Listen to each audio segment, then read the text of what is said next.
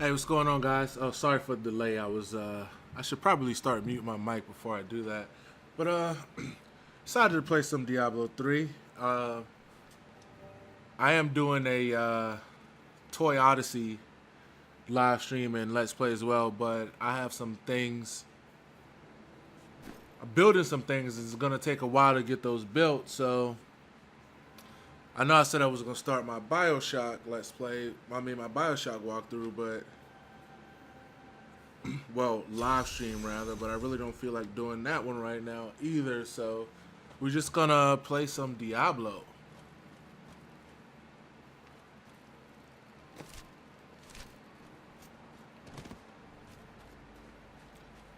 This game is about 4 years old,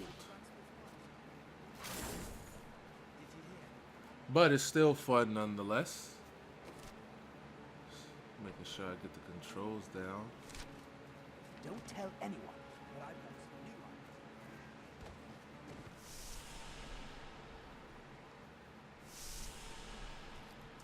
done Man, oh man.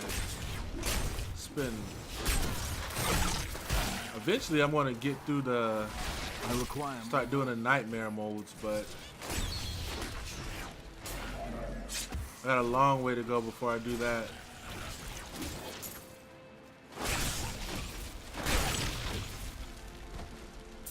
Gotta crawl before you walk, though.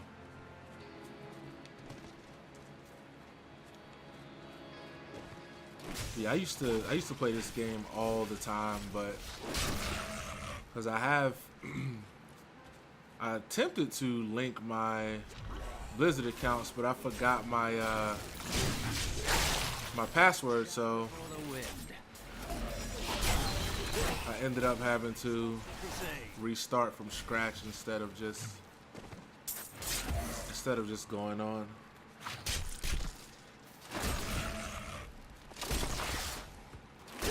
But yeah, the Toy Odyssey stream is going pretty well. I gotta get some more. It's definitely getting tougher. Like, the game is definitely getting tougher, and I'm trying to tell people. I was talking to one of the guys who was watching my stream earlier, and he actually played the game, and he agreed with me that, you know, it has its difficult points, and that's what I was trying to get people to understand. It's not like some kiddie game. There's actually certain elements, some underlying elements that can make the game a bit challenging, and I think it's one of those games that's gonna catch on.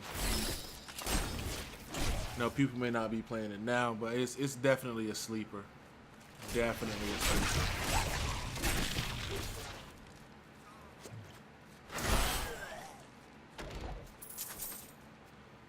But yeah, I've been planning on doing this stream for a while now, but I guess I just been putting it off. I was actually gonna hop on Destiny, but for some reason, and this is like the third or fourth time this has happened to me, it's saying that my expansion is corrupted or data is missing or some shit like that. So I have to. It said to uninstall it and reinstall it, and I just checked some forums, and there's people who were like they did that and it still didn't work. So I'm gonna let that sit because there's a lot. I mean,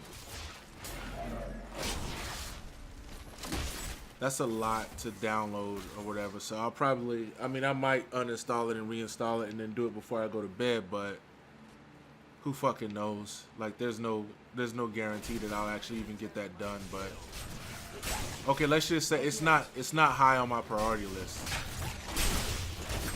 at all. I mean, if I get to it, I get to it. If I don't, I don't.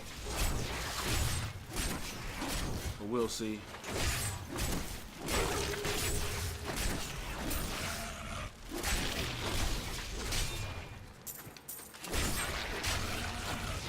Yeah, I can't even remember on my PlayStation account what my Paragon level is. I can't even remember what it is. I would like, but once they released it on PS4, I started playing this game like really, really heavy. And like I was saying, it's fun. I mean, there's a lot to do, and they keep adding new. Well, every once in a while they add new content. I was actually looking online, and I read this article, and I might have said this in the last stream, but I don't remember. But they were saying how this game, the content that they're releasing, is actually bits and pieces from a expansion that they were planning that didn't go through. But because I was looking to see, you know, if they were gonna be coming out with the Diablo 4. Oh, Treasure Goblin. Oh, you little bastard. Not ready yet. Come here. Don't you dare. Oh. Come back here.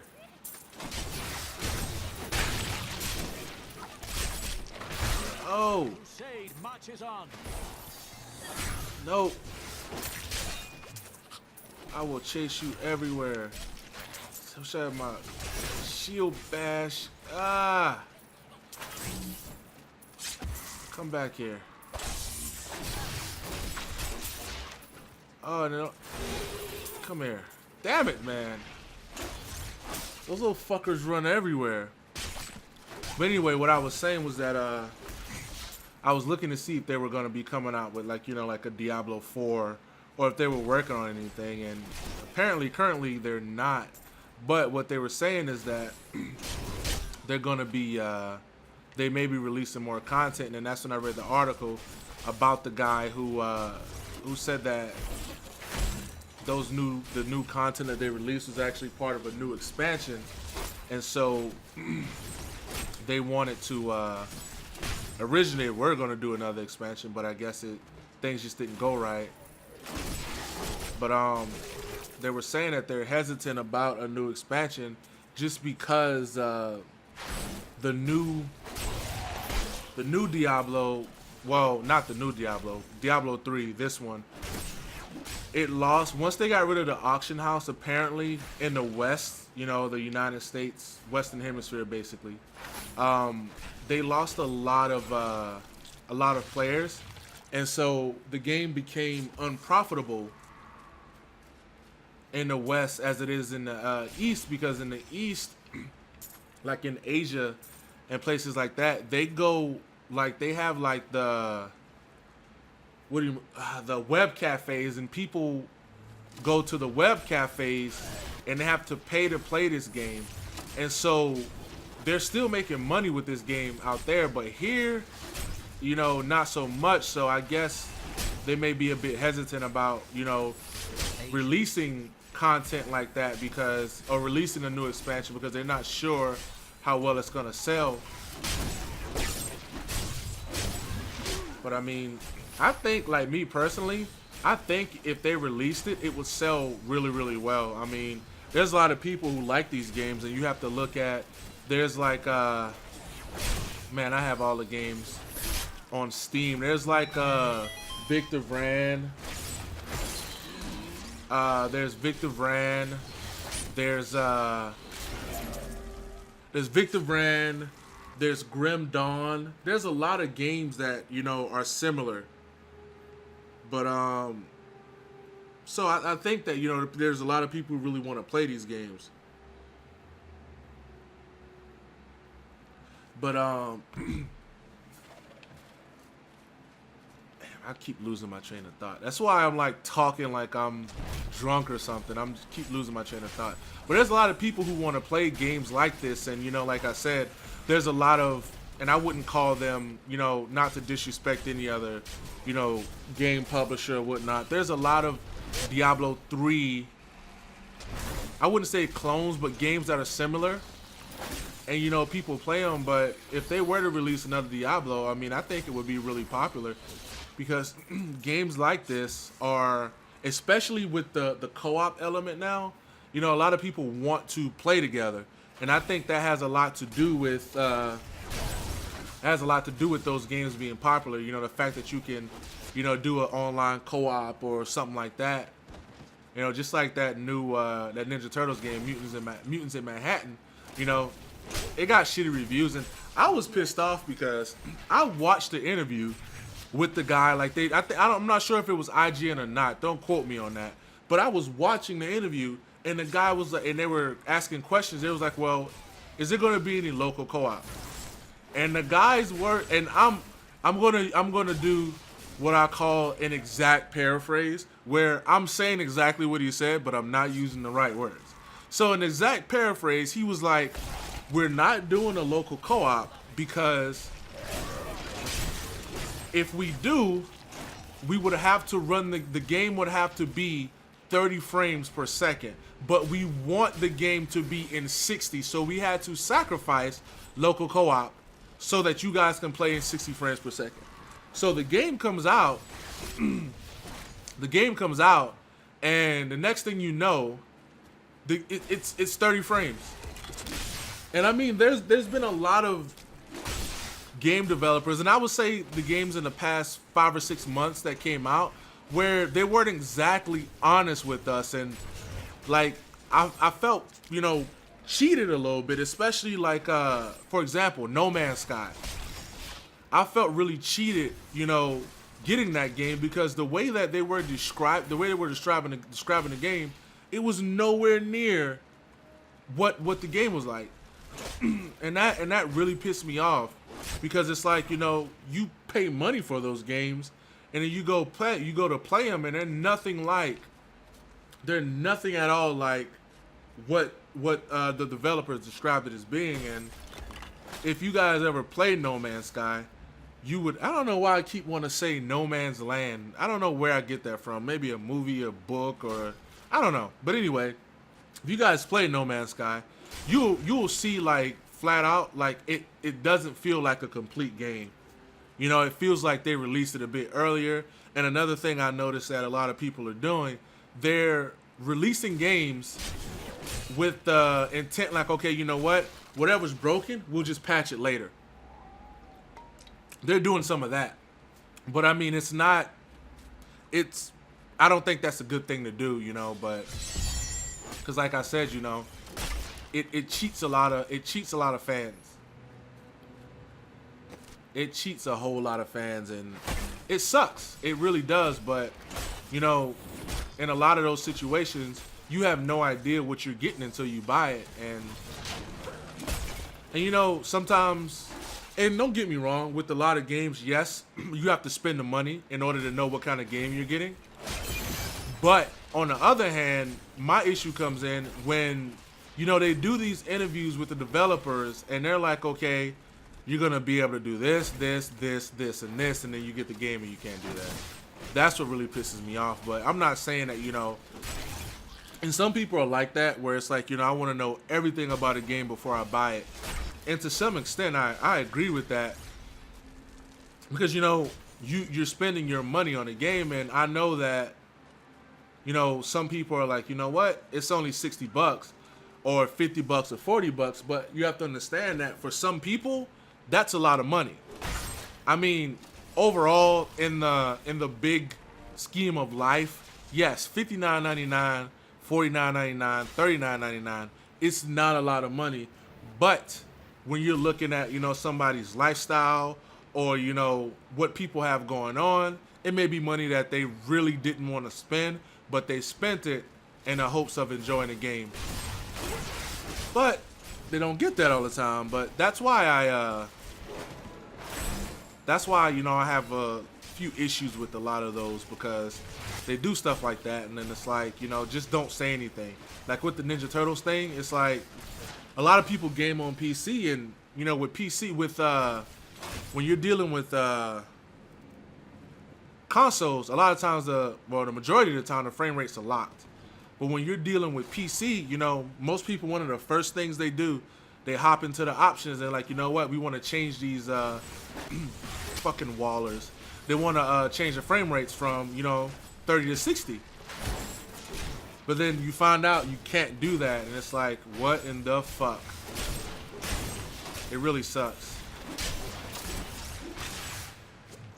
And I've never co-opted Diablo 3. I actually planned on doing it, like, but, you know, those plans, they, you know, shit just didn't happen. But I've yet to play a co-op in Diablo. I really want to because like my plan was to live stream a co-op series, kind of like what I did with my Dark Souls, but you know, people have different schedules and whatnot, so not everybody can get it done. So, which is fine, you know what I mean?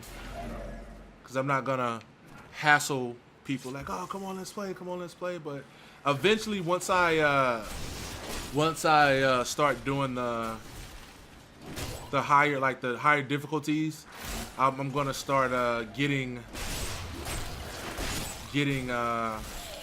well, just in my comments, seeing if people want to play and whatnot. That's what I plan on doing, but we'll get there eventually.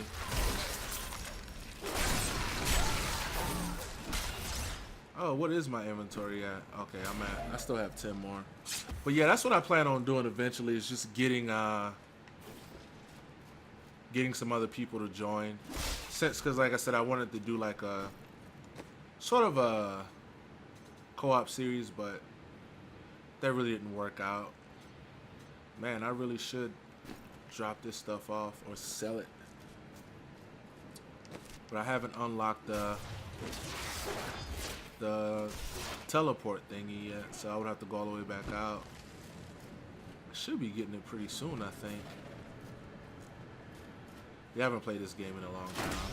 And I know like there's a lot of hardcore Diablo players. I'm not there yet, so as far as my builds and whatnot, or like my builds at the beginning, no, they're not gonna be perfect, but it's just I'm just trying to get through these just really quick. But that's where I'm at with it.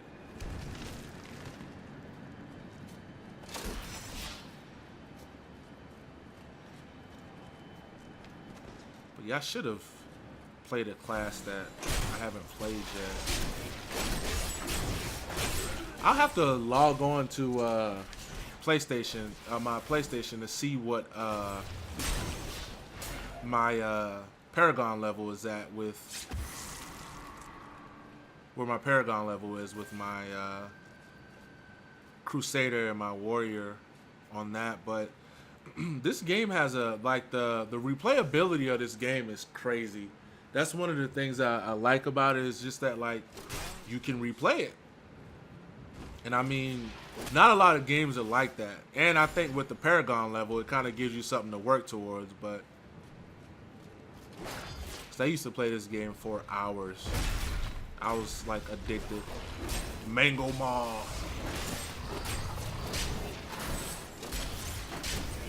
Yeah, I was addicted to this game for a long time. I was addicted to Blizzard games, period, man. Like, and I don't remember what stream it was, but when I was telling you guys about when I played World of Warcraft, man, I was fucking addicted to that game. Like, addicted. Like, I mean, crazy. When I wasn't playing it, I was thinking about playing it, or I was looking up shit about the game, and it was wild, yo. I had to break out of that real quick. Well, I kind of got forced out of it. I can't say I broke out of it. It was just one of those things where I just I had to not play and then realize, hey, it's not that serious anymore. All right.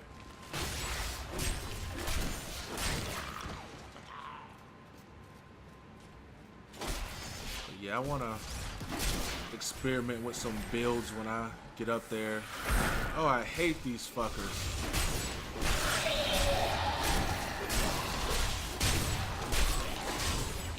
Oh, I can taunt now.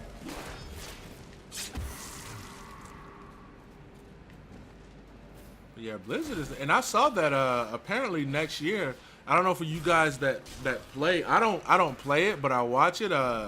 Heroes of the Storm. They're starting like a league, like the way that, people play League of Legends in those different leagues. Blizzard is actually supposed to be starting one for Heroes of the Storm. And that game, it looks fun. Like, I'm not really a MOBA player. It looks pretty dope. But I watch a lot of that stuff on Twitch and YouTube, and for those of you watching this, YouTube has the YouTube gaming. It's set up similar to Twitch.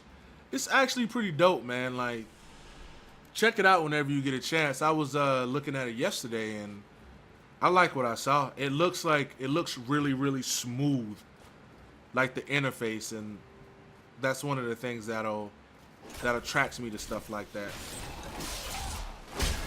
It's not too complex or too complicated. Because I didn't even know that my streams were going there, because I saw like this. I kept seeing something for YouTube gaming, and I thought that's just what people called gaming channels, but I went and checked it out, and it was pretty dope. No, I will not allow you to bring that monster Leoric back to this world. Oh man, Chancellor email. Sheesh, he hit me with the slowness. But this is another one of those games. There's like some games that I've bought multiple times, and this is one of them. Like, I bought like, I have Final Fantasy 7, 8, 9, and 10 on PS3, PS4, and PC. And Diablo is another one of those games that I bought, that I purchased. I had it for PS3. Actually, this is my 4th time buying this one. I had it for PS3, PS4, PC, and now Xbox One. Found the crown. Ah.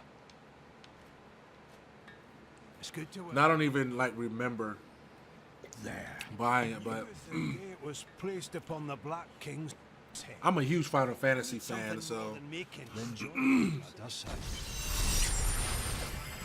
because I replay a lot of those games because I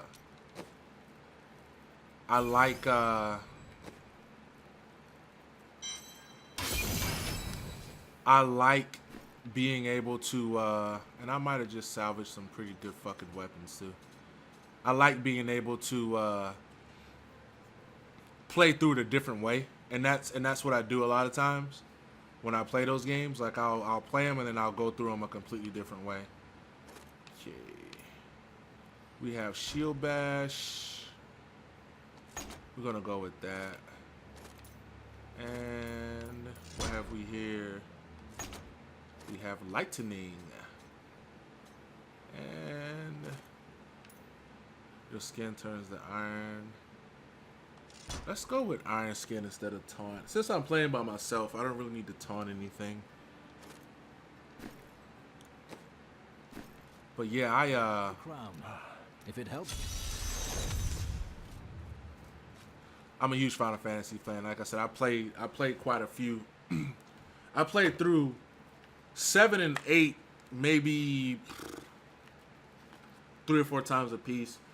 9 I only beat twice. I beat Final Fantasy 10 twice. 13 2 Lightning Returns. Don't even get me started on those. But Final Fantasy 12, they're supposed to be releasing that on PS4 in 2017. I'm actually looking forward to that because that's like the one Final Fantasy I didn't get a chance to beat. Because I remember the day it came out because that's the day I got stationed. I got orders to go to Korea. I got orders to Osan. So when I got those orders, I played the game because the game came out like the day before. So I picked up the game, but then I didn't get a chance to play it because I was doing all my out processing and stuff like that. But then when I finally got a chance to sit down and play, I played for like maybe 10, 12 hours. Then I had to go to the airport. So then when I got to Korea, I didn't have a TV in my room because I had to buy one. But then we had a day room. But when I was in the day room, you know, because the 360 was out.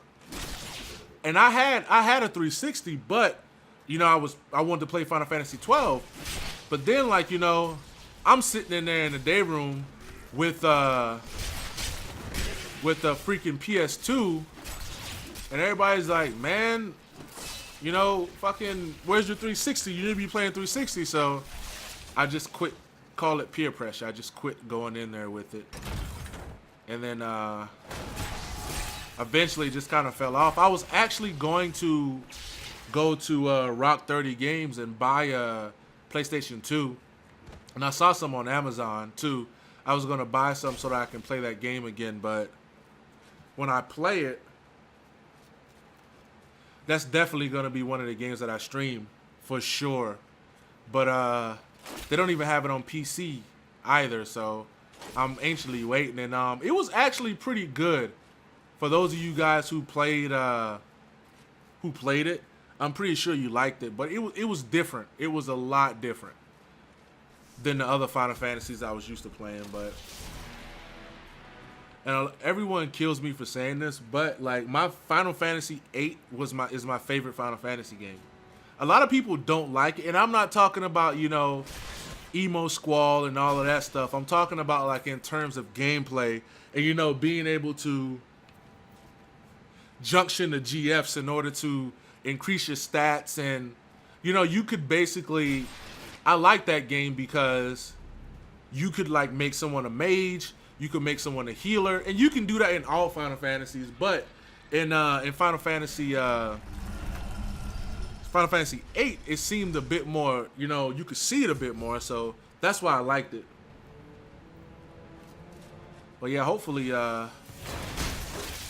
they come out with it. But, and obviously, you know, there's Final Fantasy 15, and I don't even think, I'm not even gonna, I might stream that game, but I'm not sure, because the way my setup is that like I have 2 TVs in my living room, and so in one corner I have my 42-inch TV, which is what I'm playing my which is where I record my Xbox videos, and then in the other corner, that's where my 60-inch TV is. And the reason why I put the TV in this corner is because it's closer to the computer, it's closer to the microphone, and so whenever I stream, it's just easier to stream like this.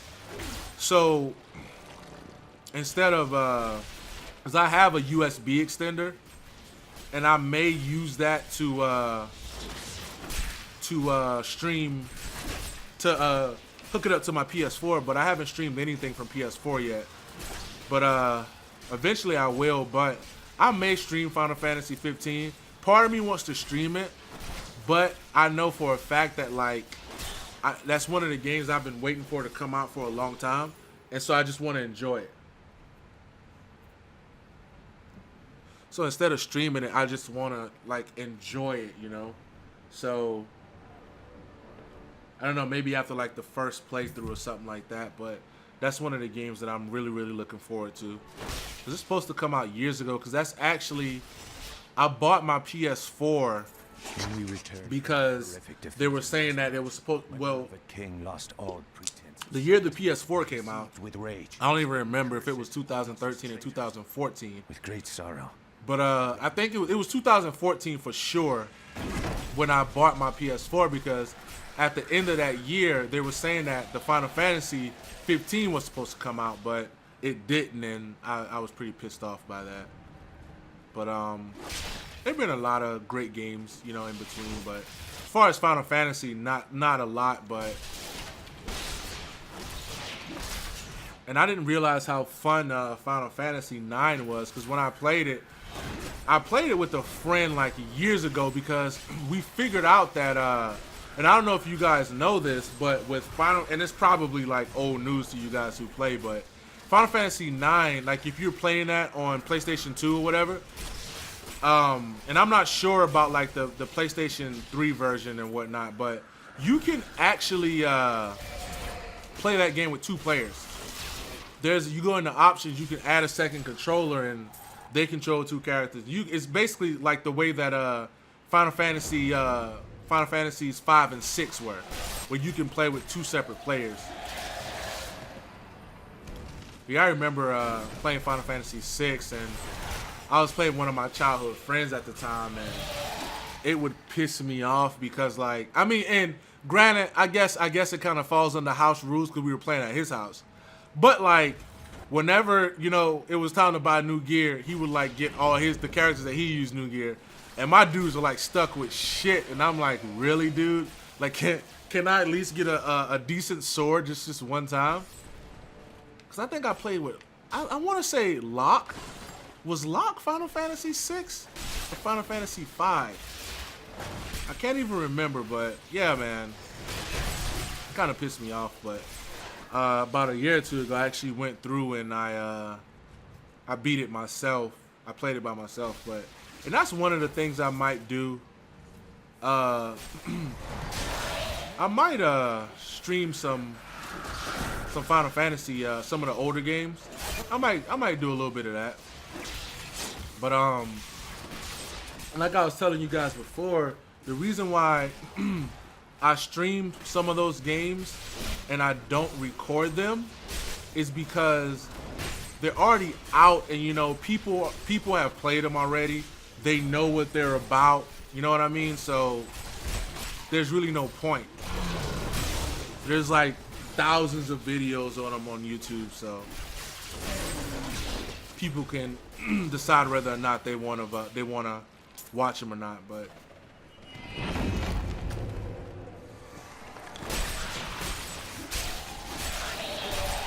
oh man, I just got some passive skills. I'm gonna equip one whenever I'm done here in a second.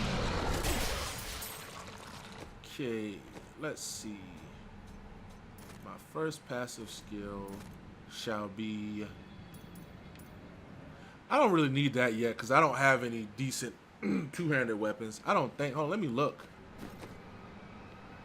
Nope. What did I do with it? Oh, I did not mean to drop it. I'm so fucking. Okay, access to compare. Let's go with this bad boy. And let's equip this. But yeah, I'm a huge Final Fantasy fan. I played I think the only one that I didn't play was 1 and 2. But I think you can get those now on Steam as well. But to rest in his burial chamber, he manifested as a hideous skeleton. I'll get to those eventually. Gorash and my other knights were overcome at once. And I did, and yes, I did beat Final Fantasy 13, even though I didn't like it. Because I thought that, if I kept playing, it would grow on me, but it never did. Like, it never grew on me at all. And I just didn't like the fact that it's a Final Fantasy game, and every Final Fantasy game, they have that point where they force characters in your party, but it usually ends sooner than later, and you can pick your party. And with Final Fantasy 13, everyone's skills were so different that you really wanted to pick your party, but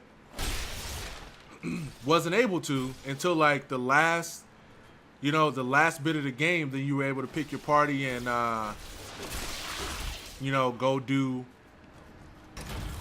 go do like the side missions and stuff. So that was a huge turn off for me. I played Final Fantasy 13 2 as well, the one with Lightning's sister and that dude, the time traveler. I mean, the concept was okay, like having monsters in your party, but I guess that one didn't grow on me as much as I thought it was. The only direct Final Fantasy sequel that I actually liked was Final Fantasy X-2 And I cannot with Unariku and Pain. That was actually pretty fun with the dress spears and stuff. I must venture down into the labyrinth to die alone. And I liked it as opposed to Final Fantasy X, the original, because you only had 3 characters to worry about. I don't know if you guys remember Final Fantasy X, but in order to level characters, they had to be in combat. Ooh. What have we here? Nice. Let's go with it. But Leoric's crown. But yeah, you had to level up characters in your party, so you could either spin, and also they kind of forced you to do it because, you know, Auron could, you know, kill armor enemies. Titus could kill the fast one. Walker could kill the flying ones. So they kind of forced those people in your party. But, like, you could get through the combat without doing that at all. But, or you could, you know, try to level everybody at once and spend, like, you know, 5 minutes for each 5 minute for a 1 minute fight, switching everybody out. Let's see if I can do this. Oh, I thought this was the challenge. Your magic is weak. But I thought that that was it was kind of a hassle, but then, you know, you kind of got used to it as you played. But then with Who are you, friend? You will know. Tell me. with This infernal place. I have questions for the skeleton. 13.2, you didn't have to worry about that. Do I? All you had to do was just, you know, equip the different dress spheres and stuff like that, and that was okay. You know, it wasn't too bad.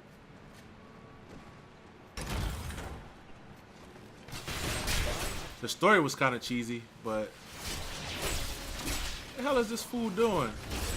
Come help me, sir.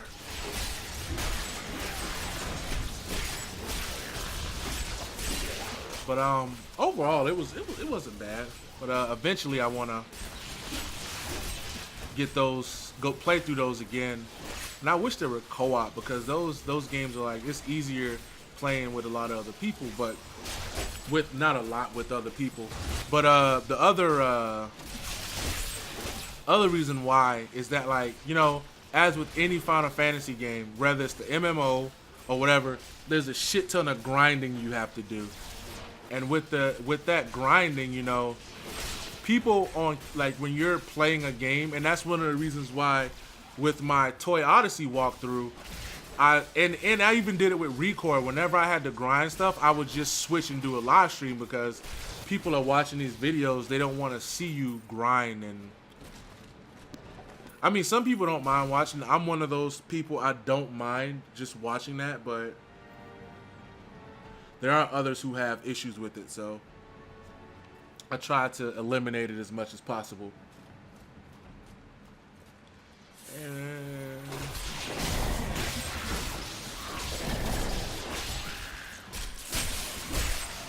but yeah, man, I don't know. I think I deleted them, but, and I know I told you guys this before, but when I try to, if you guys are streaming or trying to, or you guys have an Elgato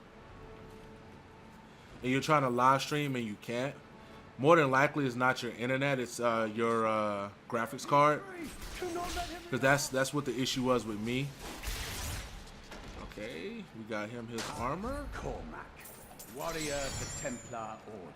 Hi, Cormac. If it is the Skeleton King you seek, then you will have to fight your way past John Dar. There is no John reason Dar. we should hunt alone. Very well.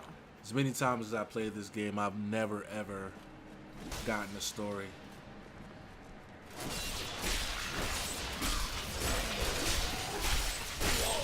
Never. Okay. I'm probably not gonna. Let me check something real quick. Ooh, attack, sir. Attack. Like, I'm probably not gonna be streaming this very long, because I'm thinking I might start my BioShock stream tonight. So I'm not really doing anything else.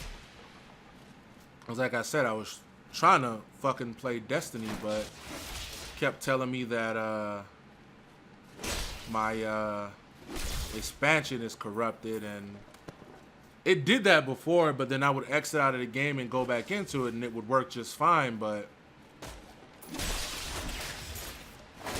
who fucking knows?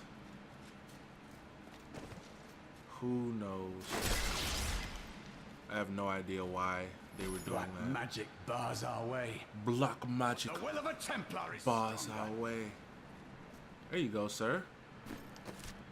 Don't get discouraged. Just go through. You were a Templar, John Dark. But yeah, I have quite a few ideas for a few live streams that I want to do, and I said I'll get them done eventually. Will soon rule this world. I will definitely get those done eventually.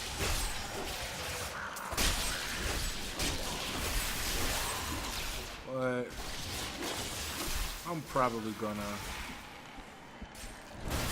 cut this off maybe like an hour, about another 20 minutes, and then I'll start the... Please forgive me. My vision was clouded by the Coven's evil. You shall not be. You shan't be forgiven. Never be forgiven. You shan't be forgiven. And he Thank lands you the for killing your blow. aid. I will go with you on your hunt for the Skeleton King. But there is one condition. If we find the sacred tomes of my order, they are mine. These terms are not We'll negotiate. room faith. Then they are indeed. We'll negotiate. We're not gonna say that they're yours. The Skeleton King. We're not gonna say that they're yours. You know. Let's see. Let's go with that, and let's go with the healing for survivability, at least for now. But then once get some more abilities, we'll switch them over. Where am I? Okay, I still have enough room. More than enough room.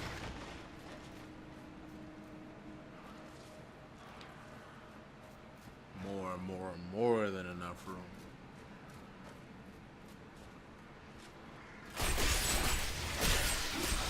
See that they added the Demon Hunter to WoW. I actually wanted to start playing that game again, but if you're like playing 2 MMOs and you're actually trying to progress in them both, because me, like, I like to raid, like I love raiding, so whenever I get a chance to raid, I do it. And you know, playing 2 MMOs makes that like almost impossible. Like you're not gonna be able to do it. But I've lost track. You really, I mean, okay, let me rephrase. It's possible, but you're not gonna have time to play anything else. And like me, I would be a whole lot further in like Final Fantasy Heaven's Ward than I am now, but like I play other games as well, so there's some people who just play that, because I mean, all I do in MMOs, all I do is tank. Like I don't do anything else. So not because I can't, I just don't want to.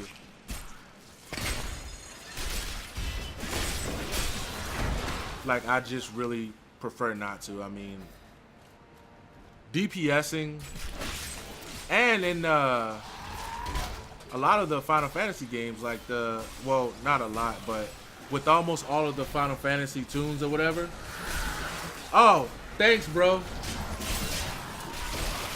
AMX Gaming. Shout out to AMX Gaming, man. He just left me a message on my live stream. Hey, that means a lot, man. I appreciate that. If you guys get a chance, check out his playing too many games is a yeah. Oh yeah, I know, man.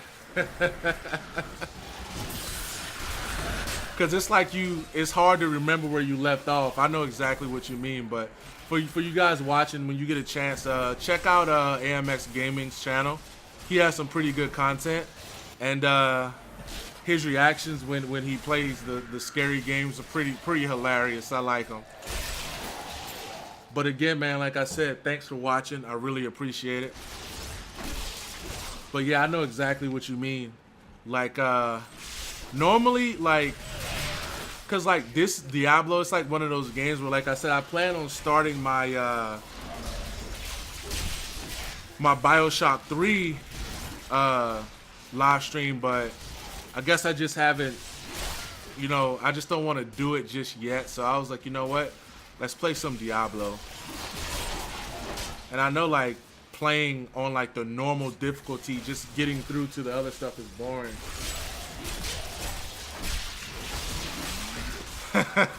Hey, no problem, man. I know, but yeah, man. You have some really great content on your channel, so of course I'm gonna shout you out, man. And I'm not one of those people who's gonna say, hey, because like for example, someone commented on one of my videos. Come to my channel and leave a comment if you want a shout out in my video, and I don't believe in that. Like if I comment on someone's video or if I shout them out, it's because I really want to, because you know I believe in what they're doing and I like their content. Like I'm not gonna shout someone out and then say, oh, but wait, you know, don't forget to shout me out. You know, that's not what I'm about. So, but like I say, you have some really great videos, and I like the webcam setup. I have a webcam, but it's not a really good one. That's why I don't use it. It's really not a good one. Like it looks like 32-bit like whenever I use it. It's like watching someone play Sonic on Sega, but or better yet, it's like when someone's using Snapchat and they have an Android instead of an iPhone. That's how my webcam looks. But I'll get it fixed eventually.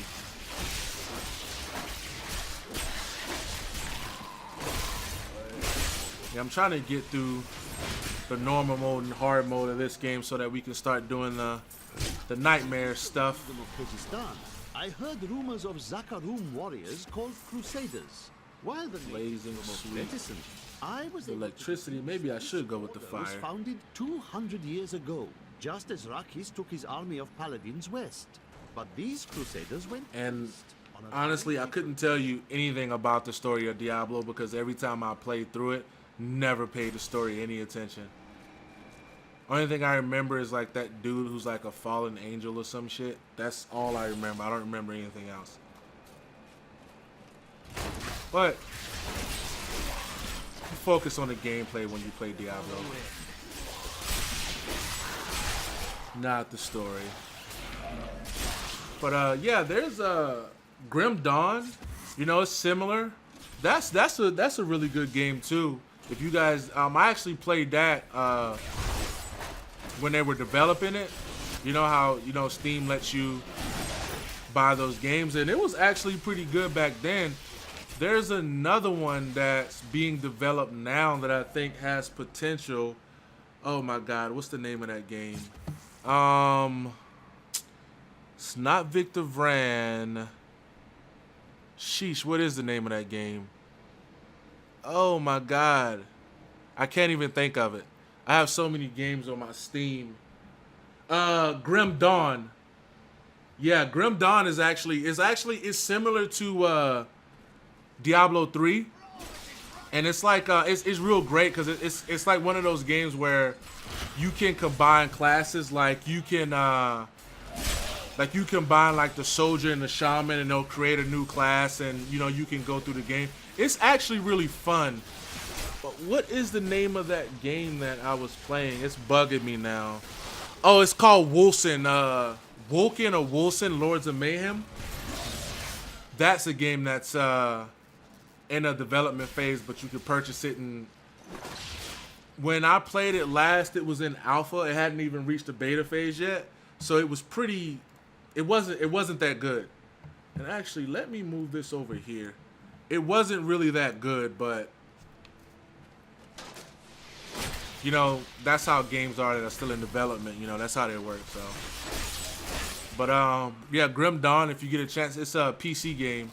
Yeah, it's really fun. Oh, early access. Yeah, but Grim Dawn's not in early access anymore. It's actually a finished game. But that Wolsen game, or Wolken, however you pronounce it, that game's still in early access. I could not think of it. Thank you, AMX Gaming. But yeah, Grim Dawn's not in early access anymore, but it's actually a really fun game. Like if you like Diablo, you're gonna like Grim Dawn. But yeah, it's actually really, really dope.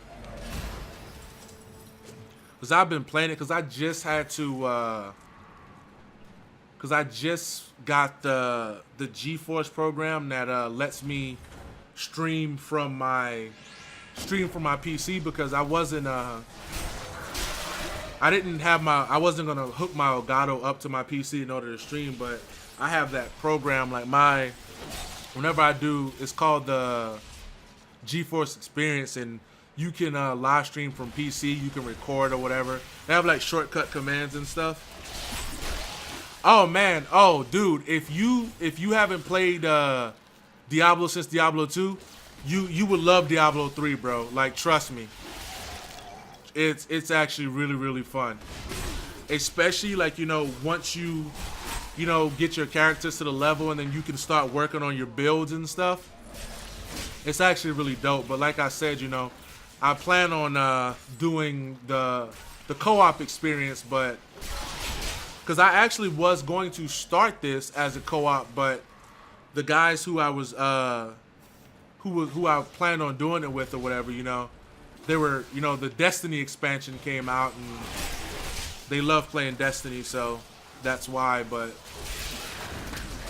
I'm not a huge Destiny fan. I like it, but I'm not like a hardcore Destiny guy. Like I used to be when it first came out, but I kind of let it go. But yeah, Diablo 3 is actually pretty dope. But and Grim Dawn is similar to this, except to keep it simple, it's not as bright. Like it's for lack of better words, it's grim. It has like some of the bland colors and things like that. So it kind of makes it, you know, it makes it more melancholy, but it's still a great game. Don't get me wrong. But whenever I get a chance, I'll probably throw a video or two up. But I mean, you can Google Grim Dawn or YouTube it and you'll see people with channels. But yeah, Grim Dawn is actually pretty fun. Yeah, it's, you know, I play because like that's one of the reasons why, you know, because I'm a PS4 guy. Like I've had a PS4 for years. The majority of the games that I buy are for PS4. The only reason I started streaming on Xbox One is because in my living room, I wanted to build like a gaming setup so that I could stream and all of that stuff. So instead of moving my PS4, I just bought an Xbox One and I put my Xbox One over here. And so that's why all of the games I've been streaming are from Xbox One. But the majority of the people who I know that game, they game on Xbox One. So even if I wanted to do any co-op, like, you know, like Dark Souls and stuff, I had to do Dark Souls on Xbox One because the people that I play with, they play on Xbox. So, but yeah, I'm a PS4 guy, like straight up. Like, you know, I can't even lie about that. Like this is the second Xbox One I purchased. Like the first one I bought it like maybe 2 or 3 years ago, but I never used it. I bought it to play Sunset Overdrive because I thought it was gonna be a whole lot better than it was. But after playing Sunset Overdrive, there was nothing else out at the time. There were no Xbox One exclusives, so I just I sent it to my little brother, but then I ended up buying another one.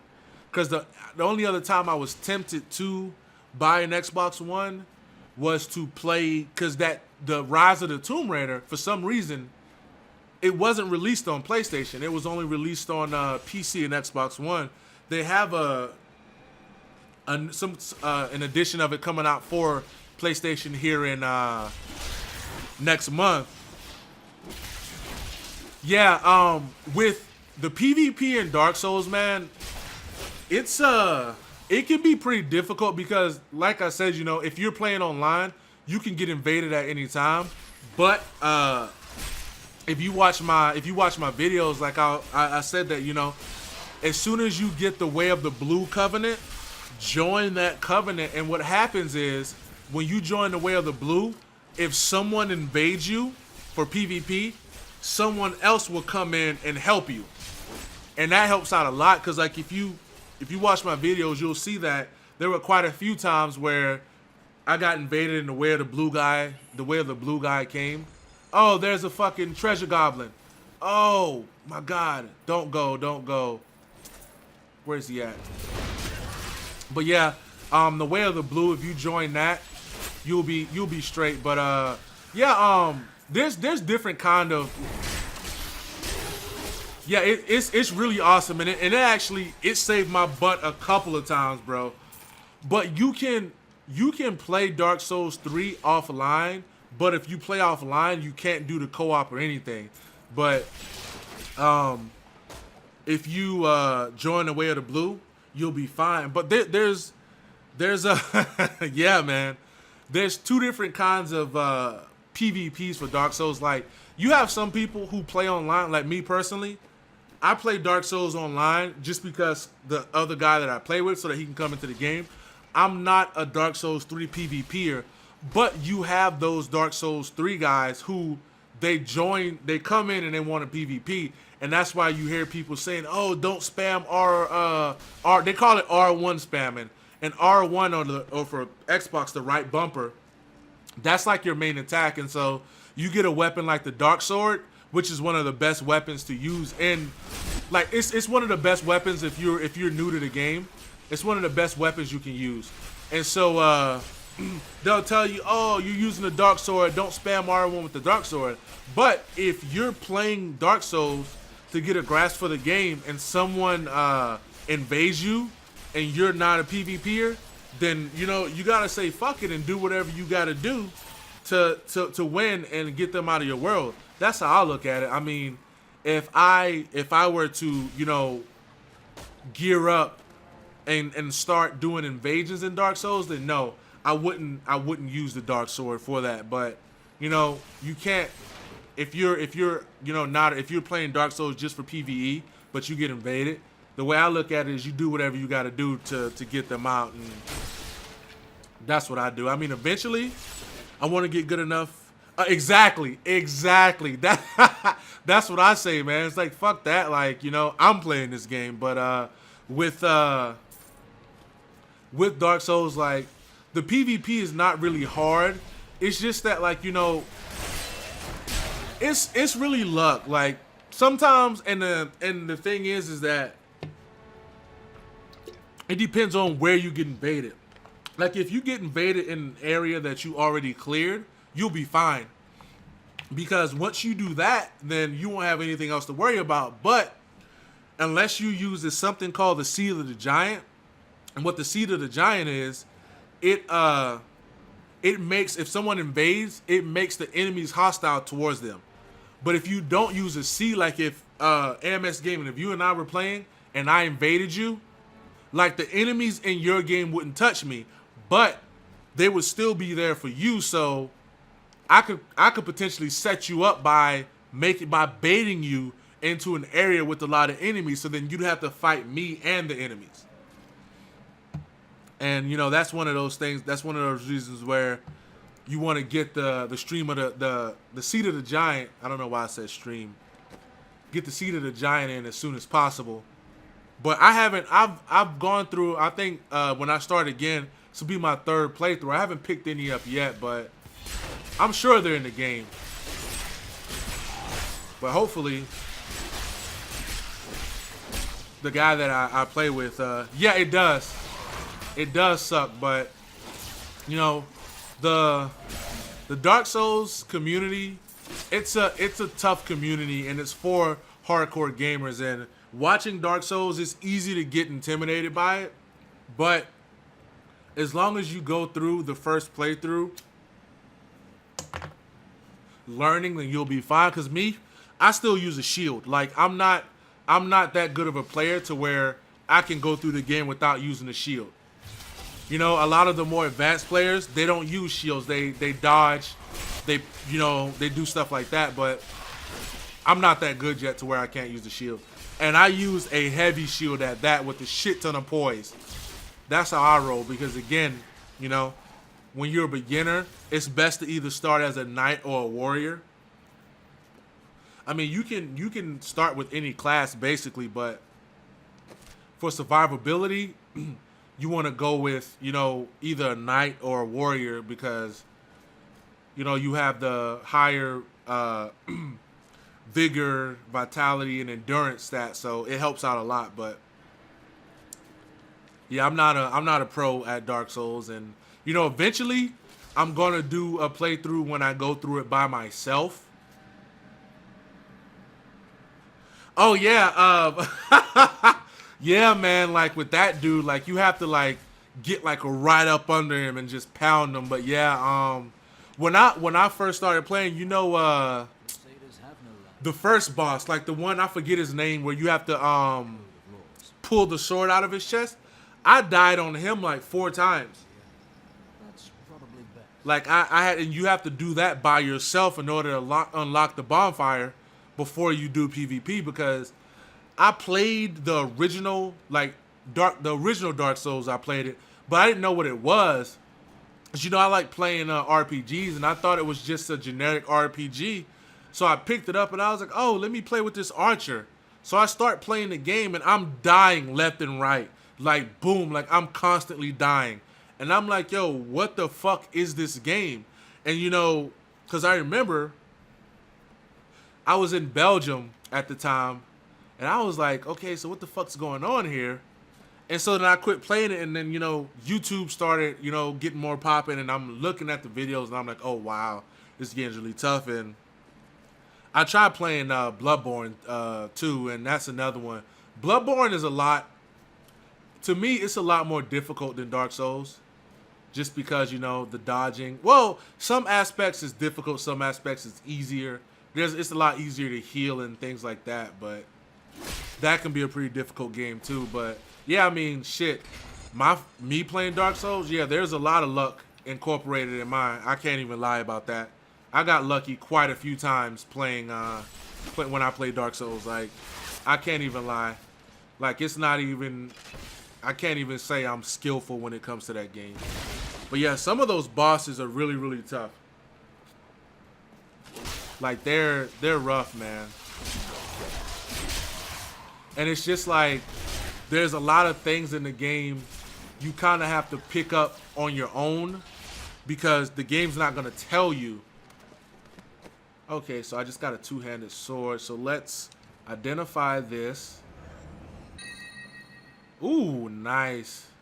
So let's equip that, and then let's go back to my skills and put on Heavenly Strength.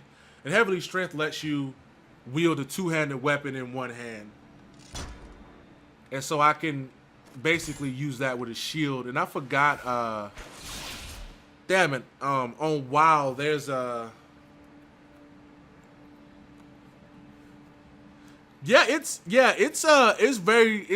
very difficult, man. And the one thing I can suggest, bro, is that if you know someone else who plays, like, I mean, get them to take you through one playthrough of the game, and you'll get a better understanding. Because that's what I had to do. I mean, honestly, in most aspects, you braver than me, because I didn't even play, like, you know, I have played Dark Souls by myself, but as far as like a complete playthrough, I did it with the guy I play with, Native Psycho.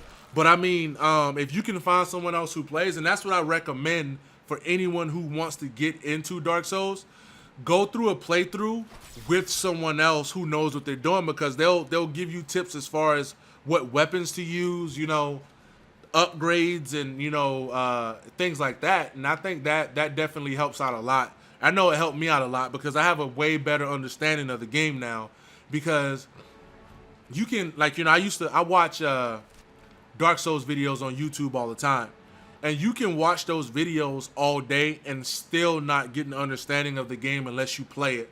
But once you play it, and if you find someone else to play with, like, and not like, and I guess if you start with somebody else that's new, that would be okay. But if you go through with someone who's beaten the game a few times, they can come in, they can help you out. You know what I mean? Because like Native Psycho, he gave me, I had my Dark Sword from the beginning of the game, because he gave it to me, so I was able to, you know, start upgrading that like early on. Yeah, once you get an understanding of the game, it becomes a whole lot easier. Like fighting the different enemies and backstabbing is real important too. Like knowing how to backstab, and like it's little small things like if you're fighting an enemy with the sword and the shield, with the weapon and the shield, you wanna circle towards their weapon hand. So most times that means going to the right, because if you go to the left, you're gonna get hit. It's little nuances like that you pick up on as you play, and that's why I learned how to play. You know, and then there's some enemies like those dudes that like the ones that turn into those snake things. There's enemies like that. They don't really have set attack patterns. Like they don't have attack patterns that you can look at and say, okay, here's my opening. So you kind of have to go for it. Just arrived in Tristram. But yeah, it can get that game's really tough, man. It's really tough. And an ancient, broken down monastery. But I mean, it's fun though, and I'll tell you this: Cannot fathom why life if you play with someone who knows what they're doing, the game is gonna become addicting. Cause like I would like message Native Psycho on Facebook and be like, bro, let's play some Dark Souls, because that's how addicted I was to that game, and I never thought I would be. Like I want to do another playthrough like right now. If he hit me up and was like, yo, let's do another Dark Souls playthrough, I would do it just because, you know, just because I know how fun it is. But it's really a fun game, man. And I'm hoping that eventually we can do another playthrough here pretty soon. And I won't be when we do another one, I won't be making videos anymore. I'm just gonna live stream it, because it's a lot easier that way. Because it's like you can keep the Dark Souls videos to 30 minutes, but I'm not trying to have like 50 or 60 videos for Dark Souls. So I figured we can just do live streams, and in that way, because I mean, when you're doing live streams, you have a lot of flexibility to do other things, because it's a live stream. Like for instance, if I'm live streaming Dark Souls, we might decide like, hey, you know, let's go to one of the areas where there's heavy PvP and do some PvP. We could do that, you know, things like that. But when you're doing a Let's Play, you know, you want to stick to the topic at hand. And Dark Souls is a game where you have to do a bit of grinding. And, you know, grinding on camera, like I was saying before, some people like watching it, but a lot of people don't. But yeah, Dark Souls 3 is a really fun game, and one of the reasons why I decided to get into it is because I want to play that expansion like fresh off, just so I can experience it as it's happening, like brand new. That's why I want to play it, but it's gonna be pretty interesting. But yeah, it's a pretty good game. And I mean, if you want to start with Dark Souls, I would say start with Dark Souls 3. Because I mean, you can start with Demon Souls or Dark Souls 1 or Dark Souls 2, but I actually downloaded Scholar of the First Sin because Native Psycho and I were supposed to do a run through of that as well. And Dark Souls 2 Scholar of the First Sin, that's like the deluxe, well, I wouldn't call it deluxe version. It's the version of Dark Souls 2 that has all of the DLC. And so we were gonna do that, but like I said, I guess we have to get on the same page and get that one started.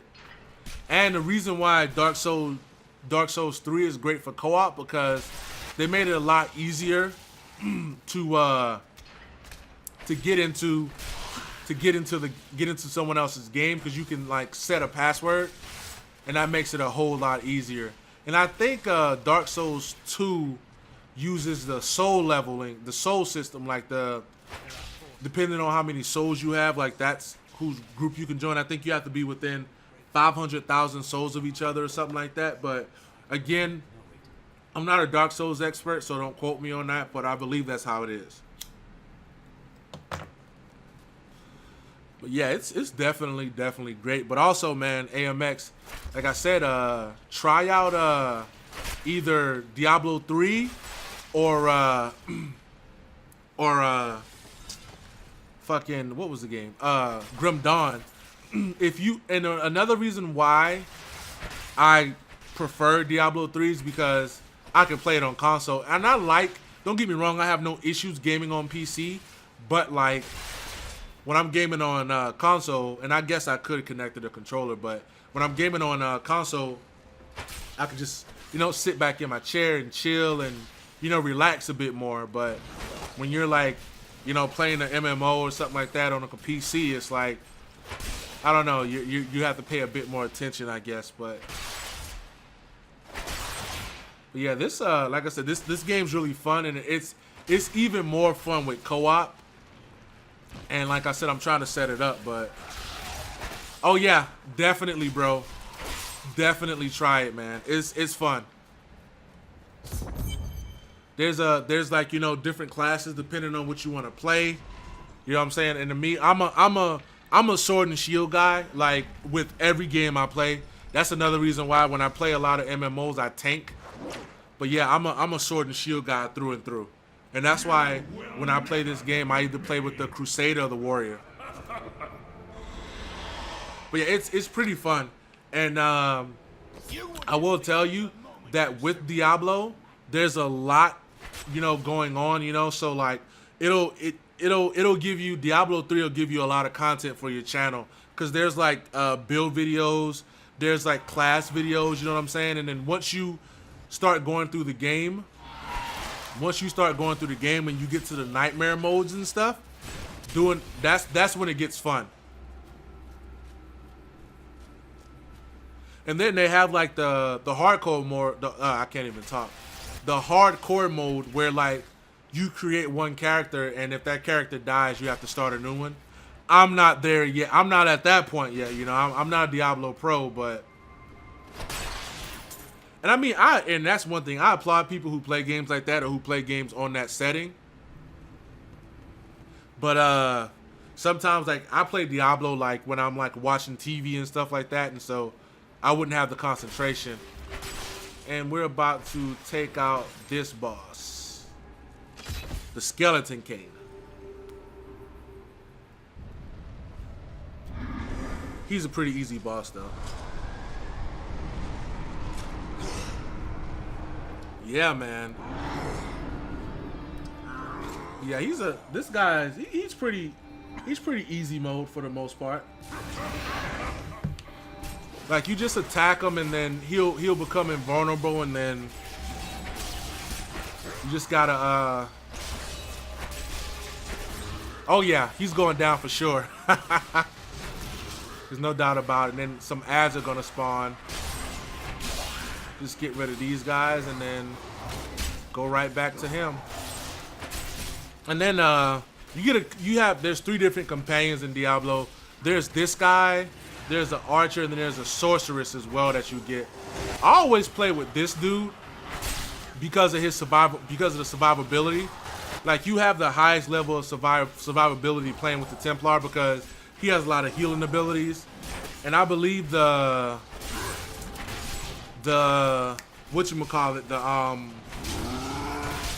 chick, she's all about crowd control, but whenever you play in co-op, you can't use any of them. So, and I know I have some more abilities that I could have equipped to make this fight go by faster, but yeah, this game is actually really fun, man. Like it's fun, and like I said, it can be pretty addicting as well. Yeah, he's not too bad.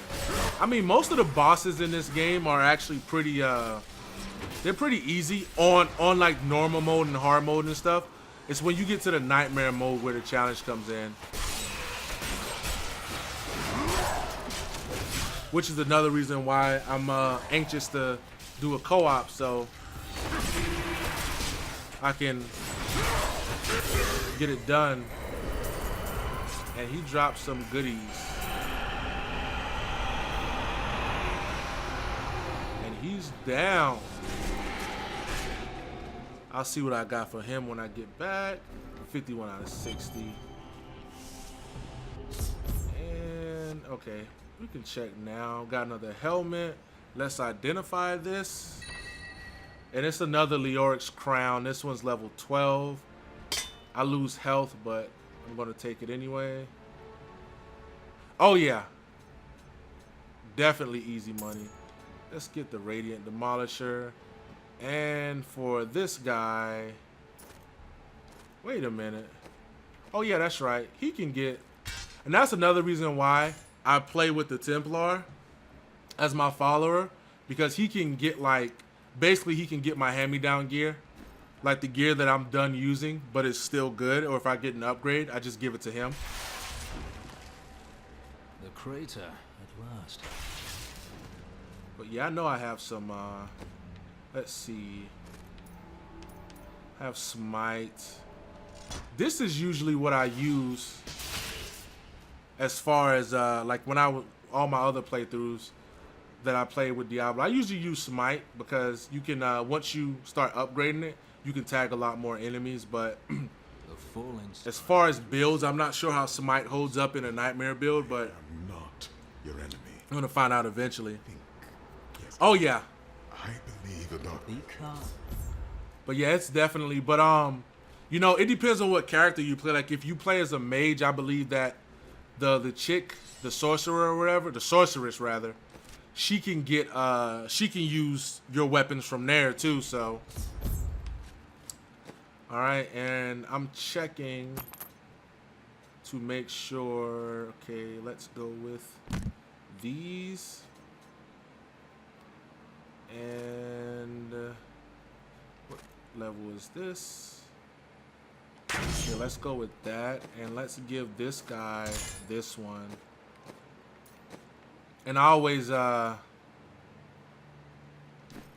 and one of the things I do is like before, one of the things like I do mass breakdowns of my weapons, like for the salvaging, so that you always want to check to make sure that you're not salvaging anything that you're gonna need. So it salvages everything except legendary items, so that way you don't mistakenly get rid of those.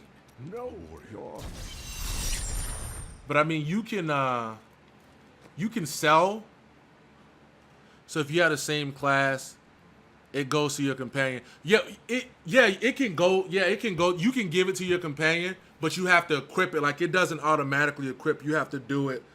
Like if for example, like if I want to give him, like I'm using a war journey, so if I equip this Crusader shield real quick, I can give him. Well, actually, no, I can't give him that because that was a bad example. But this is a Crusader shield, and only the Crusader can use Crusader shields. But yeah, basically, if you're playing with the same, yeah, you have to equip them, and they don't automatically equip. Of course. Go.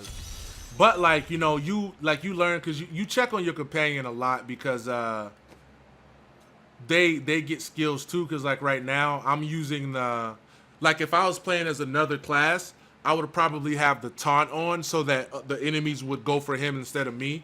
But I'm using the healing spells for survivability. It's the same thing with this, and this is a CC ability that slows everybody down. So that's what that's normally what I use. I use the Templar whenever I'm doing my playthroughs, but I might try something different this time. But like I said, as far as survivability, the Templar is your best bet.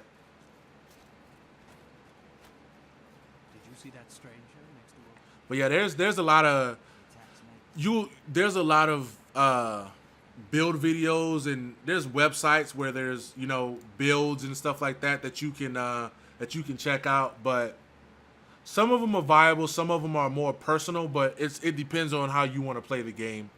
That's how it is. And I mean, like for like the normal mode and the hard mode, the builds, they're important, but they really don't matter. But like as you do the multiple playthroughs, then you have to start looking at like the gems, like what you're gonna put in your gem sockets and things like that. All of that factors into it as well, and as well as crafting the legendary weapons. Like I got lucky with this one. Oh, I did not mean to drop that. I got lucky with that one, like the Zweihander or whatever. But there's a lot of legendary weapons that you can get as well. So, but yeah, it's like the more gameplays you do, the more important that stuff becomes. Sword here, we will find it. Because I mean, a lot of the stuff that like in your first playthrough, you won't even get the materials to craft them. You're gonna have to wait till like your second or third playthrough to get the materials. But yeah, I use Smite or whatever, and it's like it's kind of weak sauce right now, but eventually, you know, you can add like the lightning bolts to it to where it chains them, and that actually becomes like a really, really great skill to have. And let's hammer. Let's try this one. And yeah, we can use that.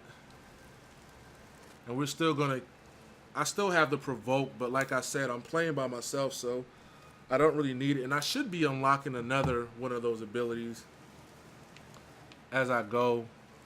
And yeah, and this is new, like finding Kanai's cube. This is one of the new things they added with the update, so I have no idea what this is yet, but like I said, we're gonna find out.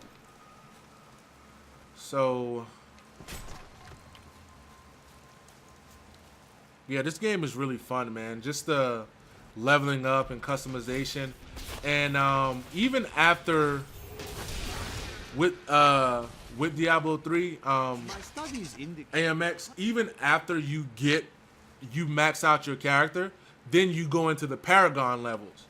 And so basically what the Paragon skills is, so even after you max out your character, you'll start getting Paragon points. And the good thing about the Paragon is that they apply to every character on your account. So if you start a new character, you will have all the Paragon points that you gained on another character. So you start another character will give you a step up. began to sense the corruption that was eating away at the heart of his faith. So it makes it worthwhile. Eventually destroyed his beloved church.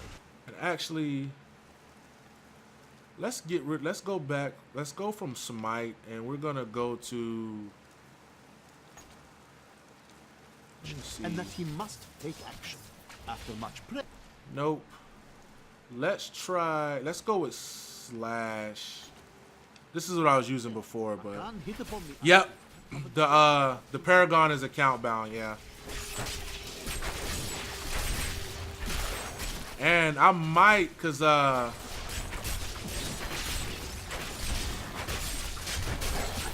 know before I could link my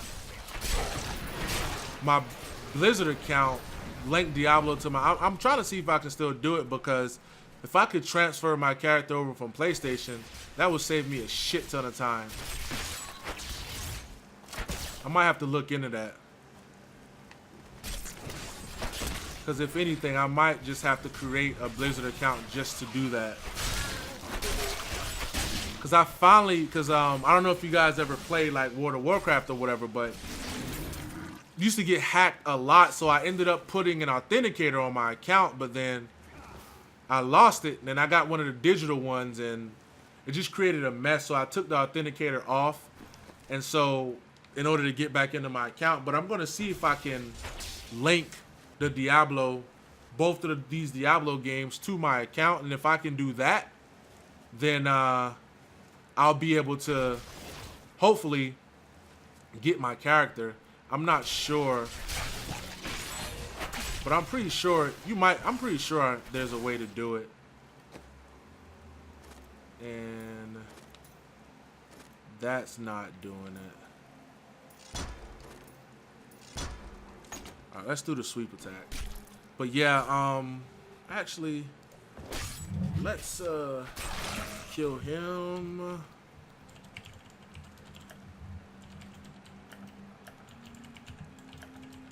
PS4 to Xbox One. Xbox Live accounts. Oh yeah, actually, yep. I can wow, yeah. I can actually link my character. So what I'm gonna do is I'm gonna do that right now. So I'm gonna end this live stream. But as soon as I switch my characters, I'm gonna come right back and I'm gonna see if I can get my my Crusader from my PS4 over on here. But I'll be back in like 30, 45 minutes, guys. So just stay tuned, and I'll be starting.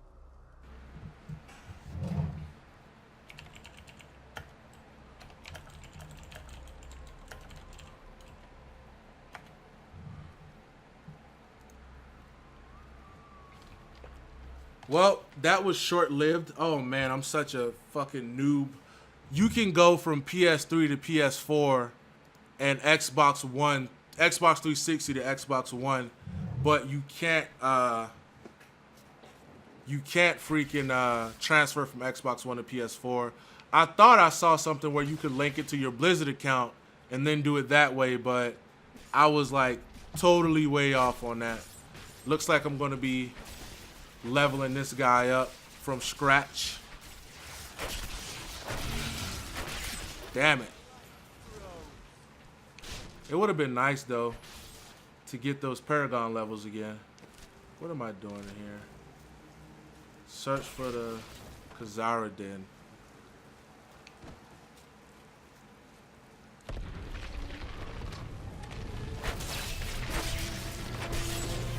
That is still looking good.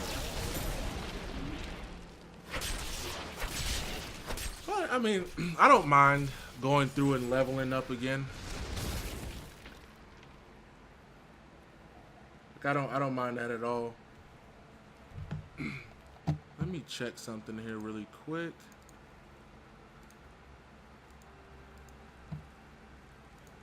Like, I want to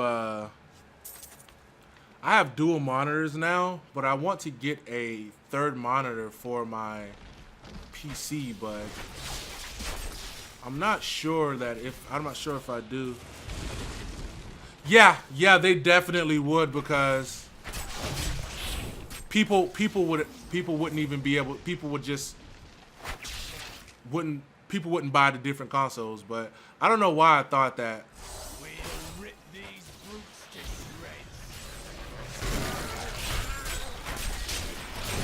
Yeah, that was would have been nice, but yeah, Max, you're definitely right. We'll lose out big time.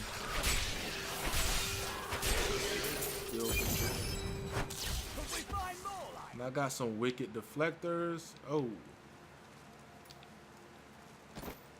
put those on.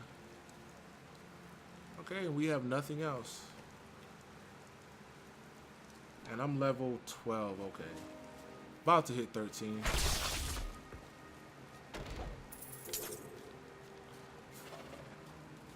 What the hell is that? Oh, there should be a mini quest over here. Okay, yep, here it is. I knew I remembered that. I remember that part. There's some parts of this game that I definitely remember. In my fields. Then perhaps you should move. This land is all my family's. Just told him he should just move. But yeah, there's events in this game as well. Some of them are timed, some of them aren't. Like this one isn't timed at all, but just gotta destroy these bad boys.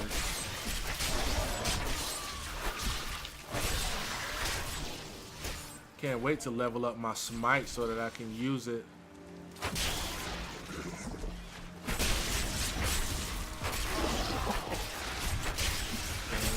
One more. Let's get this bad boy.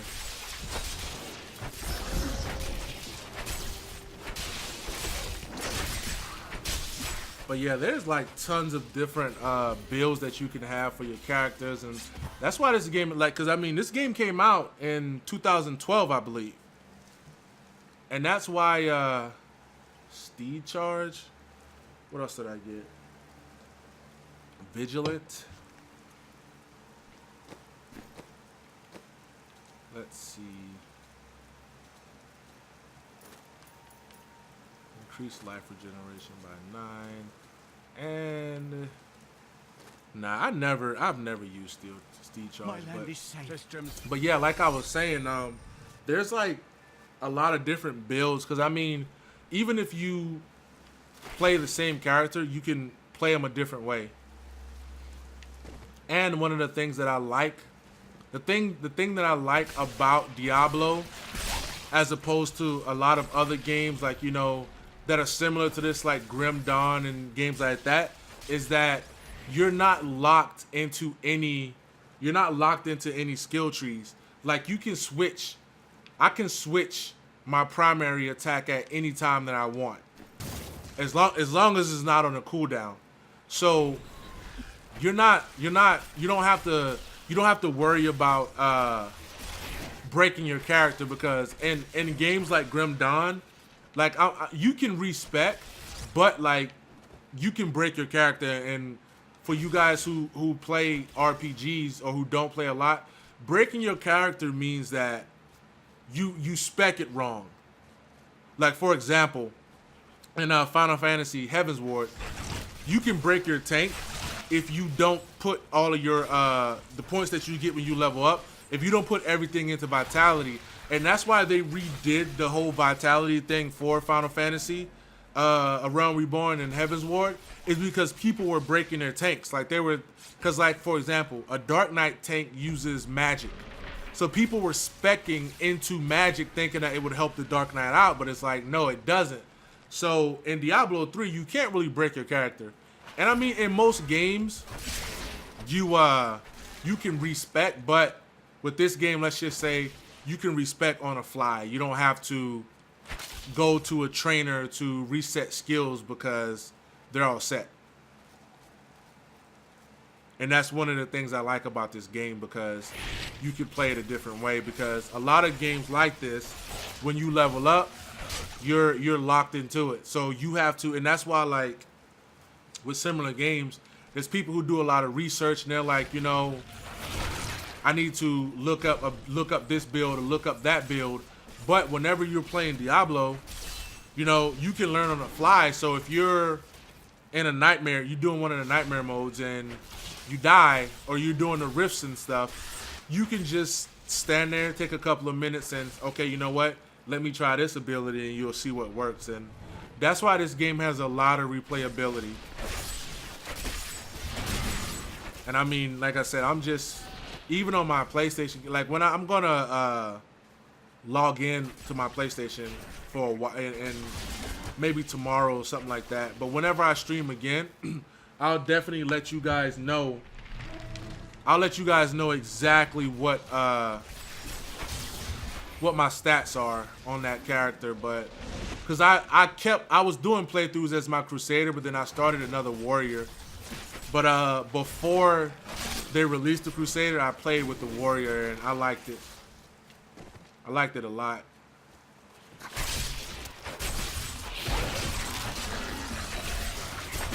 But yeah, man, this game is fun, and I'm pretty sure once I get more people for co-op, it'll be a lot more fun. And there's PvP here too, so let's go check out this Scavenger's Den. Maybe we'll get some good armor and such. But yeah, they I know that they increased a few of the drop rates and stuff too, so it's not as hard to get legendary weapons now. I mean, some of them, yes, but and another thing about this game is that you have to pay attention to not just like the numbers on your weapon, but the abilities that they have, because you may have a weapon that does more damage, but the ability that comes with it makes it worth using. Because I forget the name of that sword, but on my PlayStation character, I have that one sword that lets you summon a demon. Like a demon will randomly pop up and it increases your DPS like crazy. Okay, what did I get? Oh, okay. We got some bracers. And another thing, like for those, like, you know, you just starting to play this game, don't I wouldn't sell my stuff. Just break it down for the mats. I mean, you can sell stuff, but you're gonna make gold in this game. And I've never, and this is just me, the whole time I played this game, I've never purchased a weapon from one of the vendors. I either craft them or find them. I mean, I'm not even sure how, because they're like way overpriced. Just like any game like this or whatever, you know. If you're gonna buy a weapon from a vendor, you might as well just wait until you get one, till you can craft one, or until you find one. And guaranteed, if you're thinking about buying a weapon, just continue on, find one of these little caves and such, and you'll get a pretty decent weapon. It's not a guarantee, but you'll get a really, really decent weapon, no matter what you do.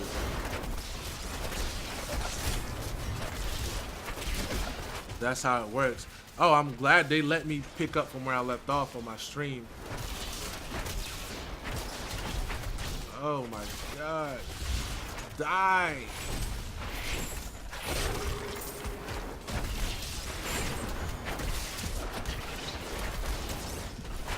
These little bastards.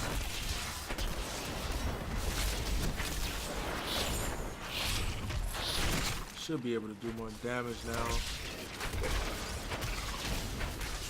Okay, he's down. Quill demons.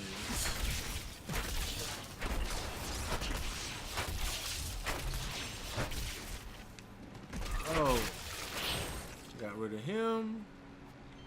Adventuring pike. Got a chest there. Yeah. Yeah, you might be right. But yeah, I stopped it and I Googled it real quick and I realized that I read it wrong. I was just so excited. I was like, oh man, I'm gonna be able to get my character from PlayStation. But I don't mind leveling this guy up, so it'll actually give me something to do. Hey, AMX, how far along are you with because I'm assuming you picked up that BioShock collection. Are you still playing the first one?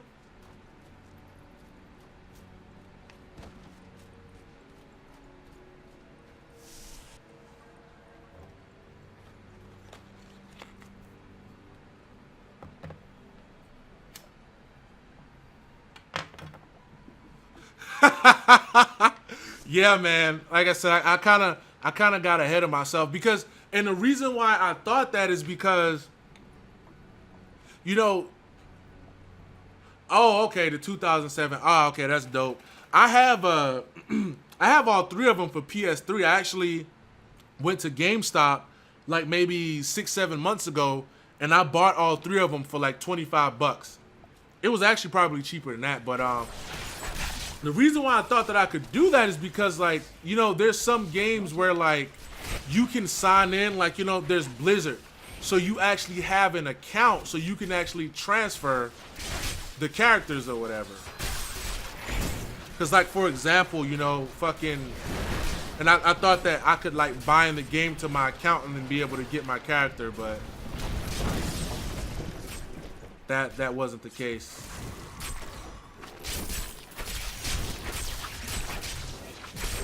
Still Revenant. Yeah. I have to check it out. But yeah, like I said, you know, you come in here and you're guaranteed a weapon. I mean, this is not, I can't use this weapon. It's for a wizard, but and a lot of the rarer weapons I do put aside for for my, like, if I want to roll another character, they'll have some decent weapons. I do that as well, so that's something to keep in mind. But normally it's like the higher level weapons, like the weapons that I know are rare and legendary. I'll keep it in case I roll another character, because if I do roll another character, I can guarantee you 99.9% of the time, it's probably going to be a warrior.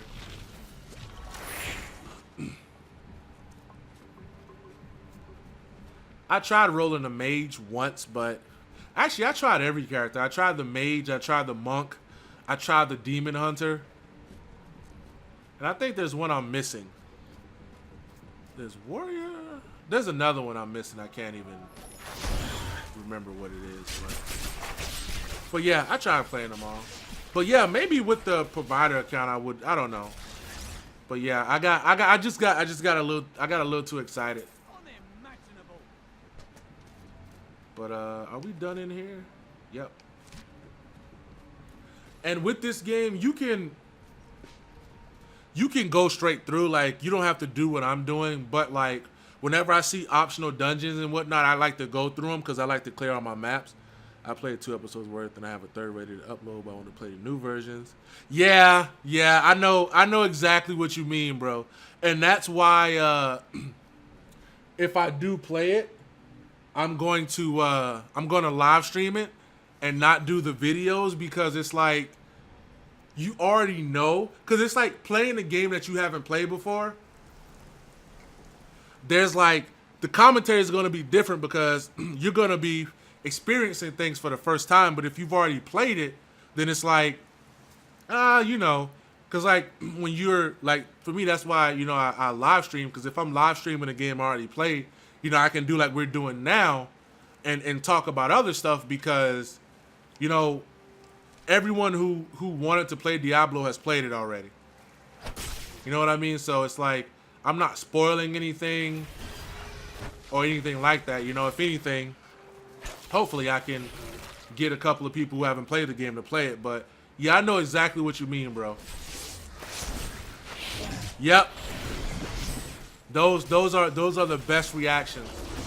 And that's why, like, you know, when I play certain games, I try to play games that, you know, a lot of people don't play a lot, because, you know, some games, they're like all of YouTube people, even if they haven't played, they already know what's going to happen.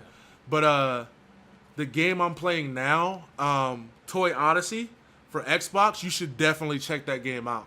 It's very, very deceiving. Like, you'll look at it and you'll be like, oh, this game's easy, I can play this game. But no, it's not. It's not easy at all. Like, there's a lot that goes into it.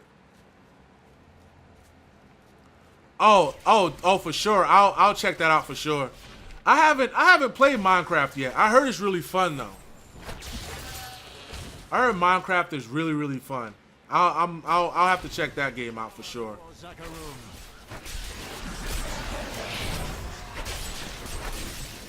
But yeah, I'll definitely check that out on your channel for sure.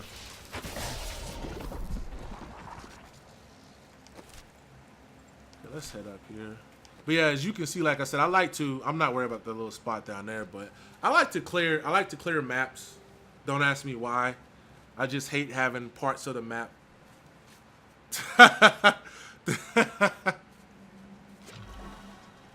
Yeah. I was looking because I've seen like so many books and things like that about Minecraft, and it's like, it seems like a very, very intricate game. Like, there's a lot you can do in it.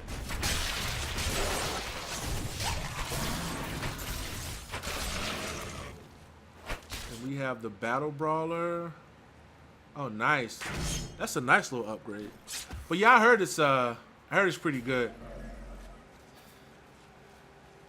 Like, I have a lot of games on my to-do list that I'm gonna check out.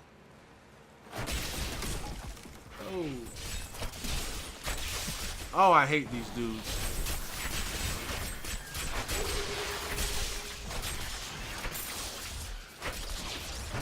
We have the dual crusher. I'm at 30 for 60. And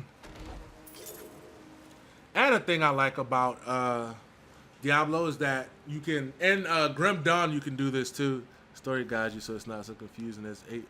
Oh, nice. Alright, so I want to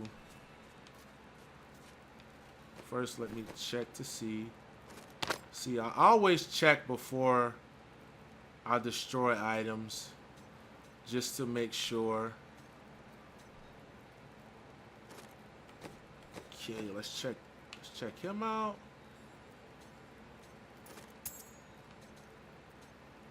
All right. Good choice. Okay. Repair, and let's do a mass salvage. Oh, I can't even do any of that stuff. But yeah, I saw I don't know where I saw the article, but I saw the article saying that they added a story mode to it. But yeah, it looks pretty, like, it looks pretty fun. And it seems like one of those games that you can play and you can just get lost in it because there's so much to do.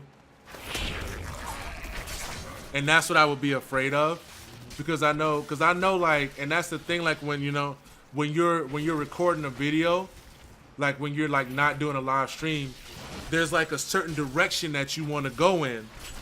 But if you're doing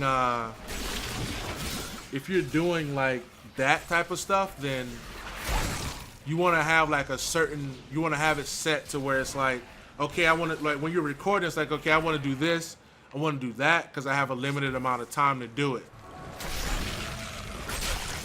But in a lot of cases, that's why I prefer live streaming. Let me turn my mic. Okay. I can only imagine how that is, bro. I can only imagine. I bet it's wild.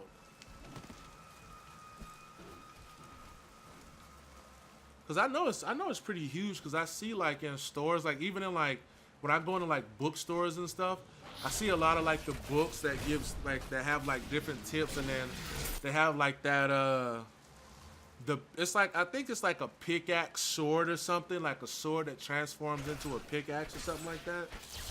I've seen those things everywhere. Oh, and I'm about to level up. All right, let's just go ahead and head in here. But yeah, I bet, I can only imagine how confusing it is, man. Like, I really can. Attacks on these farms, or the people of Tristram will starve. All right, let's go. And we have found Khazra's Den.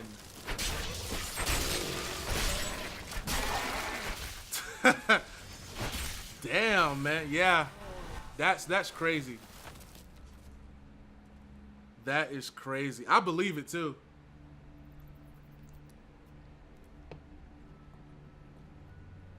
Iron Rune skin unlocked. Active skill, Laws of Valor. What else did we get? Smite, Rune Shatter.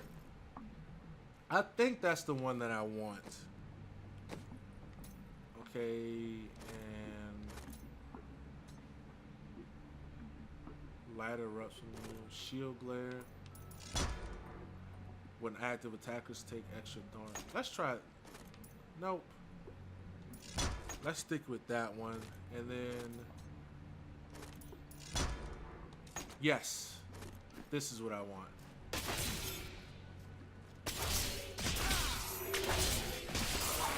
Because like the chain damage from this is crazy. Like this is what I use a lot. And there's another ability, Kill him. ability that this weapon has, that this smite has. I can't remember what it was, but I think it's called the exploding chains or something. But see, I can hit like, you know, I'm hitting like all these guys from here. Magda will be here soon. It's turning. Oh! Get out of that. Sword glow. Now I'm ranged. Perhaps the goatmen truly were driven. But yeah, man, I can only imagine how crazy I am a Minecraft can get. Like it's one of those games where it's like it takes a long time to master. And even then, there's still stuff that I'm pretty sure that people who play the game don't know about. But well fought, but you will never possess the next piece. Definitely gonna check that out. Where only the ancients may tread. She is more devious than she appears. All right, so. And speaking of what you said just now, I'm sure there are people. I bet, man. I bet. But yeah, that game looks. It looks deeper. It's one of those games that's deeper than it lets on. But there's some games that, you know, I give a lot of props to people who play because I can't play them. Just like, you know, like Heroes of the Storm, League of Legends, like those type of games. I can't play those games, man. This is. Yeah, I can't play those type of games. Like I said, I have respect to everybody who do it, and I like watching them, but I like I haven't really watched any League of Legends matches, but I've watched a lot of Heroes of the Storm gameplay. And that's I think I gotta go need back. to go back. And that's pretty dope. The Heroes of the Storm. I like that a lot. Like Blizzard, they have some The sword. some really dope games. So I know for a fact that like Overwatch is like really popular. Okay, let's repair all and let's salvage all of that stuff.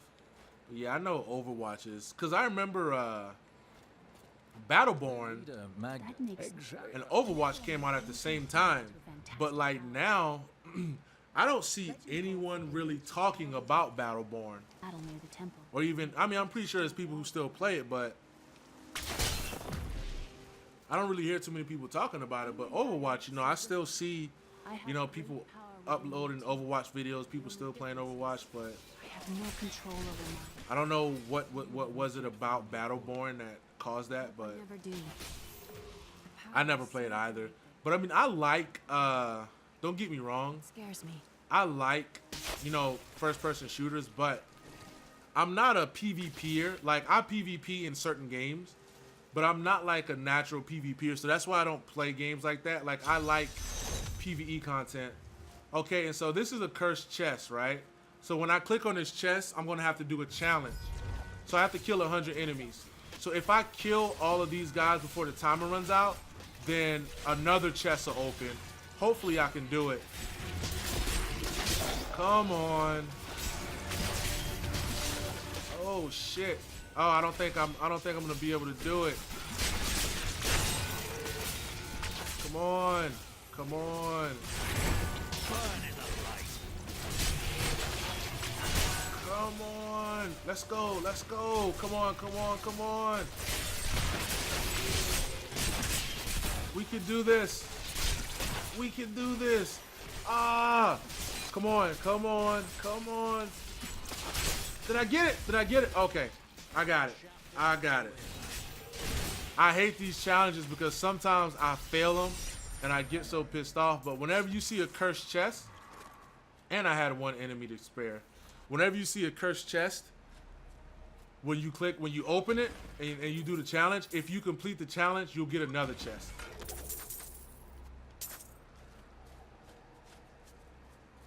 But yeah, I don't know like what happened with Battleborn, but like I said, I like first person shooters because I was gonna play Battleborn because I'm a fan of yeah, definitely. But yeah, I'm a fan of first person what's the game? Borderlands. So when I heard about Battleborn, I was like, oh man, that's gonna be dope, but I like PvE content more than PvP stuff, but that's just me. Cause I like to I don't know, I just like co-op and PvE type stuff. I found a promising lead. A family near New Tristram has obtained a valuable. Cause Borderlands, They have the prequel, and then do with their daughter though. and then I'll get my prize. Borderlands 2. Those are other games that I want to do on co-op live stream eventually, but I still have to pick that game up. Actually, did I already do this? Yes, I did. If the map's completed, I did it. Dead long. The hunter is close. But yeah, there's a lot of challenges like that. Some of them kind of creep up on you, and other ones, you know, you can you kind of figure them out, but that's another reason why I like using Smite with the. Well, there's Shatter, but hopefully when I'm about to level up again, but can't wait till I think the next one. is Smite. Shackle. It's not that one.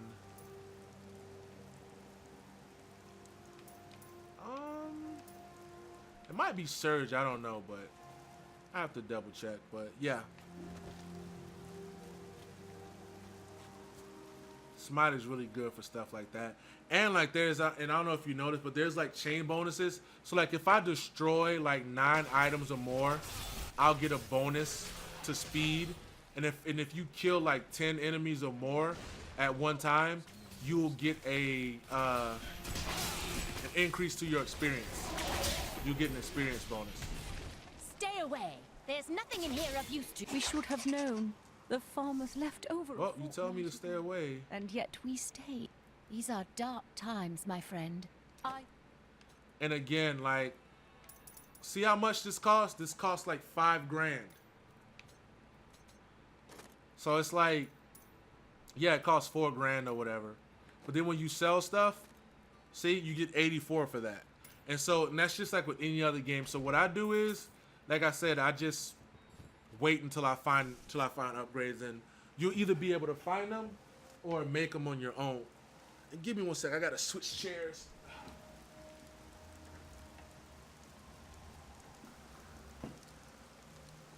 Oh man. Ah, this is much better. Hell yeah, it's a ripoff, man. Like I'm telling you, bro, like they fertile and temperate. I mean, maybe there are some things in this game that are like worth actually buying, but time has persuaded there's things that, you know, you can either craft it yourself or you'll find something better. So I save my gold. And worth them. The only thing I spend my gold on, besides putting like gems and stuff in and crafting, is storage space. That's it. How much gold do I have? So I have 27,891. And that seems like a lot, but trust me, it's nothing. I know people who have millions. Please help. They're going to kill my friend. And the scoundrel, this is the next character that you get right here. My friend, if we don't do something, help me break these bonds. What do they want with your friend? She's just a farmer's daughter, Sasha, but she has a... But yeah, this is the other guy that you get. And I think Act 2, you get the next person. My sweet love will save me. Release the You actually... Fine, you fools. I've got your back. I know there's enemies gonna pop up over here. Where this log's at, I believe. I thought so anyway. You won't get away from us this time.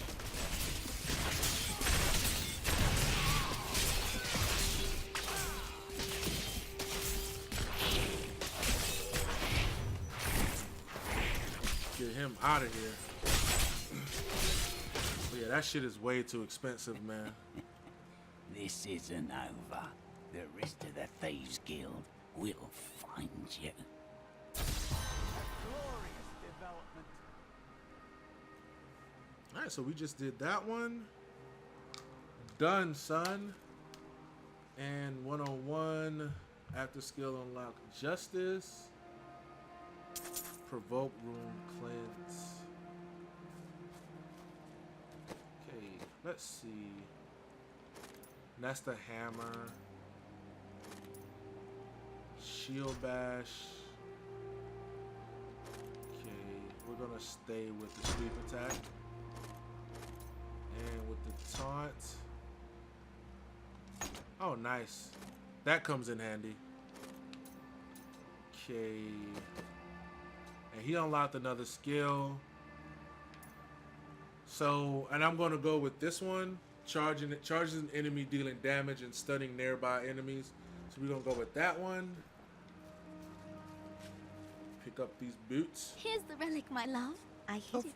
You wish to join my crusade? It's a hard path.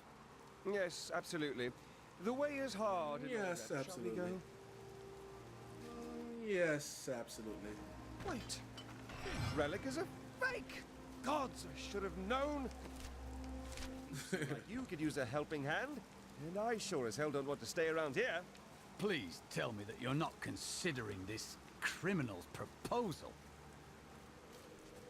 But yeah, what'll happen is I don't know if it's here. Maybe he'll go back. But yeah, you can talk to him. Betrothed. Betrothed? And exactly. Definitely fighting words. All right, so the Templar. So yeah, I don't need him with me right now. What the tomes say of Alaric and this temple is not encouraging. Okay. I think I remember this part pretty well. You must be Are you? No. There have been no Nephilim for a millennium. Follow me. I will raise But yeah, like I said, the story to this game is not very good. I can't really recall a time where I've actually paid attention to it. Some stuff I know, some stuff you pick up on, but like you're not missing anything by not doing the story. So it's not one of those kind of games where Doom hangs upon these woods. you pay attention to the storyline.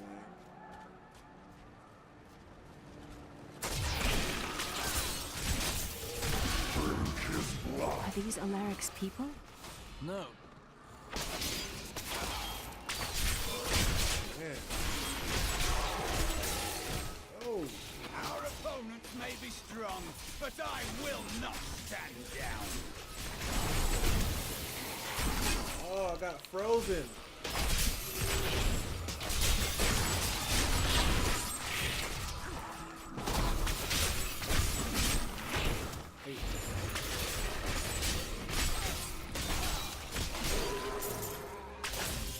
I like to.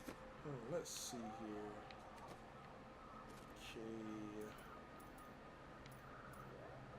We have punish.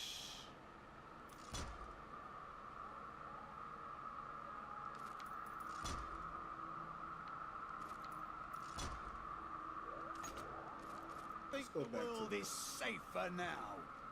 Punish is really good on higher difficulties, especially the chance you get to increase your block. The Deckard call these flying creatures death with wings.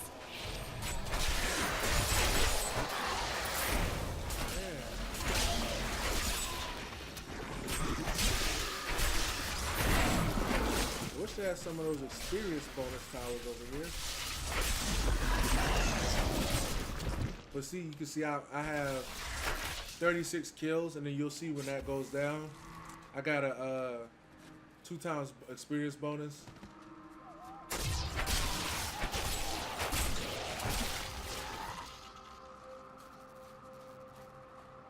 I think the most I got, I mean, aside from that one that I did, like outside of a challenge, I think I got like a 78 one time. But trust me, I know it's not a lot, but we're just talking about me.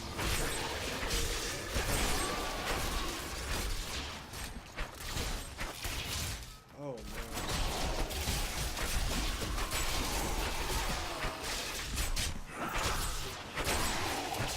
Take the hill, brothers. Don't let these go. Did we finish that? I believe we did. Alright, the fuck? Oh, they're still here. This bastard.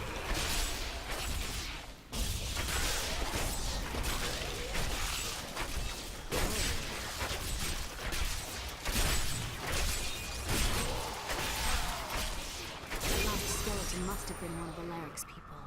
Nice. Stop him from attacking. Our enemies are legion, but they will not take us without a fight. We must hold them here while the keys to the Holy Temple are hidden away from their leader, the fiend Nereza.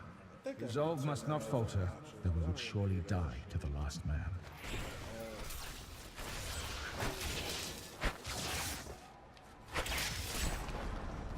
Hey, AMX, which Bioshock was your favorite?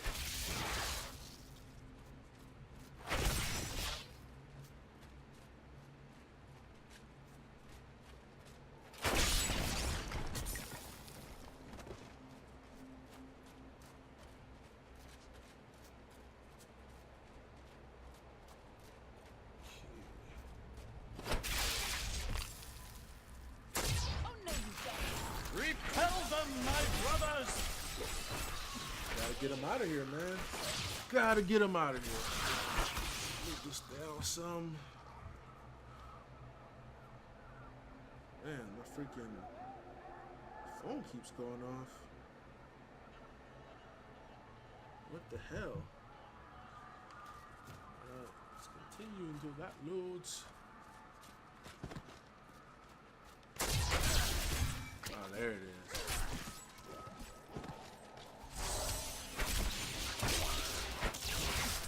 All the experience I can get. Smelled of brothels and ale. Even so, it was full of trade and new ideas. Before we go in there, Something exciting to let's go check out over here. See what's going on.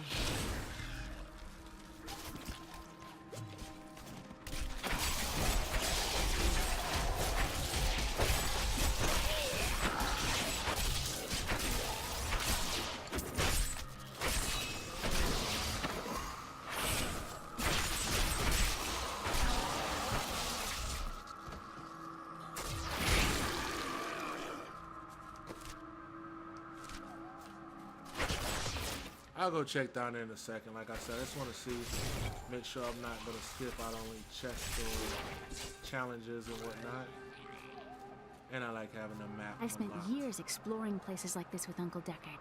This brings back memories. I too enjoy hunting evil. I actually have to go into both of them. Strange new lands. Yep. I was talking about happy memories. Yeah, I have to go in both of these, so might as well just go in this one first.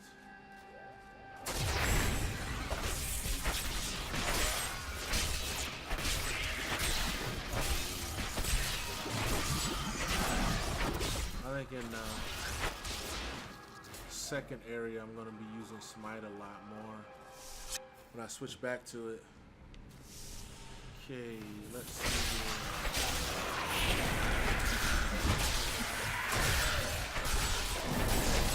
Come on. This is amazing. It reminds me of being a child. Alright, so we're still going down. Oh man. I think actually, you know what? It would be better if I switch to this now. Be able to chain a lot more kills together. Look at that. Oh man. Come on, find some more enemies. Oh, let's keep it going. Let's keep it going. Let's keep it going. Come on, come on. Come on. Oh, where they at? Where they at?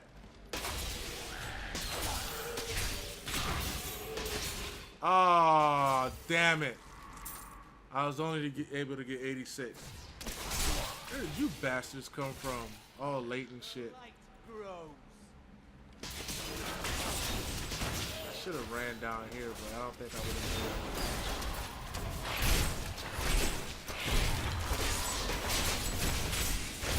That would have been nice too. String together 100 kills. I was so sure we could beat whatever traps the ancients had laid for tomb robbers. But the dead bodies of my friends tested. Let's see. Any more upgrades? Nope. But right to the belt of our arrogance. I would be dead soon.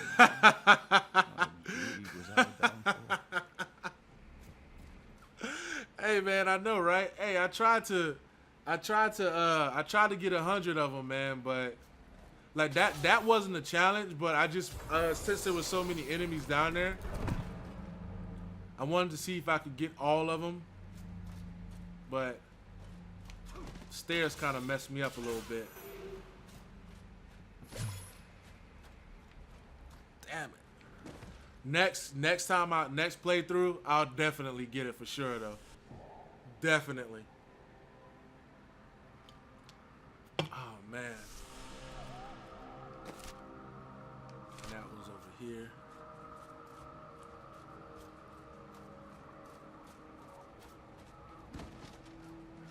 He has that stun. I don't know if that has anything to do with it, but maybe he's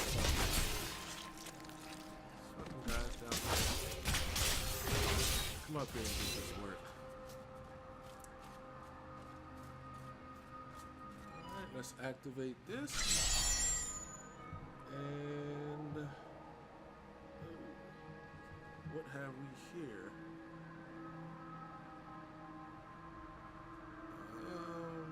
Let's see. Oh, nice. All right, so we're gonna go do this one. All right, AMX. I don't know how many enemies are gonna be in this one, but I'm gonna try. I'm gonna try.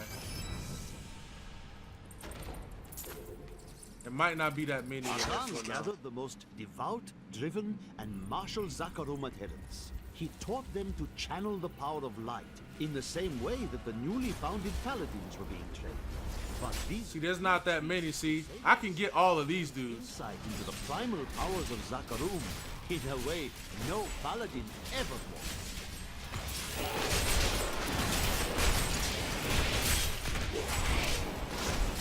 Like, I can get them, but see, it's not a lot of them though. Like, I fucked up my chance last time. See, only got 27 as opposed to like, well, I think the last one was like 80 something.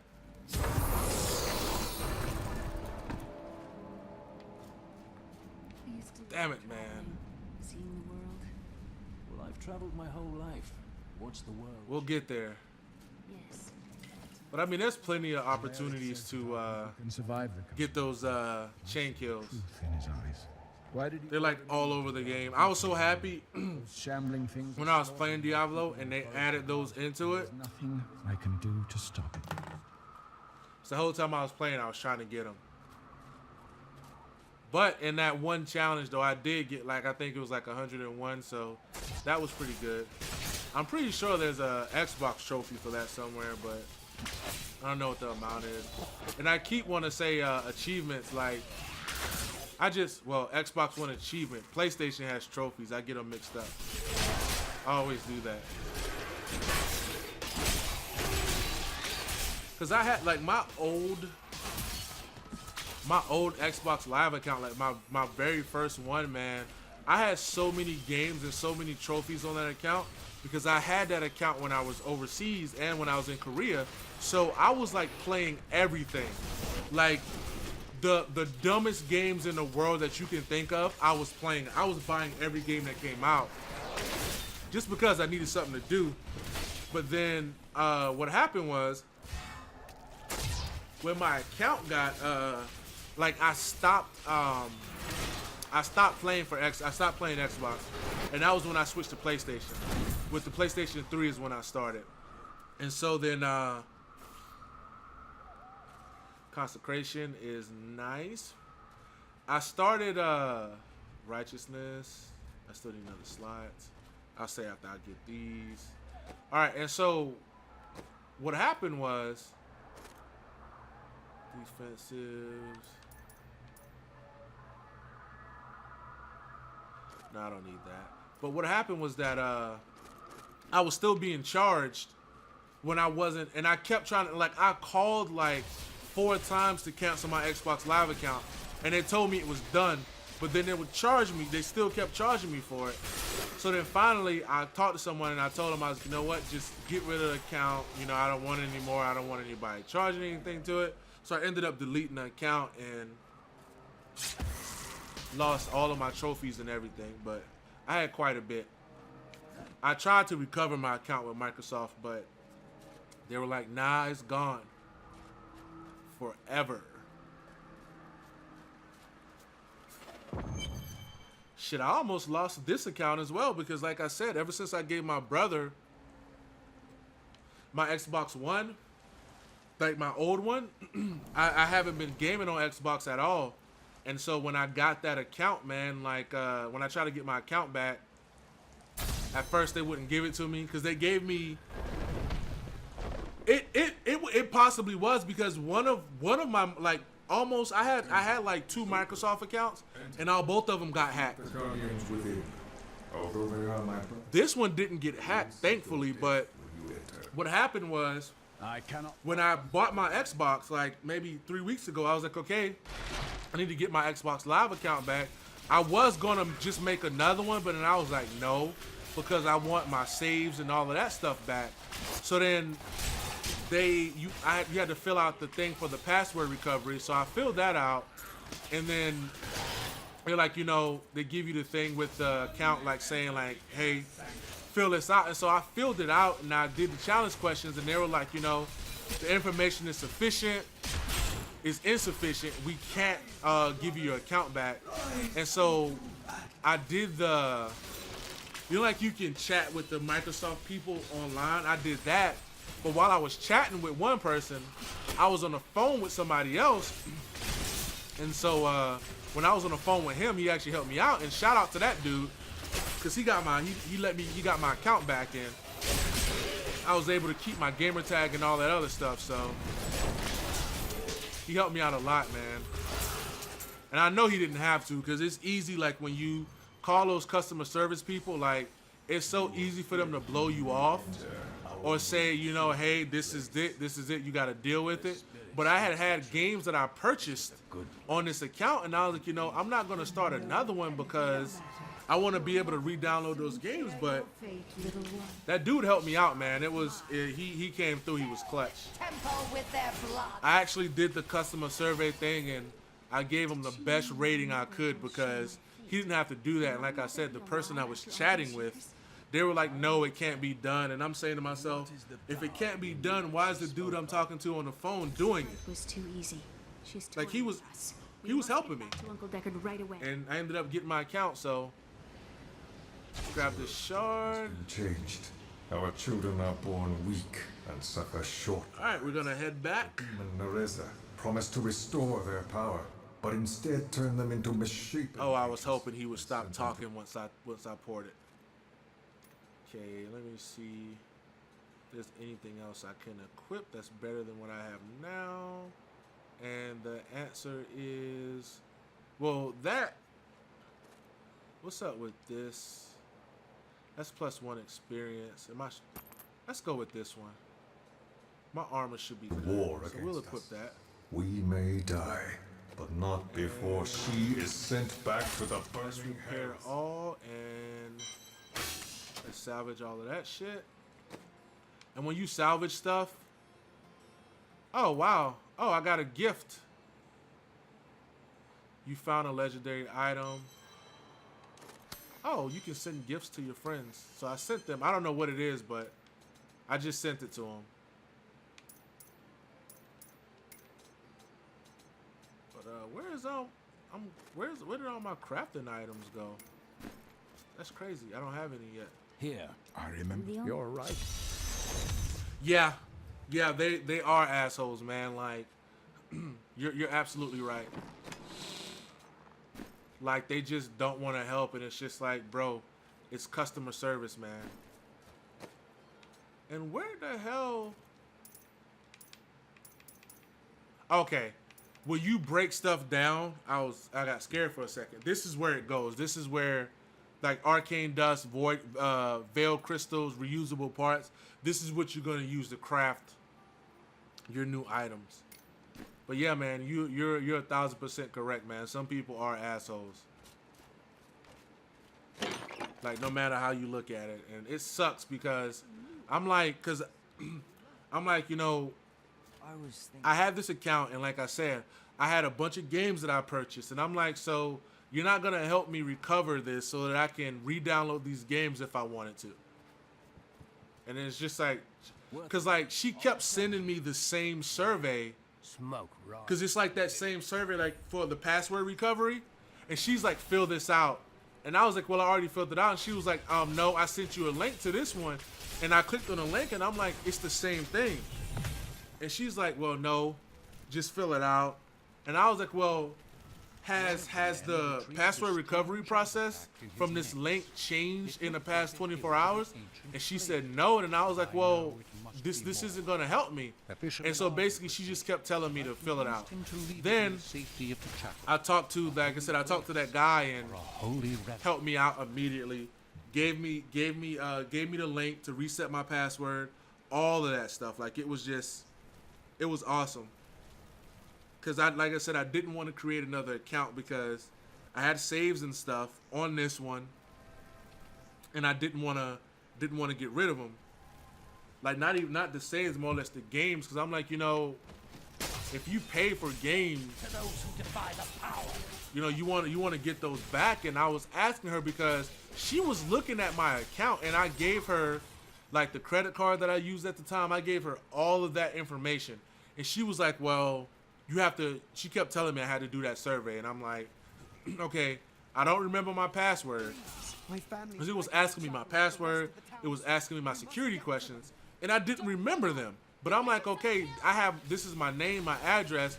I gave her the credit card number, all of that stuff, but apparently it wasn't enough. But I was getting really frustrated. But it's like, when you get frustrated like that, you know, you don't want to lash out or be an asshole like they're being an asshole, because then they're really not gonna help you. But keep the sword from me. Anyway, This is bad. I got it straightened out, so I'm happy. I'm back gaming on Xbox.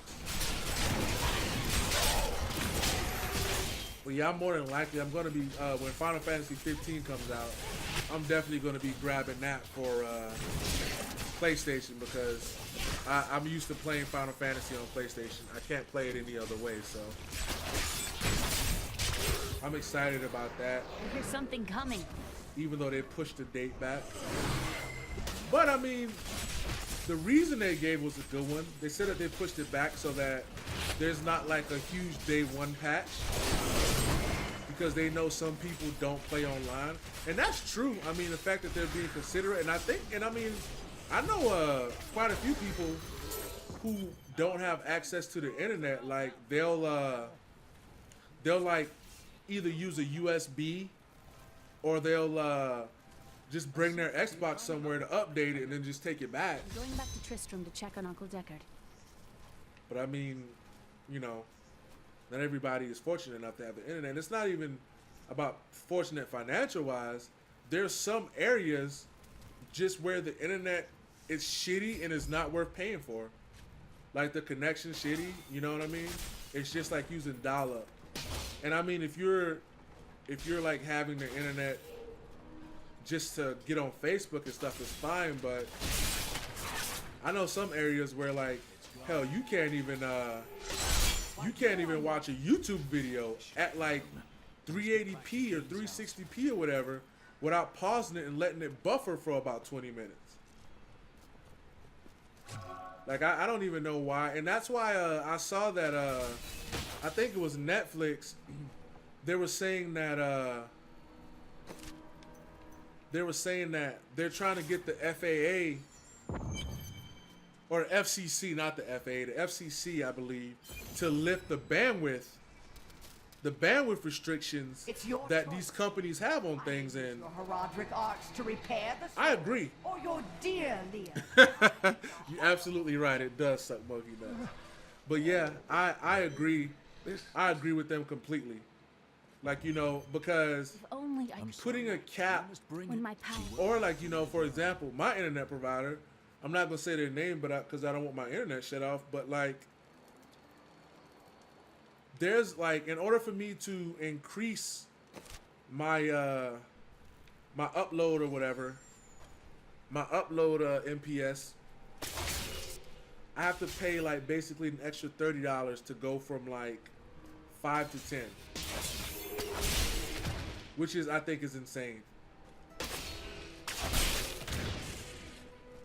But, you know, some internet providers, it's like, it's shitty, man. It's really, really shitty how they do that. But, yeah. Well, an extra $30 in addition to what I pay now, because like right now, I get 60. I get 60 MPS for downloads and 5 MPS for uploads. Now, we must not hesitate. And the download's fine. Like, you know, if I have to download something, like, it's awesome. But like the upload, I was trying to increase, because the reason why I was trying to increase it is because before I got my Elgato, I had an older graphics card, and it was the graphics card that was stopping me, because when I got my Elgato, I tried to stream to YouTube just to test it out, and I couldn't get hired. It wouldn't do anything. And so I thought it was my internet, so that was when I called them, but it was really my graphics card. So then when I updated my graphics card, now I can stream no problem. Like, I can actually stream in 1080 if I want to, but I think 720 is fine, you know. But yeah, I would have had to pay extra, and it really wasn't worth it. To me, it's not.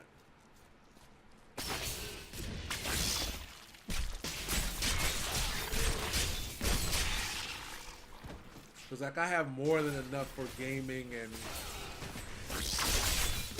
it's pretty legit. But I wanted to increase the uploads at the time because, like I said, I thought it was an issue with my internet and not my, but it was my graphics card. And the graphics card I had, it wasn't bad. It was just outdated. It was just like a really old model. But then I updated it. Yeah, I agree. But I mean, I tested it, and you know, I can stream no problem. You know what I mean? Like, I have no issue streaming. Like the stream health is always good.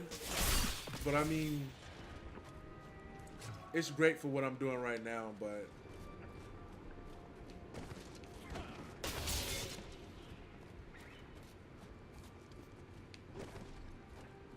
I just wasn't sure like what was going on at the time, but once I figured it out, but it made a lot of sense.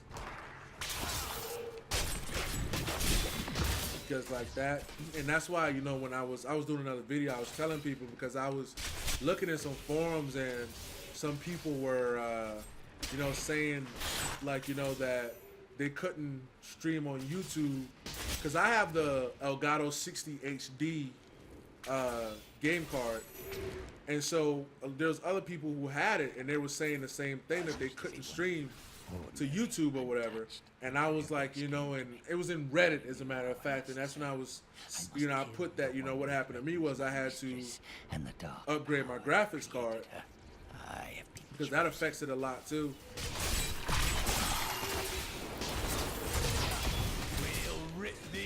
So that's just one of the things you can check. Because I remember, in order to test my graphics card, I don't know if you remember that game called, it was for PC, it's called Crysis. I think they released one of them on PS3 and Xbox 360, I believe. Or maybe it was Xbox One, I'm not sure, but there's this game called Crysis or whatever, and I remember at the time, I keep getting these Leoric crowns. Sheesh. I remember at the time, like, in order to test your graphics card, if you could run Crysis on Ultra, then you had a pretty good graphics card. I think this is when Crysis 1 and Crysis 2 were out for PC, but if you could run that game on Ultra, then your graphics card was legit. But that was one of the reasons why I quit playing WoW, because before, I was never really big on PC gaming, and I was playing WoW on one of those all-in-one PCs, like the one that has like the screen and the monitor and everything is all in one, and you can't customize or upgrade those at all. So I was playing on one of those, and I was fine. I couldn't run on Ultra, but the quality was great. But then Blizzard started putting out these patches, and some of the patches changed the requirements for the game, and like it got to the point where like I would run it slow as hell. They ended up repatching it to compensate for that, but by that time I was already like back to gaming hard on the console, so I didn't worry about it, but I was never really nice. I was never really a big PC gamer before. Like I would just play MMOs on PC and that was it. But now I play a lot more games on PC than I did before. But I love playing RPGs, so a lot of the times that's what you'll see me playing, especially if I'm streaming from my PC. I'm normally playing RPG because with a lot of games, if I have a choice between getting it on PC and console, I get it on console. And I understand why a lot of people get it on PC because, you know, like for example, Skyrim, there's like a million mods for Skyrim that you can get and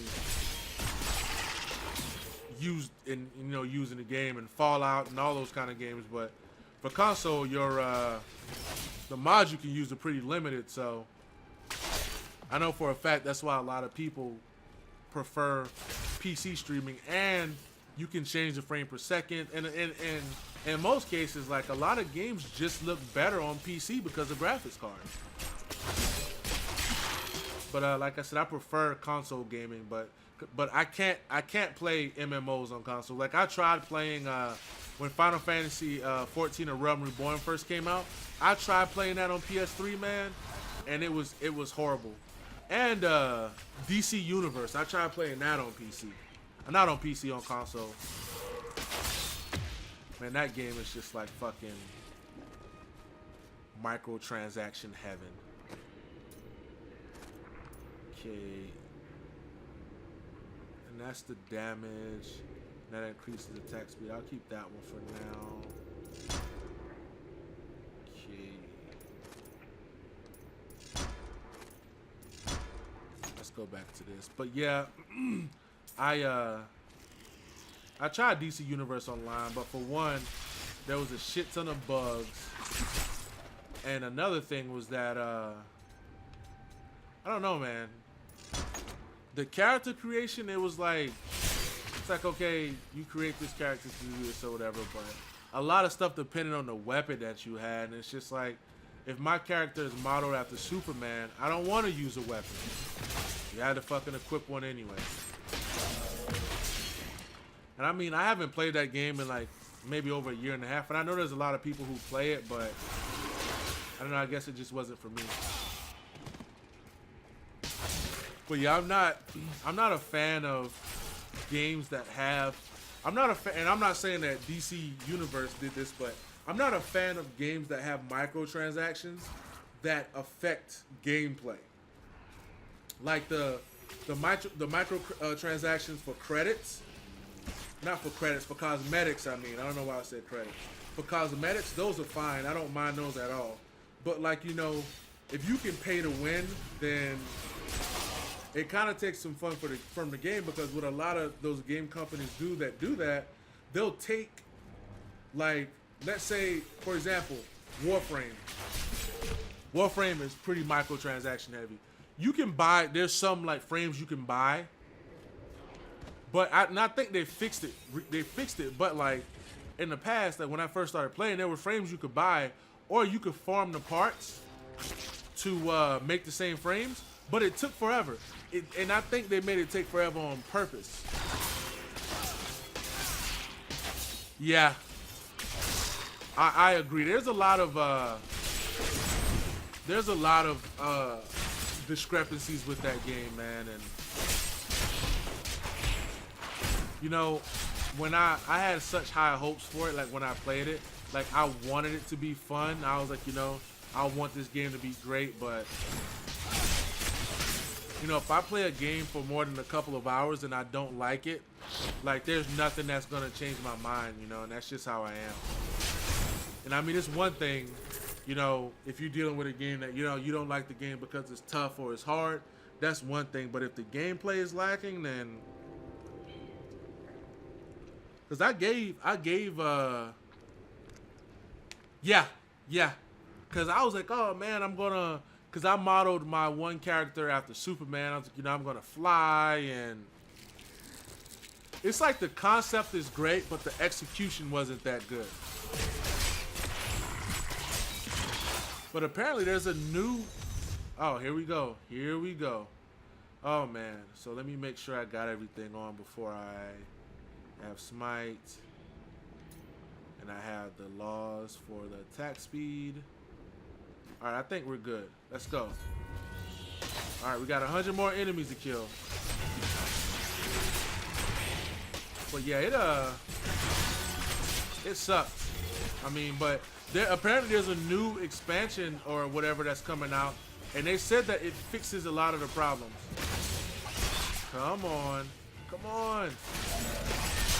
Come on. Come on. Oh, I don't think I'm going to make this one. Come on. Ah. Okay. Okay. Come on. Okay, we're good. We're good. We're good. And the kills keep climbing.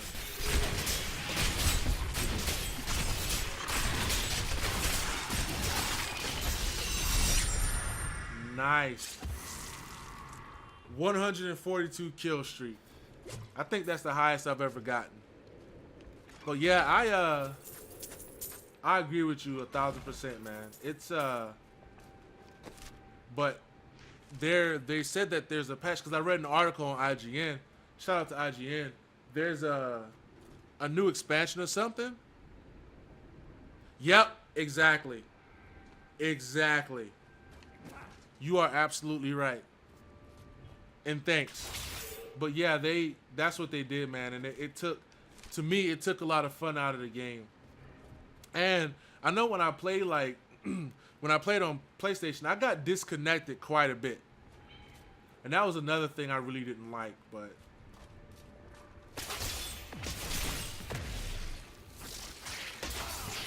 like I was saying, I was reading an article on IGN, and apparently the new expansion fixes a lot of those problems.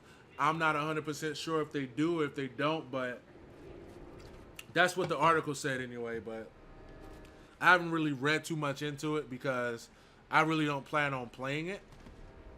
So.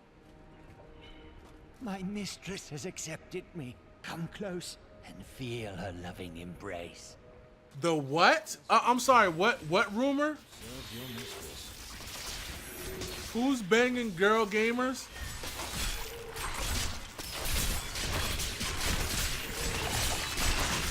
Sorry, AMX, you gotta brief me on this one. I know nothing about this. Please, sir, let me know.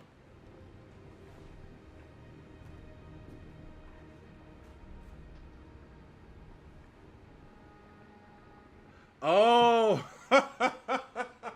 Wow.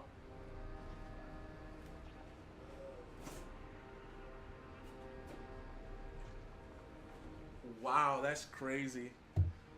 That's a crazy abuse of power right there. Sheesh. That sucks. Well, I mean, oh, okay, I got you. I know what you mean. I mean, it's just one of those things. Even if it's completely untrue, there's like some truth to some rumors, like at least a little bit. So, yeah, that's crazy. I never heard that. Like I said, I wasn't following DCUO Please help me. all that closely, but Oh, she sucks the innards from her victims. Oh, no. I'll definitely be I'll definitely check it out just to see what's going on with that. But yeah, that's crazy, man. Spider Queen. Queen of Arachne. Yeah, she hits hard.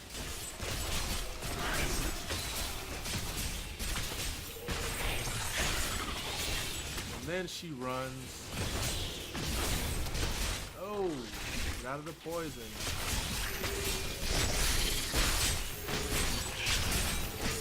But yeah, like I said, I normally don't play more than one MMO at a time, and right now I'm playing Final Fantasy, so. And that game, and there's a new patch that comes out next week, and I'm definitely looking forward to that. So I was supposed to be running dungeons right now in order to, because I wanted to get my Dark Knight to level 60 before then, but that grind from level 50 to 60 is just horrible. Oh yeah, I know what you mean. I play games like that where it's like you know you'll never play it again. Oh man, she won't let me out. Sheesh. But yeah, I know what you mean. But with every, like, that's like with every MMO though. There's like not ready yet. Hardcore players, like people who will play forever and they won't switch. You know, and that's just how it is, because I know like I played Star Wars quite a bit, the new Star Wars, and like I played that quite a bit. Like I had like all of the DLCs and everything, but there's people who play that faithfully and they'll never let it go, and I can see why. But and I'll probably be playing Final Fantasy for a while, but you know, I don't really switch MMOs like that. But a lot of times if something happens and it, you know, it breaks the game or it makes the game no longer enjoyable, then I usually switch. I can't hang here like this. I'll either stop playing or I'll find something else. Okay. So let's see here. Ooh, let's go with this one for sure. It has less armor, but makes up for it. And I could have swore I got some other stuff. Let's see. Oh wow. Footman's Tribute. Oh, none of those are better. So I can give him that and that. But yeah, I completely agree with you, bro. Sometimes, like, once that stuff happens, you just don't want to play anymore. Because that's actually prime example for me was The Division. Go mad. Like, that was a prime example of that. Like, when I first started playing that game, I had such high hopes. And I was like, you know, it's going to be so awesome. But then all those glitches and stuff. And Please leave this horrible place. after that, I just quit. I quit playing. And I got a free copy of it for Xbox One when I bought my Xbox. But, and I downloaded and I played for a little bit, but, like, that experience ruined it for me.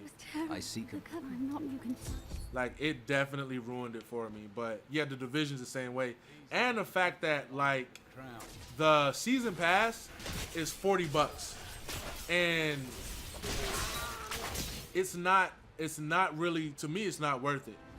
And it's kind of like the same way with the, I honestly, to be honest, like 100% honest, with the Destiny expansion. Like, that expansion, it costs $30, but, and again, like, you know, if you're playing, and again, like, I guess because there's not really there's not a subscription to Destiny, but you have a subscription for Xbox Live or the PlayStation Network, which that game is on. So it's like, you take an MMO like Final Fantasy, excuse me, sorry, we're getting a patch and new content for free. Yes, there's a subscription, but when there's unless there's a new expansion that comes out, yeah, you know, you're gonna have to buy that. But for the patches and stuff like that, you get all of that content free. New weapons, new dungeons, new raids, new primals, new gear. But you take a game like Destiny, and what I'm saying is that a lot of those games, they release patches as expansions and you have to pay for it. And that's one of the things that I don't agree with. And so that's why it's like, and that's why I prefer a lot of MMOs. And another thing is that, like, if I'm going to be paying for an expansion, or not an expansion, a season pass, I need to know exactly what I'm getting ahead of time. Like, I need to know exactly what I'm going to be getting ahead of time. Okay. Let's see, 29 strength, 4 life per wrath strength. This one has experience. Reduces cooldown of all abilities. Okay, we'll keep the other one. But yeah, if I buy a freaking season pass, I would just like to know exactly what it is I'm getting. And I can break these down. And I mean, with the division, like, you don't really get that. And I mean, they released that underground thing, but to me it wasn't worth it. But $40. And don't get me wrong, you know, I'm not a cheapskate at all. But I just like to know that I'm spending my money on quality stuff. Because I mean, there's some games that I buy, you know, just to test them out, and I do that, you know. I support Kickstarters and all of that stuff because I believe in it. But like things like that, man, like when it's when it's an established company like Bungie, it's like, you know, people are paying basically Destiny. You paid $30 for a new raid and I think 2 new strikes, maybe 3, I'm not sure. And for the hardcore fans, you know, that's fine. You know, I'm not saying it's a bad thing, but $30 is that's halfway to a new game, a brand new game. $30, you're halfway there. But with the division, they want to charge you $40. You know what I mean? So it's like, yo, that's a third of a way, 2/3 of a way to a new game, and it's just like, oh, you bastard. Come here. Oh, you get back here.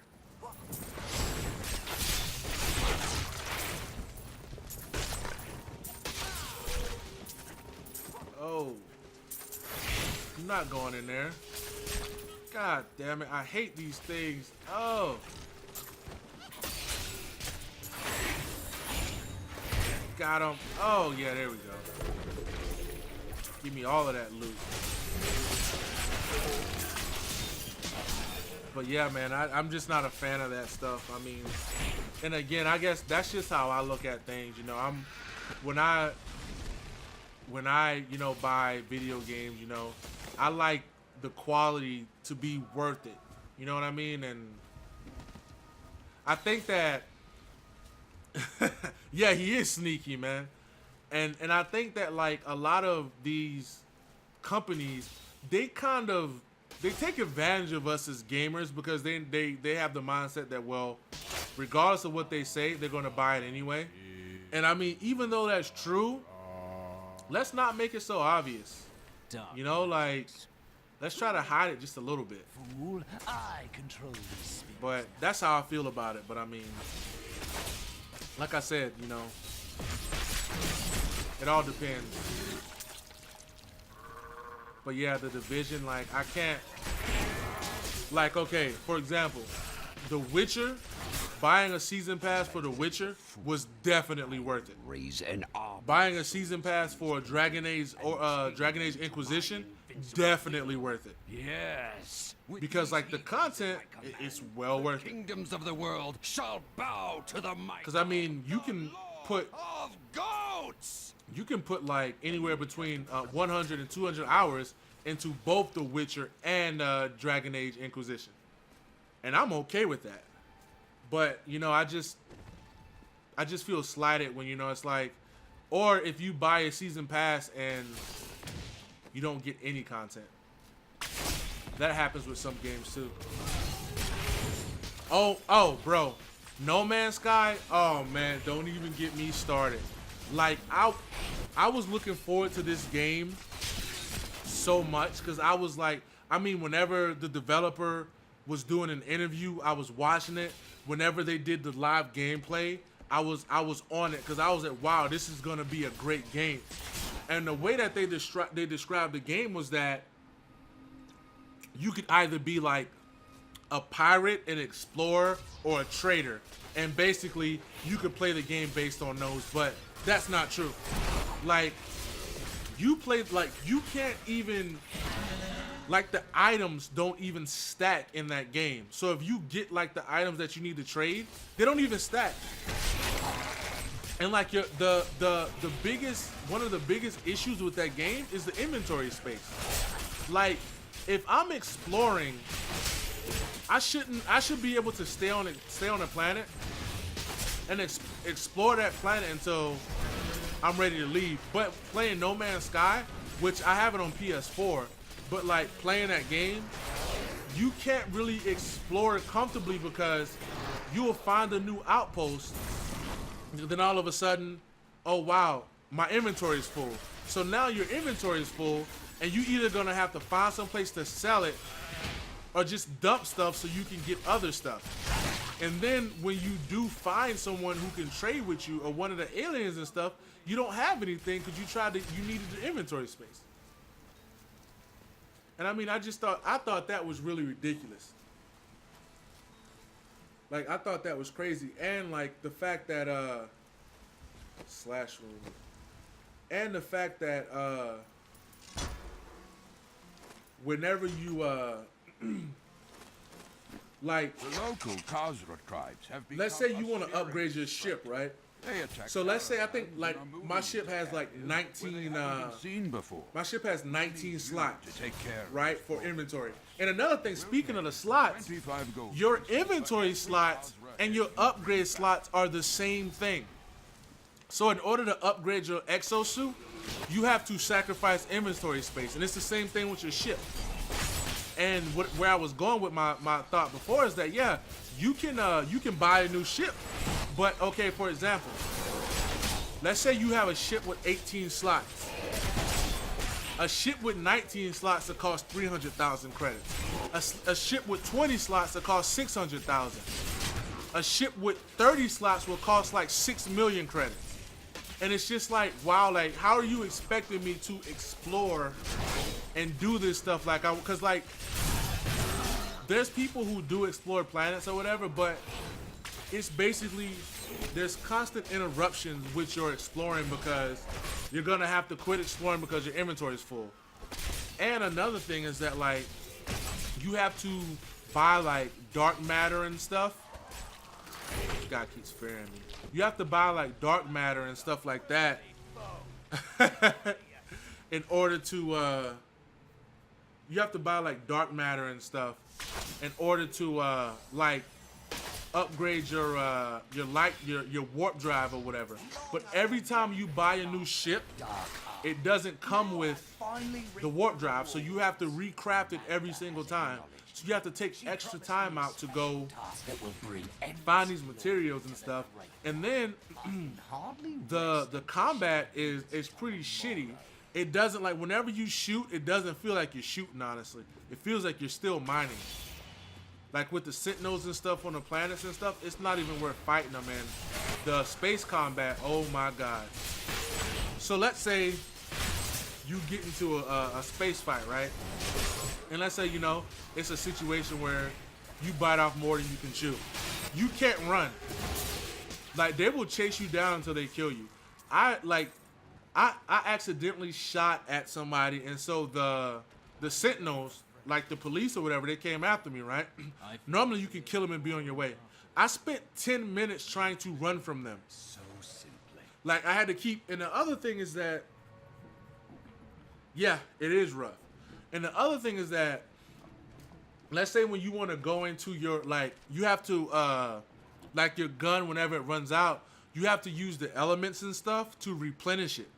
So if you're in space combat, you have to go into the menu to recharge your the blasters on your ship, but the game doesn't pause. So when you're in that menu, you're still getting attacked. And there's like no buttons, no hot maps to where you can just be like, or even they could have put like an auto recharge in there so that if you run out of a material, you automatically use it and replenish it. And I don't understand why they did that. And don't get me wrong, I completely understand that this company is it was a new company. Like, I understand that, you know, they're new. But again, this goes back to what I was saying about that Ninja Turtles game. The developers, they do some really misleading things to get people to buy the game, and you know, and that's what I was saying about Ninja Turtles, was that, you know, they got on IGN, and you can look up the interview. This better not be another Leoric's crown, and I bet you it is. Holy fuck. 54 strength, 46. Okay. But like I said, go look up the Ninja Turtles interview with the guys who created that game. And they say clear as day, there's no local co-op because we want you guys to be able to play the game the way it's meant to be played in 60 frames per second. But the game's not in 60. It's in 30. Even in PC, you can't put it in 60. It's in 30 frames per second. And they also said that the campaign was like roughly 8 hours or something like that. But there's people who beat it in 3.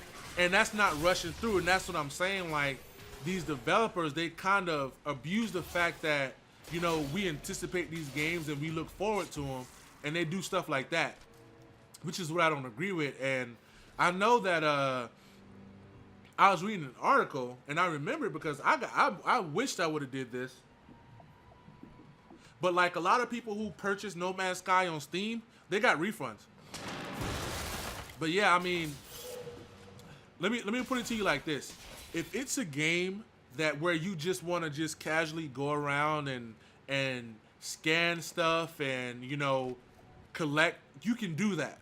But the game is not what they said it would be, not at all. Cause I remember, like, I was like, you know what? When I play this game, I'm gonna be an explorer. Like, I'm not gonna do the space pirate thing. I'm just gonna be an explorer. I'm gonna you know, collect items and do stuff like that, and that's what I plan on doing. But I mean, you can do that, but there's really no class for it. Like, there's nothing that separates being an explorer from being a pirate, except maybe changing your minor up, like the upgrades for your multi-tool from gathering and putting more combat stuff, and that's like the only difference. But yeah, I was really upset with that because I planned on doing that, and I was like, yeah, this game's gonna be great, but that's another example. And I mean, they say that they're like, and that's the thing. And another thing that, you know, I was thinking about is, like, they tell you that they're like, oh yeah, you know, the game is so huge. This is the way they said it. They said the game is so huge, you can play this game and not run into any other players, right? They said that's how huge the game is. But honestly, I don't even think that you could, even if you try to, I don't even think that you'd be able to meet other players. I think the game is instance. Like a lot of MMOs, I think the game is instance to where you can be on the same planet as another player and you won't you won't see him. I think the game is instance like that. Like, that's really what I think, and I think that it didn't tell people that. So, and I mean, and another issue about that game, and don't get me wrong, you know, I'm not, even though it sounds like it, I'm not shitting on the game, but I'm just telling you my experience because I paid for it, and I feel like I earned the right to give an opinion on the game because I spent my money on it. But like, another issue is that, like, you'll go to a planet and, like, the planet won't be loaded in all the way. Like, you can see, like, all the tears and stuff, and it looks really shitty. Like, you can land on a planet, and as you're walking, cause, like, you know, like, you play some games, right? And, like, they have, like, the rendering is horrible in the game. So, like, let's say if there's a tree, the tree will pop up as you get closer to it. So you'll get on some planets and it'll look like, yo, it's gonna pop up, but it never does. And it just looks horrible. But yeah, you'll never, like, even if it'll get to the point to, even if you want to explore one planet, you can't because you'll run out of inventory space. You'll be like, oh shit, I gotta go find a place to trade. Or you'll be like, you know what? Let me see if I can buy a new ship. And I mean, it's just horrible. I mean, you can, like, okay, I understand this is the video game universe, and things don't always work the way they're supposed to. Because I mean, you know, there's games where little 3-year-olds carry 90-pound swords, or you know. Magda claims that Oh no, don't. Like I said, if it's something you want to experience, or like, you know, I know like there's a few people who have the game and they do like series with it, like, you know, like storytelling type stuff. You can do that, but like, you know, a lot of that other stuff, it's not worth it. But what I was saying was that I know that, you know, it's a video game, it's not real. But you would think with a game like that, I should not have more. It's a jailer. I should not have more inventory space on my exosuit than I do on my ship. And add to the fact that, you know, because if they, like, you get these items, like it's one item that I just thought of the name of. It's called a Gek Charm, and basically you can sell it. All right, you can sell the Gek Charm. They don't stack, so you can have 6 of them, and it's the same thing with like the shield platings and all that stuff. And you know, maybe they patched it, I don't know, but actually no, because a friend of mine was over here and he didn't have the game, and I told him, you know, he was over here, and I think it was like 2 weeks ago, and he was playing it on my PS4, and they hadn't fixed it yet. But like the items, they don't stack, so you have an inventory that's filled with the same item, but they don't stack, and it's just like that simple fix would make the game a lot more enjoyable, just based off of the fact that if the items were to stack, you would have more inventory room, which would give you more time to explore other planets. And also, if they were to increase the amount of elements that you can carry at one time. Now, I'm not saying that you should be able to carry so much to where you never have to buy anything and you could just hoard items, but they have it set up to where, like, carbon, you can only carry like 500 carbon, and then after 500 carbon you'll have to get another stack. But it's just like, if they were to increase that stuff, and as game developers and whatnot, I'm pretty sure they could patch it in. If they were to do that, the game would be so much more enjoyable. It's just those small things. But as far as the classes, it's just like Destiny. When they first were advertising for Destiny, they said that Destiny had a healer class, a tank class, and a DPS class. Like that's how they advertised it, and you ended up with a hunter, a warlock, and a titan. And I mean, the titan was supposed to be the tank, but yeah, they have some abilities, you know, like the bubble and whatnot, but it doesn't really increase your survivability as far as, you know, being a tank. But it seems like in the past 3 or 4 years, a lot of developers have done that. They've like said, okay, the game's gonna be this, and I don't know if they were short for time, because going off on a tangent with that Ninja Turtles game, because there was the same people, was it Activision? Well, the same people. Hold on, let me look.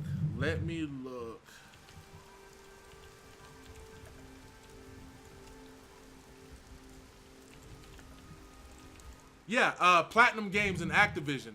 Platinum Games, they're the ones who did Transformer Devastation, and a lot of people like that game. I never played it, but a lot of people said it was really good. And so when they saw that Platinum Games and Activision was doing Ninja Turtles, people kind of got hyped for it, because it was like, you know, Transformer Devastation was pretty good. But, you know, there's a theory, and I agree with it, that they made that game and they got rushed to sell the game to coincide with that second Ninja Turtles movie that was coming out, which I think those movies are ridiculous, by the way, because the Turtles, they aren't even turtles. They're like mini Hulks, like, and oh man, and it pissed me off because I'm a huge Ninja Turtles fan. You know, I've been watching Ninja Turtles since I was a kid, cartoons and everything. So you look at Ninja Turtles 1, right? In that Ninja Turtles 1, they weren't huge. Like Ninja Turtles, they are ninjas. They use, you know, ninjutsu. They're martial artists. In the first Ninja Turtles, you could see that. They were fighting and whatnot. But in this one, like the last two that came out, they're like they're like mini Hulks, man. Like, they're like Hulks, like, they're super strong. Cause like, look at like that first movie when fucking Raphael threw that fucking 18-wheeler trailer. Like, really, bro? It's like, come on, man. Like, again, I know it's a movie. I know Ninja Turtles aren't real, but for real, man, I think that, I don't know if it's Michael Bay or whoever, they should have consulted some people before they did that, because it's just horrible. They're like overpowered. There's not really a lot of fighting, because it's like, they're so, because I mean, who else are they gonna fight? I mean, I know like in a new movie, Bebop and Rocksteady's in it, and I'm not gonna speak on that movie, I haven't seen it, but the first one, man, it's like, and then they made Shredder like fucking, they gave Shredder like boomerang knives, and it's just like, come on, man, like anybody who saw the first Ninja Turtles, like that rooftop fight that they had with the Shredder was classic. Like there's like certain fights, like for example, when in the Mortal Kombat movie where Liu Kang fought Reptile, that's a classic fight. That's a dope ass fight. The Ninja Turtles fight when they fought Shredder on a rooftop on Ninja Turtles 1, that was dope. That was really, it was a really, really dope movie. But a little fun fact about Ninja Turtles, I don't know if you noticed, but that's why like you had Ninja Turtles 1. Exactly. Real or not, if you're gonna make a movie, you gotta make it as close to real as you can get. You know, going along with the comic books or whatever. I agree with you 1000%. But check this out. So when Ninja Turtles 1, the first Ninja Turtles that came out in the 90s came out, people complained that it was too violent. So I don't know if you noticed, because you noticed like in Ninja Turtles 1, like, you know, Leonardo used his swords and whatnot. And you notice like Ninja Turtles 2, they rarely use their weapons. And in Ninja Turtles 3, like it was even worse. That's why. Because people complained that it was too violent. The crumbling ruins of Leoric's old. And that's why Ninja Turtles 2 and 3 were made the way they were. Because of that. Now they cannot even water. But yeah, man, like they made them dudes like Hulks. I understand that they're mutants and whatnot, but it's just like, you know, I like to see martial arts. That's why I want to watch the Ninja Turtles movie. You know, and it's just like, it seems like they ruined it by when they made them too strong. And like that all CGI stuff, and it's just like, come on, man, they did too much. And I was talking to a friend of mine, and I was telling him that I guarantee you that Power Rangers movie is gonna be the same way. Cause I don't know if you guys saw like the screenshots and all that stuff, the previews, like the Power Rangers, they look like robots. Like their suits, they look like robots. They look like cyborgs. Like RoboCop suit, that's what the Power Rangers look like. Exactly.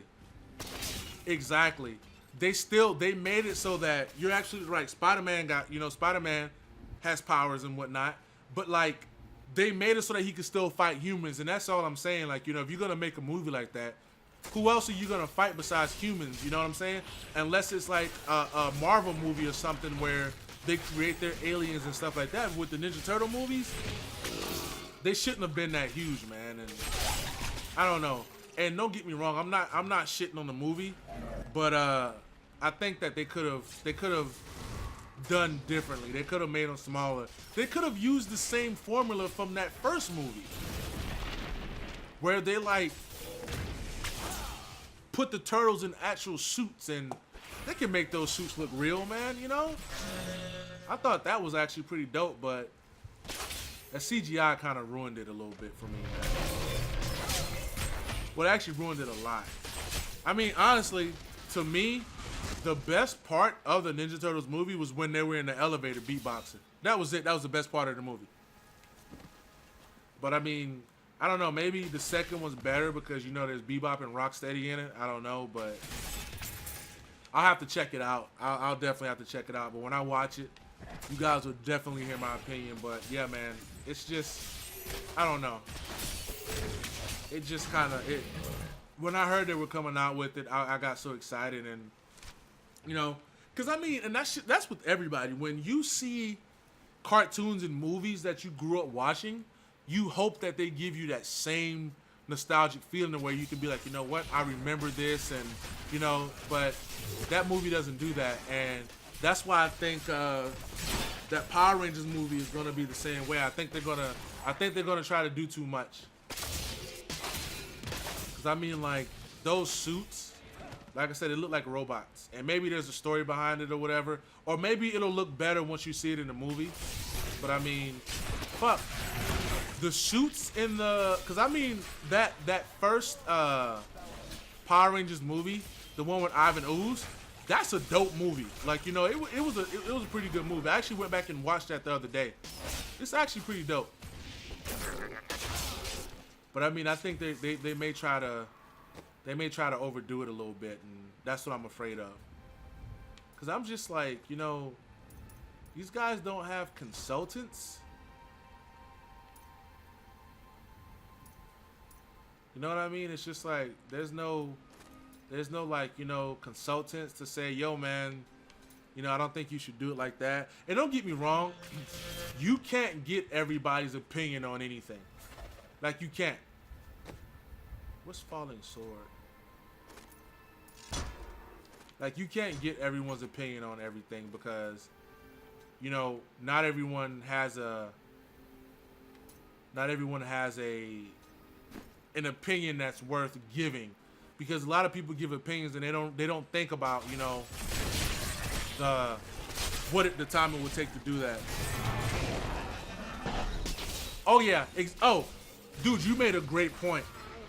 And basically AMS Gaming said that Marvel has made a standard that most people expect from a hero movie, but why does it have to be like that? For example, look at Suicide Squad and look at Batman vs Superman. Like, people are literally shitting on those movies because they're comparing Batman vs Superman to the Avengers.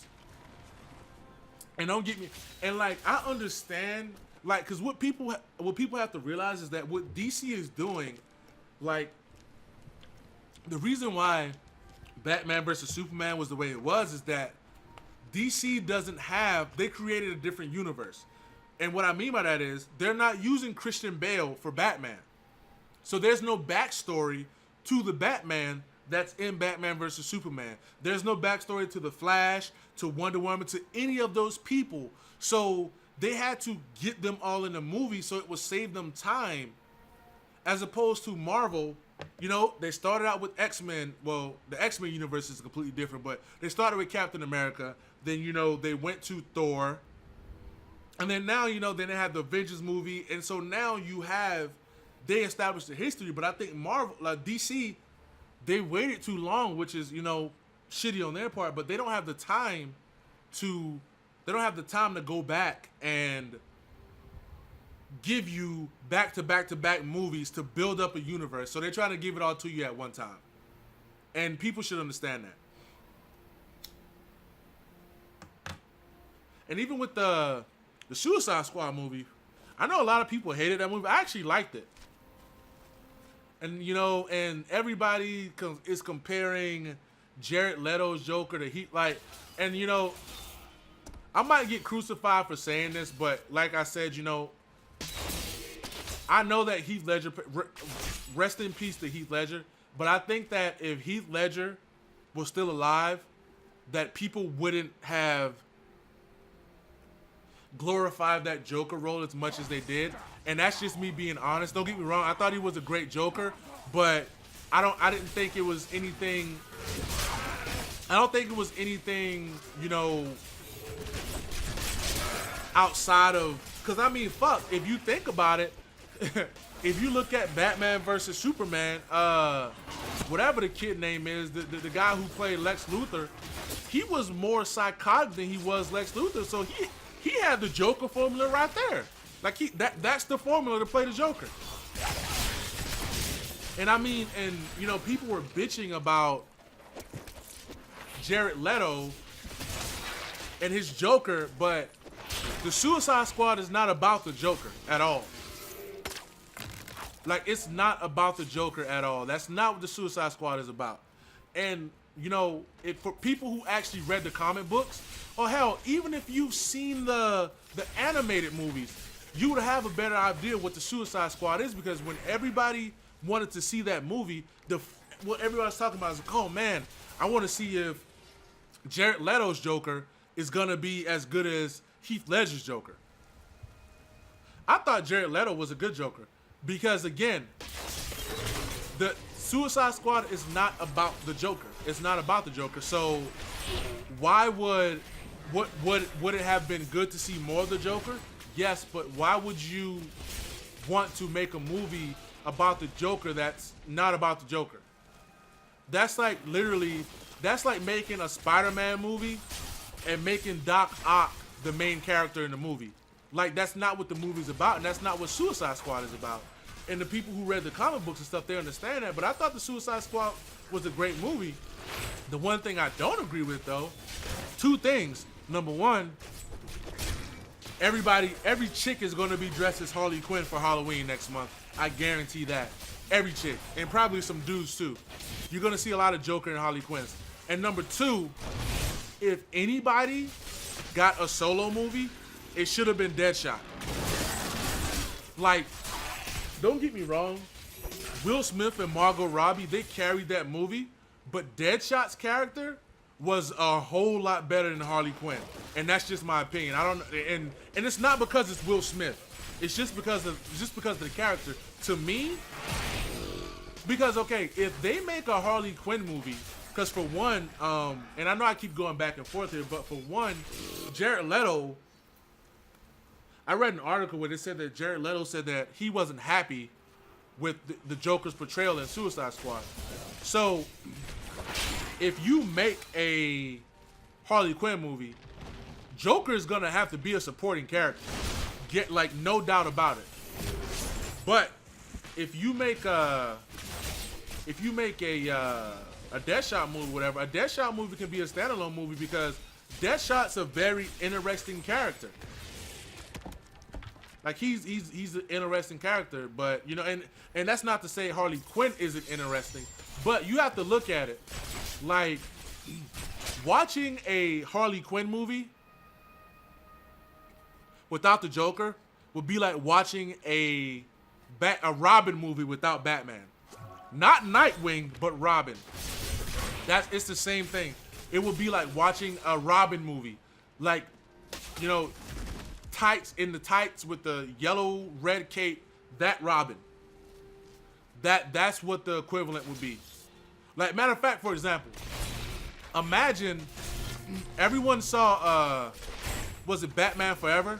Imagine Chris O'Donnell as Robin in a full fucking movie.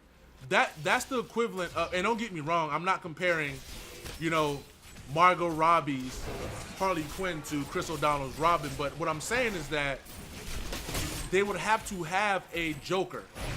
And I would like it to be Jared Leto, but the thing is that if they were to get someone else to play Joker, that would kind of ruin things too, because then you're messing with the universe then by having another Joker. And I know people do it all the time, because I mean, fuck, look at the Batman movies. You had, like, you know, Batman and Robin, and then Batman Forever. And I mean, and for those of you who think otherwise, that Batman and Superman movie, Ben Affleck fucking carried that movie. I don't care what you say, no one can tell me otherwise. The Batman scenes in, like, to me, the dopest scene in that movie was when Batman went to rescue Superman's mom, when he went to go get Martha Kent. That was like one of the best scenes in the movie, and like people were like, oh man, I don't know how Ben Affleck's gonna be as Batman. Fuck, he was good as Batman in Suicide Squad, and that was only really a cameo. He did a great job, and I'm actually interested to see how this Batman, the movies that Ben Affleck does as Batman, because the Batman in this universe, he's older. He's older, he's more violent. it's not the origin story, you know? Because I think Christian Bale's Batman was great, but I think his Bruce Wayne, I don't think his Bruce Wayne was that good. But like, I think that Ben Affleck nailed both roles. Like he nailed it. Because I mean, think about it. Playing Bruce Wayne, and I'm not an actor, this is just my opinion, but playing Bruce Wayne shouldn't be that hard because if you get a known actor, especially like Ben Affleck, they're rich. I'm willing to take. And Bruce Wayne's a rich guy, so essentially you're playing yourself with different dialogue. And so I thought Ben Affleck pulled that off well, but like I said, I thought the Batman was great. I mean, a lot of people thought that, you know, it was horrible. I don't agree. I thought that his portrayal as Batman is awesome, and I'm looking forward to the movies that he does because, like I said, it's an older Batman. He's more mature. He's not, you know what I'm saying? Like, you know, he's more violent. It's not the Christian Bale, you know, Batman where it's like, okay, I'm gonna hang you from the roof until you tell me. And don't get me wrong, there's nothing wrong with that. But I prefer the more mature Batman because outside of comic books and the animated series, you don't see that Batman. Like that Batman doesn't show up. The more violent, the more mature Batman. You don't see that guy. And I'm way more interested to see. I'm looking forward to seeing how they do that. But I mean, like, but yeah, you're absolutely right. Back to your point. I don't even remember what that was. Marvel, they spoil people. I mean, don't get me wrong, they got the formula right. And here's the thing about Marvel. There's so many characters in the Marvel universe. I've always said, like, there's so many characters in the Marvel universe. Like, they can make movies until I'm 90 years old. There's so many characters. You know, and you have, like, shitty movies, like, and no offense, but I think the Ghost Rider movie was shitty. And, like, okay, so, you know, Nick Cage couldn't pull out Ghost Rider. Could you have, and I don't know if you guys know about that, but Nicolas Cage was supposed to play Superman. There's actually a documentary that I think it's on, they put it on YouTube from where Nicolas Cage was supposed to play Superman. Can you imagine? Like, I'm talking about Con Air Nicolas Cage. I'm talking about fucking The Rock Nicolas Cage. Face Off playing Superman. I don't think that would have went over too well. I really don't. You know what I mean? Because it's just like, and I mean, the first Ghost Rider was pretty bad, but the second one was all right. I liked the second one. Like, I actually liked it, but, you know, like I said, every movie shouldn't be a movie, but I think that Marvel, they set the standard, they set the bar high. Because, I mean, if you think about it, they didn't start doing it until they did the Captain America movie. Because even the X-Men movies, although they're in the same universe, the X-Men movies are okay. My only issue with the X-Men movie is, like, you know, you have X-Men 1, you have X2, and you have X3. That's basically Wolverine 1, Wolverine 2, and Wolverine 3. Even X-Men Days of Future Past, that's Wolverine Days of Future Past. Like, and don't get me wrong, I love Wolverine is like probably my favorite, one of my favorite, if not the favorite, my comic book character. But like every X-Men movie was about him, every single one. And they're doing another one now, but yeah, it's like, you know, let some of the other characters get some shine. And I mean, it's just like they built each of those movies around him. And I like the Wolverine, or exactly. It seems that without Wolverine, exactly. You are absolutely right. Like, you hit the nail on the head, bro. Like, you are 1,000% right. Without Wolverine, there's no, like, and that's with every single X-Men movie. He's like the central character in the movie, in all three. And I like I liked everything about that Origins movie, except for Deadpool. And I'm so glad they fixed that. Deadpool is a dope movie. Like, that movie is dope. If you haven't seen Deadpool, I highly suggest you go see it. especially if you read the comic books, it's really dope. But like I said, man, like those Wolverine, like they basically made him. They made each of the X-Men movies about him, and they weren't really, you know, it's like all of the other characters take a back seat to Wolverine. And again, you know, Wolverine's my favorite character, so I don't see anything wrong with that. But I think that they could have done a better job at incorporating more characters or whatever. You know what I mean? So, and honestly, like, I think this is just me personally, and no disrespect. And I thought this ever since the cartoon that used to come on Fox. Jubilee is like one of the most useless X-Men ever. Like, straight up. It's like, why is she, you know what I'm saying? Like, when she had a little cameo in the movie, it's like, and I don't like how they did the I think it was Miss Rogue got her powers from Miss Marvel. I don't like the pre-Miss Marvel Rogue, not at all. I don't like that, but that's just my opinion. But I mean, the X-Men movies are pretty good, and I like the Gambit and the Wolverine Origins movie. And I thought Liv Shriver, I can't say his name. You know who I'm talking about. He did a great job as Sabretooth. I thought he did a real good job. Because that Sabretooth in those X-Men movies was shitty. Like, he was just like a blonde dude with contacts. But yeah, I thought the Wolverine movies they were pretty dope. But yeah, the X-Men movies, they all focus on Wolverine. And I thought they could have done a better job of incorporating more of the X-Men. Make it more X-Men-y and not... Because basically, you know, you have that comic series, Wolverine and the X-Men. And I think it's on Netflix too, but I read the comics. But that's what it was. It was Wolverine and the X-Men. But yeah, man, the Marvel Universe, man, they did a great job. Because, I mean, DC, they did the television thing first. And I think that's why, and that's why, if you watch Gotham, they started Gotham back so far because the first thing people would have said is, where's Batman? And that's why they went back so far with it. Because they don't want Batman on TV, just like they don't want Superman on TV. Because, I mean, there's a Superman and Supergirl, but that's not Superman. Because Smallville is like one of the best superhero TV shows ever. And I can debate and argue with anyone who says otherwise, but they were doing great with TV. You have Smallville, then Arrow's pretty good, and Flash is pretty dope too, but they it's hard to make a Superman movie because he's Superman.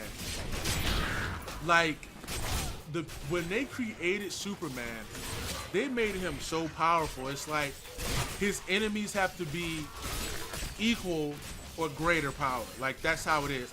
And I mean, it's the same thing with the Hulk, and that's, for those of you who didn't realize, that's why the Hulk and Thor weren't in Civil War.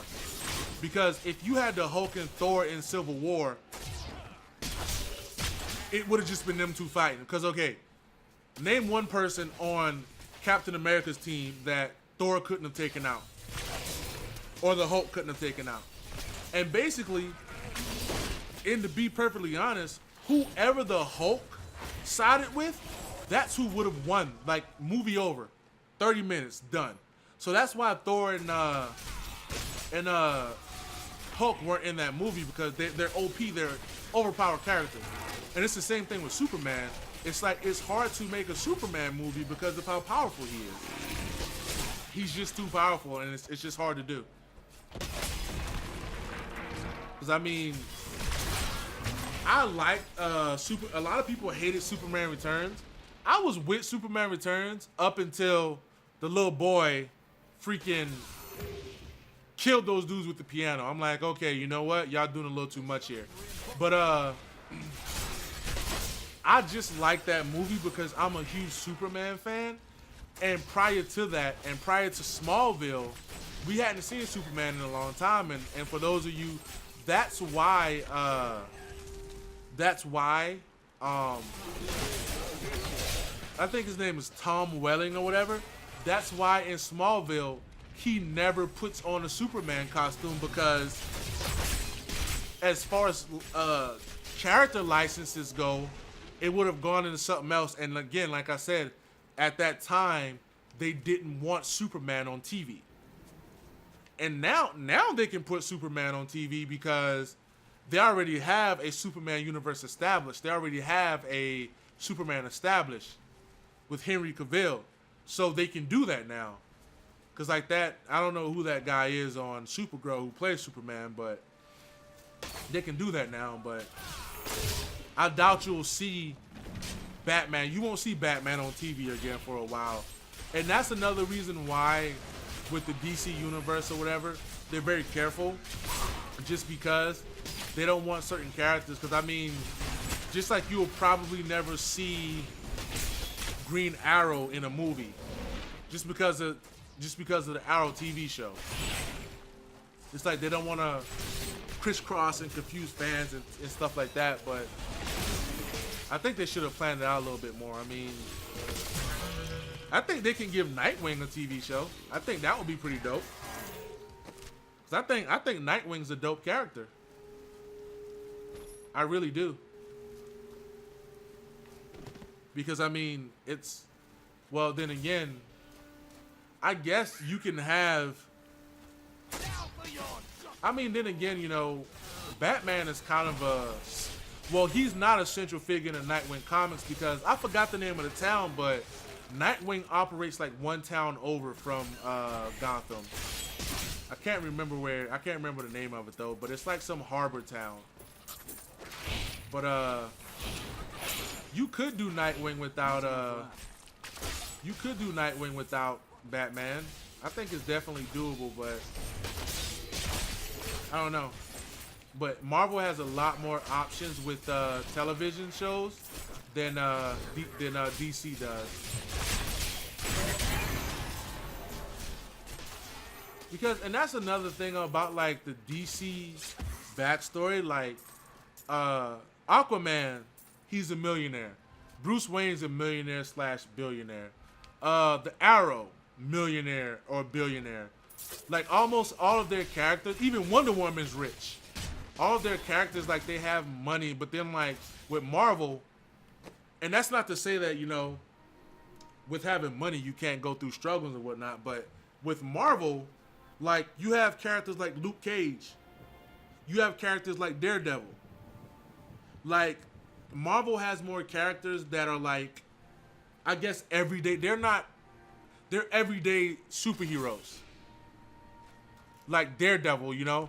Daredevil has abilities, but his abilities, you can do a TV show with those abilities because, you know, they're not over the top.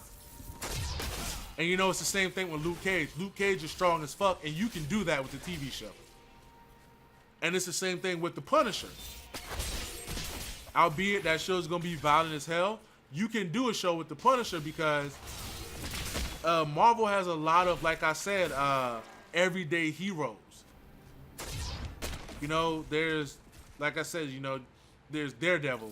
You can even say Elektra. But DC, not so much.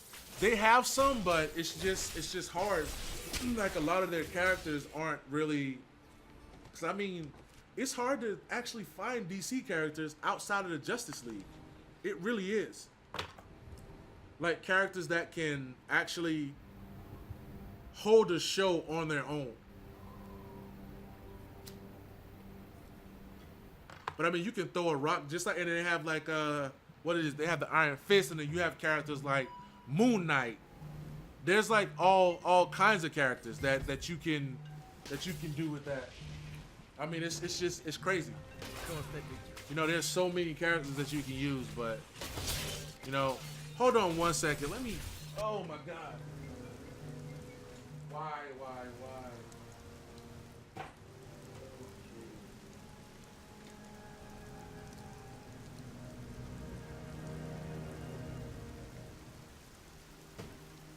Sorry, I had to put my iPad on silent. I have my phone on silent, but it rings to my iPad. But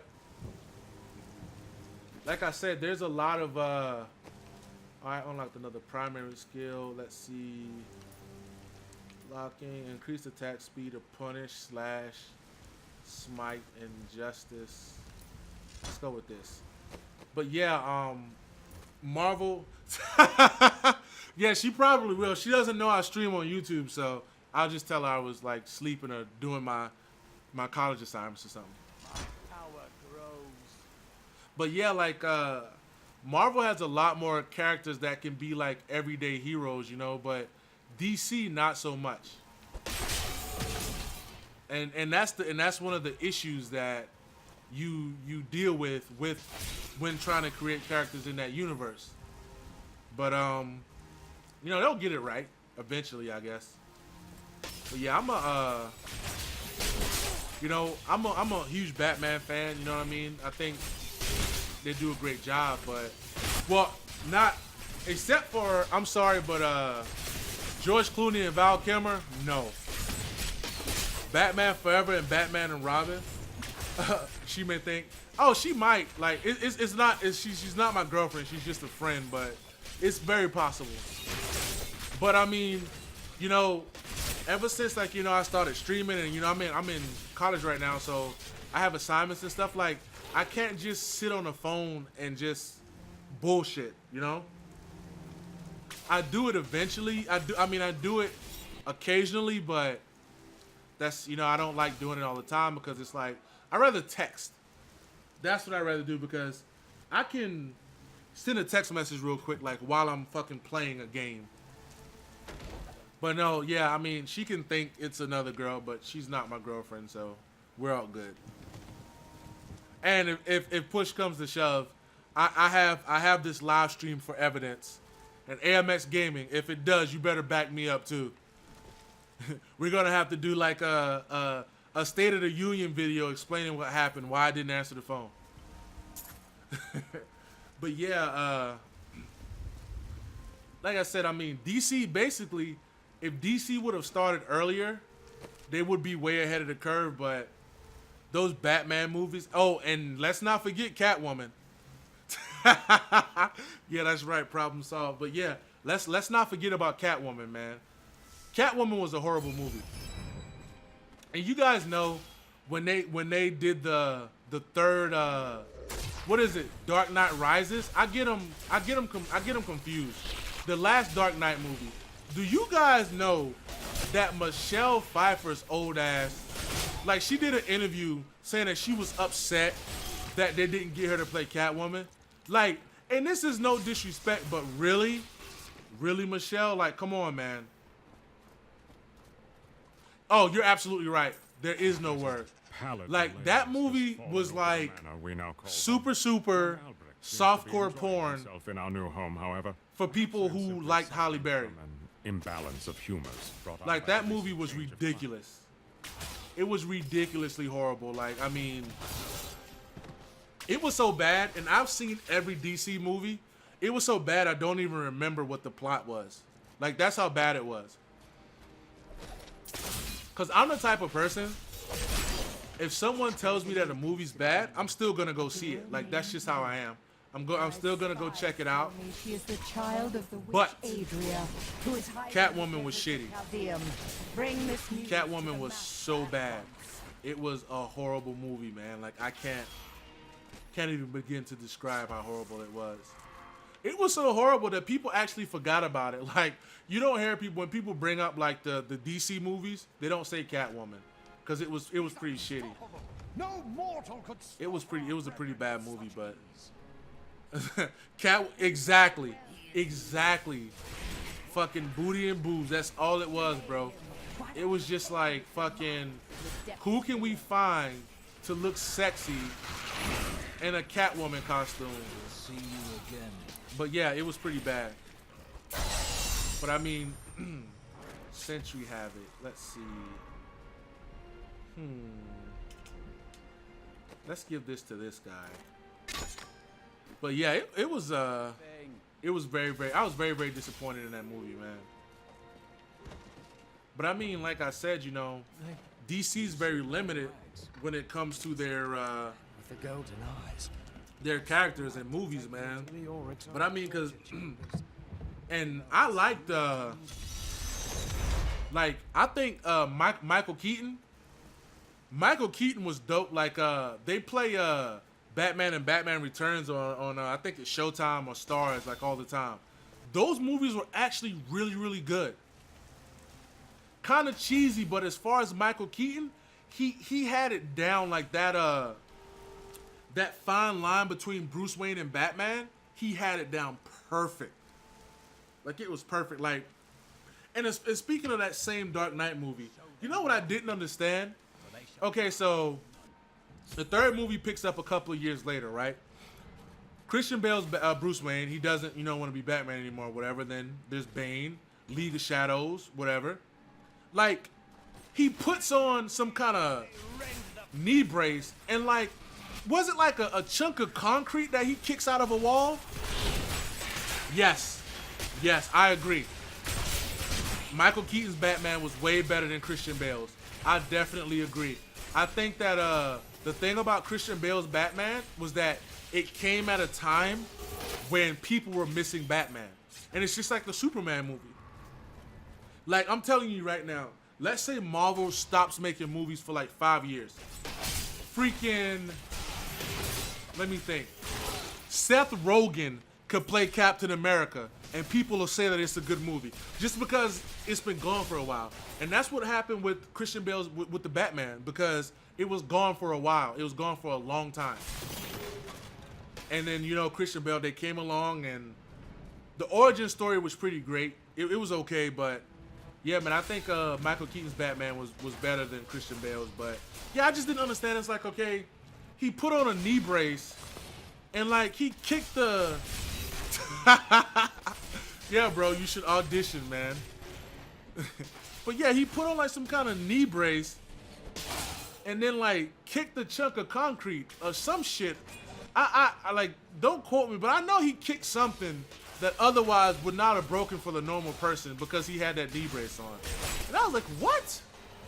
But then he goes and he gets washed by Bane. Oh, and fucking Tom Hardy did a great job as Bane. I don't think that he gets enough credit as far as villains. I don't think he gets enough credit for Bane. Like, his Bane was dope. It was fucking dope. I don't think he gets enough credit for that, but everybody else was all, everybody, and again, like I said, rest in peace to Heath Ledger, but everybody was all caught up on Joker, but that Bane was fucking dope, man. Like, and it wasn't like the cartoon Bane where like he fucking control of my thoughts away from, or like the Bane. Which movie was the Bane in? The one with times when I see I think it was the one with George Clooney. Lazarus knows. I don't know if it was George Clooney or Val Kilmer that had the Bane, but like me otherwise disposed, fucking juicing up and shit. Like, that Bane was actually dope, but don't get me started on that movie. Like, fucking, they ruined. Like, they could have fucking like. They ruined Mr. Freeze. Cause like that Batman movie with George Clooney. No. Val Kilmer was the one with Mr. No, I'm backwards. I think George Clooney was the one that had, the George Clooney Batman was the one that has Freeze and Uma Thurman as Ivy. Like, that movie was more or less a comedy. Like, that's what it was. And like, how cheesy was it when like Uma Thurman, who was playing Poison Ivy, she kissed him, and like they stood back and looked at her, and then they peeled off the fucking the plastic lips or whatever. I can't think of the word. Like the latex lips. They fucking peeled off the latex lips, and that's how they got rid of Poison Ivy. I'm like, what? And that one had Batgirl, and it's like, really, man? And I like what's her name, the girl who played Batgirl. I can't. What is her name? Was it Alicia Silverstone?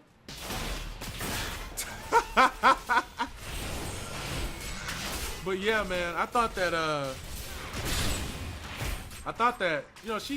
like her, not as Batgirl, but I thought she was pretty dope. I think she's cute, but yeah, that was that was really, really difficult for me to swallow, man. But those Batman, like those Batman movies, they were comedies. Of those I find guilty. I thought that don't get perhaps they fear. Just forgot about this. I thought that and discover their heinous. Jim Carrey did a great job as the Riddler. I think he would have shined even more if it was a more like if the Riddler was in Christian Bale's Batman and Jim Carrey still played him, and it was a darker Riddler. I think he would have did a better job. And I mean, I can't speak on Tommy Lee Jones playing Two-Face because I'm biased because I like Tommy Lee Jones as an actor, so I can't say anything. But yeah, that was pretty weird. No, that's what I'm saying. Like Jim Carrey could still pull off the Riddler. Like he can still pull off the Riddler, but I would want to see the Riddler in a more serious movie role. Like I want it to be like a more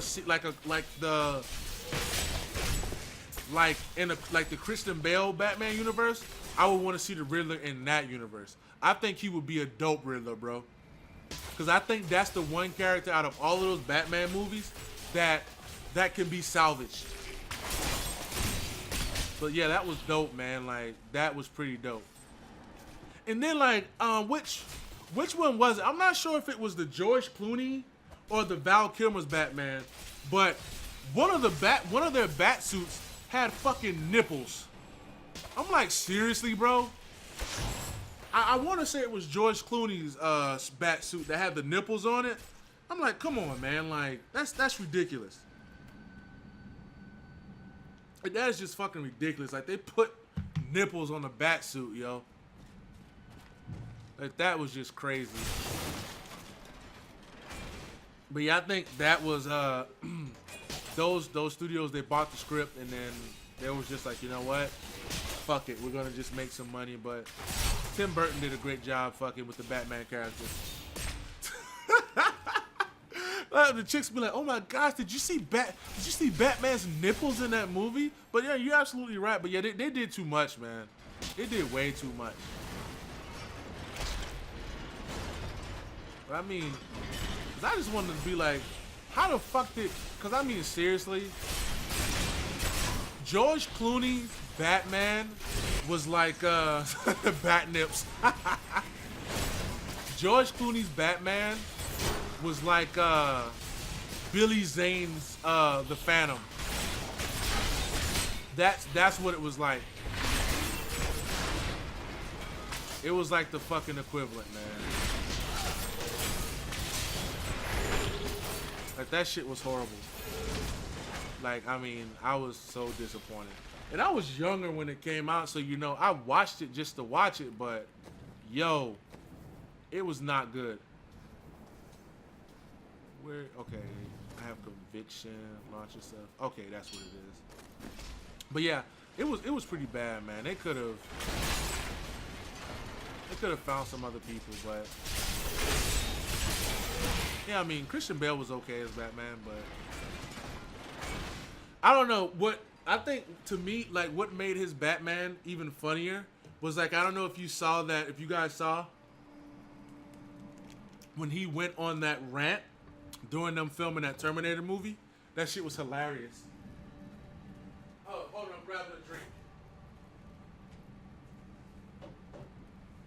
But yeah, when he went on that rant, like they had it recorded, it was pretty fucking hilarious, man. I mean, I felt bad because it makes me wonder, is like, are all actors like that on set? I know they all aren't, but it's like, dude, gonna be a fucking asshole? But maybe he was in character, but because you know they say that fucking Vin Diesel, before he films like a Riddick movie, he like rents a hotel room and blacks it out and sits in the dark for like 2 weeks or some shit. Why? I don't know, because it doesn't really take a lot. Like Vin, like all right. So, and don't get me wrong, this is no disrespect to Vin Diesel, but Vin Diesel is one of those dudes. He's the same character in every movie. Like Triple X, Riddick was driving those cars, and like basically, if the premise of Fast and Furious, yeah, exactly. And that's what I was saying. And I read that article. I thought it was crazy because they were like, how does he prepare?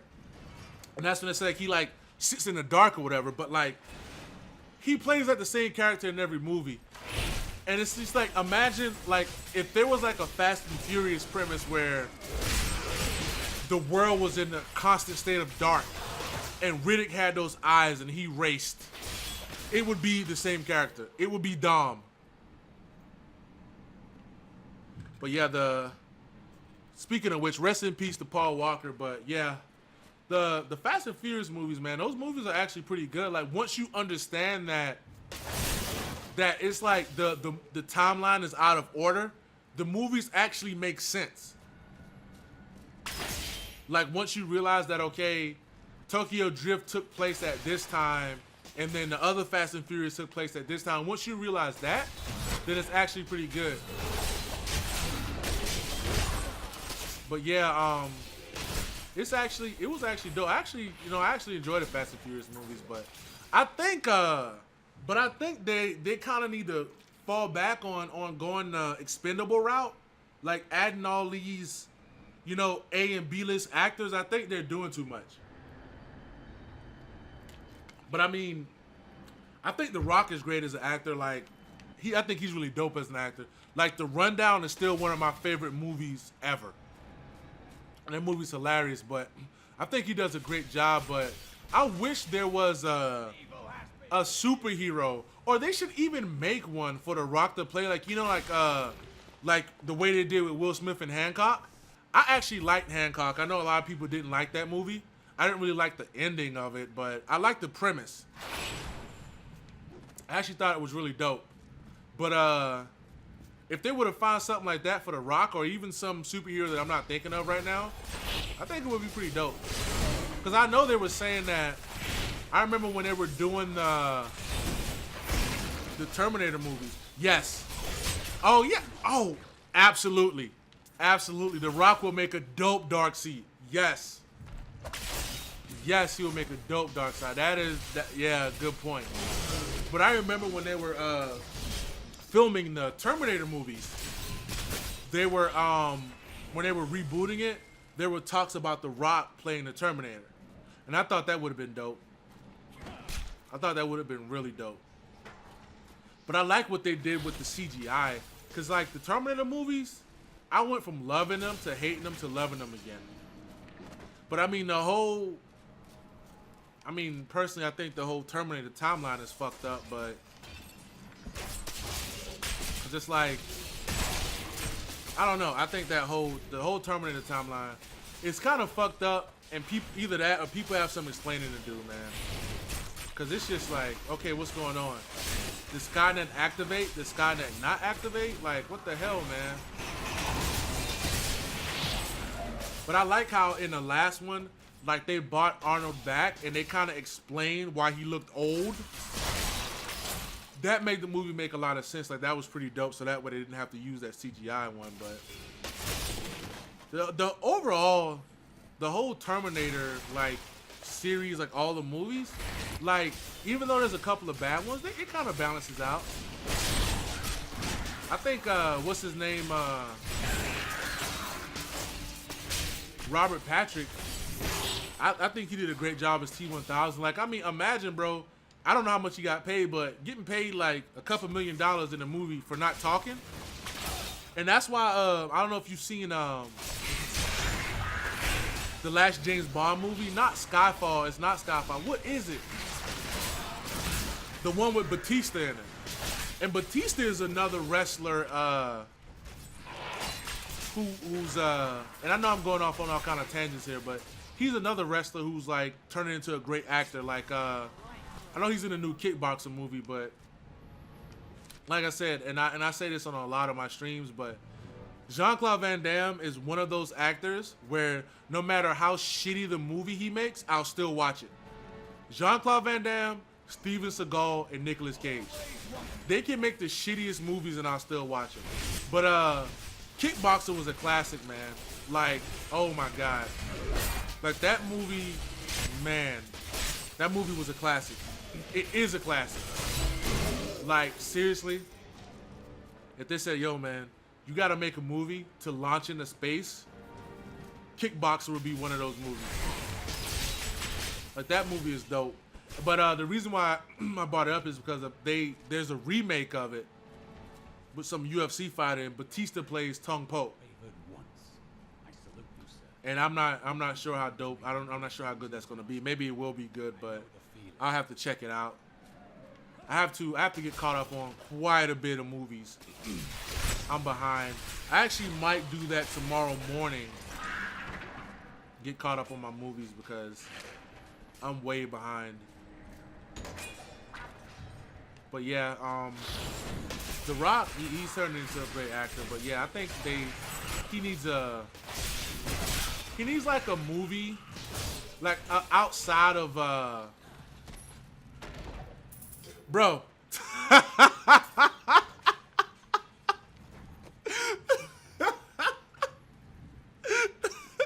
Oh man, that's hilarious. I feel you there, man. Like I didn't watch Kickboxer and try to go, you know, fight anybody, but I get your point. But yeah, man, like Kickboxer and Bloodsport, classics, man. But I don't know what happened after that. But he actually has I don't know if you have Amazon Prime or like the Prime TV, but he has a TV show called Johnson, Jean-Claude Van Damme, and the pilot's on there. It's pretty fucking hilarious. It's a great show. It's like the perfect show for him. I hope Amazon picks it up and they film more episodes because I want to see it. And it's partially because I'm a Jean-Claude Van Damme fan, but it's kind of hard to dislike the muscle from Brussels, bro. Like even his nickname, like his nickname is the Muscle from Brussels, man. Like you can't beat that. But yeah, Kickboxer is pretty dope, but I haven't seen the remake yet. But townsfolk to weaken me. Hopefully, I'm hoping it's really good, or at least decent, or at least watchable.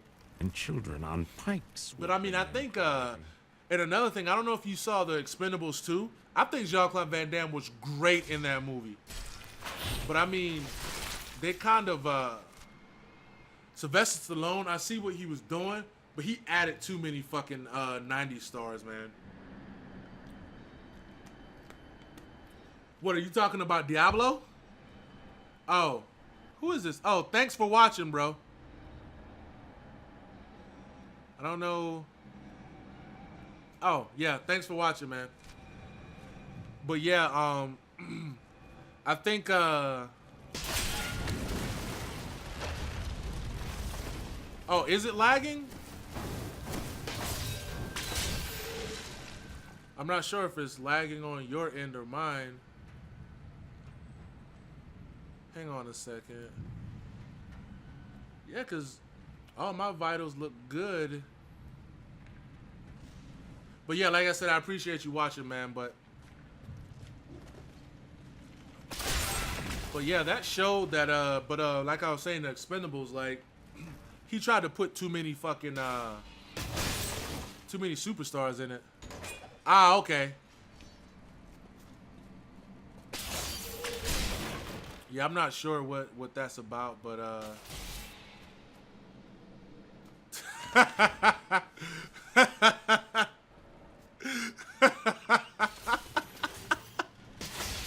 what the fuck is Mediacom?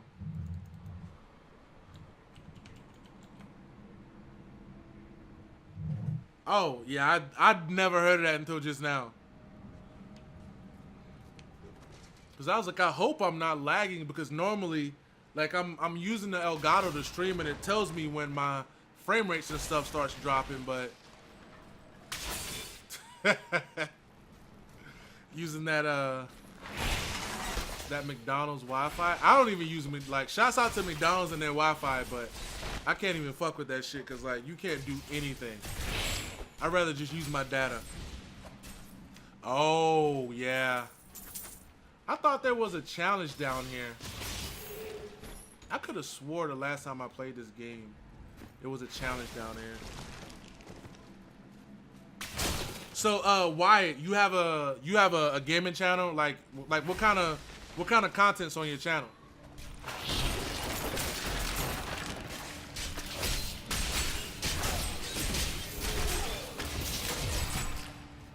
Because I would have checked it out, but I'm playing right now. But what kind of content do you have on your channel?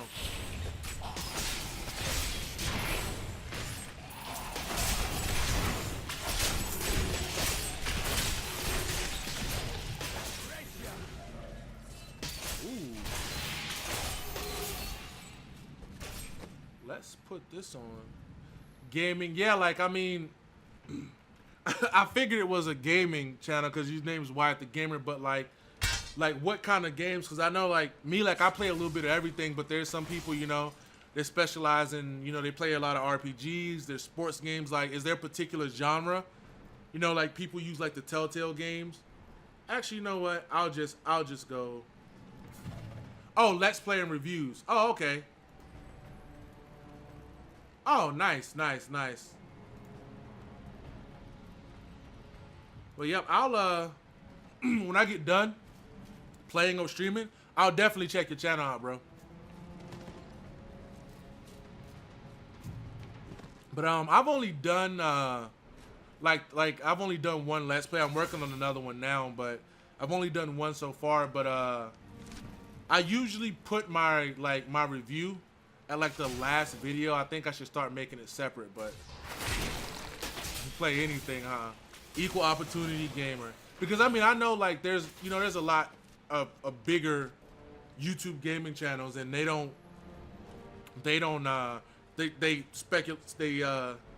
specialize in the games that they. Where are you from, Wyatt? You live in, like, was this England? Australia? Bro, look, man, you're like one of my first subscribers, so whatever you play, I'll watch. Whatever you play, I'll watch it, bro. And if you live stream it, I'll be right there with you the whole time. But it has to be like a Barbie game that has some action. Like, I can't watch one of those storybook games. Like, it has to be some kind of action involved. So it has to be like some Grand Theft Auto, go steal a Barbie Jeep type stuff, and I'm down. Oh, okay, you're in the USA. All right, cool. Nice, nice. As am I.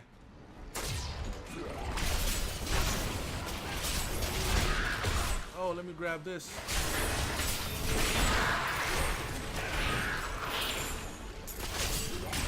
But yeah,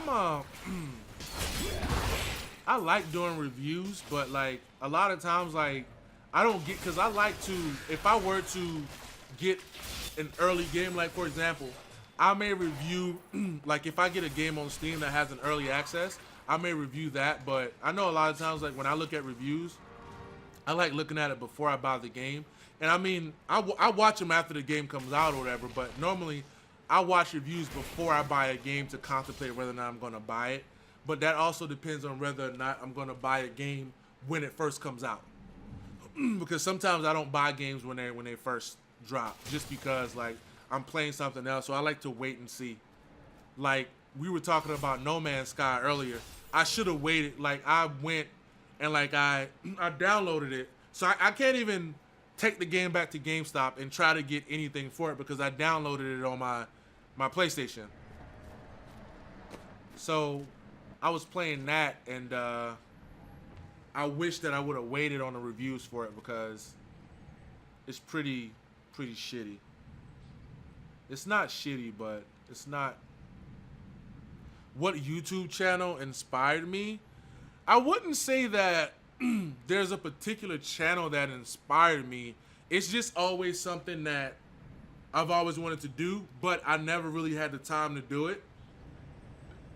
So when I decided to stop working and go back to school, I got a lot of free time on my hands. So I was like, okay, now I'm going to start a gaming channel. But I watch a lot of gaming channels, but I'm not going to say any of them just because I know some people feel certain ways about that stuff, and I don't want them to think that I'm saying their name so I can get a shout out from them or something like that. But I watch a lot of gaming channels and whatnot, but only on YouTube. I don't really watch Twitch that much. I haven't gotten into Twitch yet, but I've watched quite a few channels, and I just decided that I want to start a channel and start putting some content on there, you know, and that's what I plan on doing. Let's see.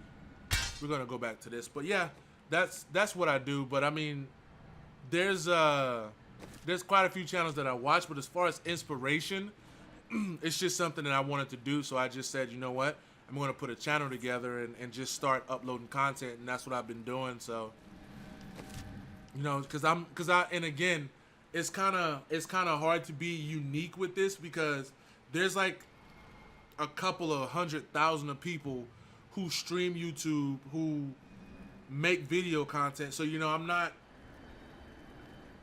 doing anything differently, but, you know, I just want to just do things my own way. And so far I've been able to do that. So, and now that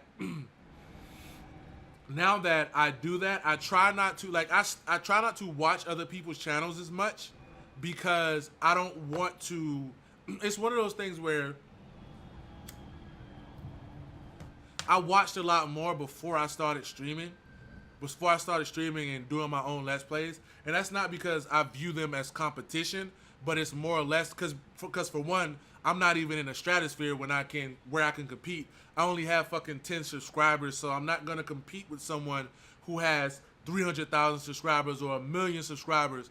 But I don't want to, because even if you're not trying to copy someone, sometimes you can look at something and your brain will make you think that you came up with the idea yourself, but it's not really that original. So I go look at people, I go look at YouTube videos all the time, but I make sure that it's not a game that I plan on doing, so that way I can keep the originality when I play the game, because I don't want to be in one of those situations where, like, you know, I see somebody else playing, and again, like I said, you know, you never know what your brain picks up. And I don't want to be in that situation where it's like, oh man, you know, I just copied this person and this person has, like, you know, 400,000 subscribers, and, you know, I'm not trying to create that kind of atmosphere, you know, because like I said, I know for a fact that I can't compete with a lot of these guys because they've been doing it for a long time, and salute to them, and I have nothing but the utmost respect, you know. And when people ask me to check out their channels, I check their channels out, you know. I leave comments, I do things like that, not because I want it done to me, but just because, you know, I know what it's like to want honest feedback. And I was saying this before on one of my videos, I can't remember which one, but streaming with commentary is not an easy thing to do. Different game is either the attitude or how enjoyable they are, and that's what I like to do. Exactly. I agree with you. I agree with you, AMX.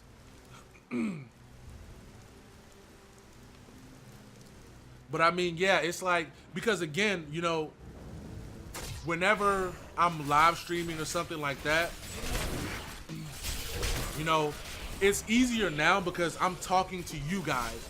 But whenever I'm just live streaming by myself, and that's why, like, I try to do a lot of co-op things, because you can talk to other people and get their opinion on things. But yeah, like I was saying, you know, I have the utmost respect for everyone who does this, because it's not easy.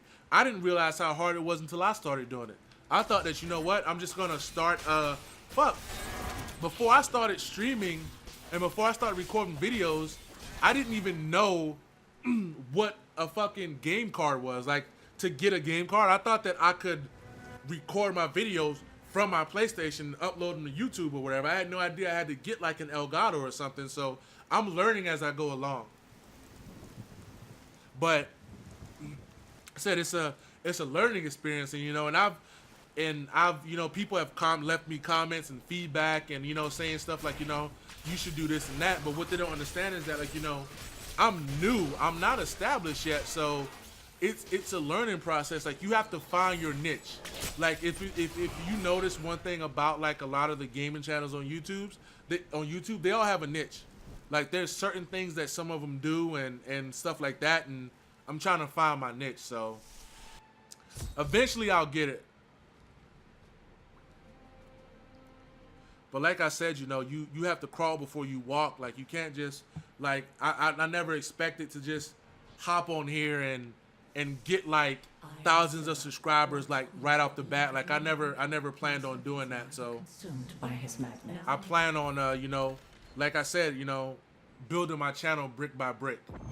And for the people who come watch it, I appreciate it. And like I said, you know, and I know I've had people who, and I was talking to AMX Gaming earlier about this. I've had people who, nice.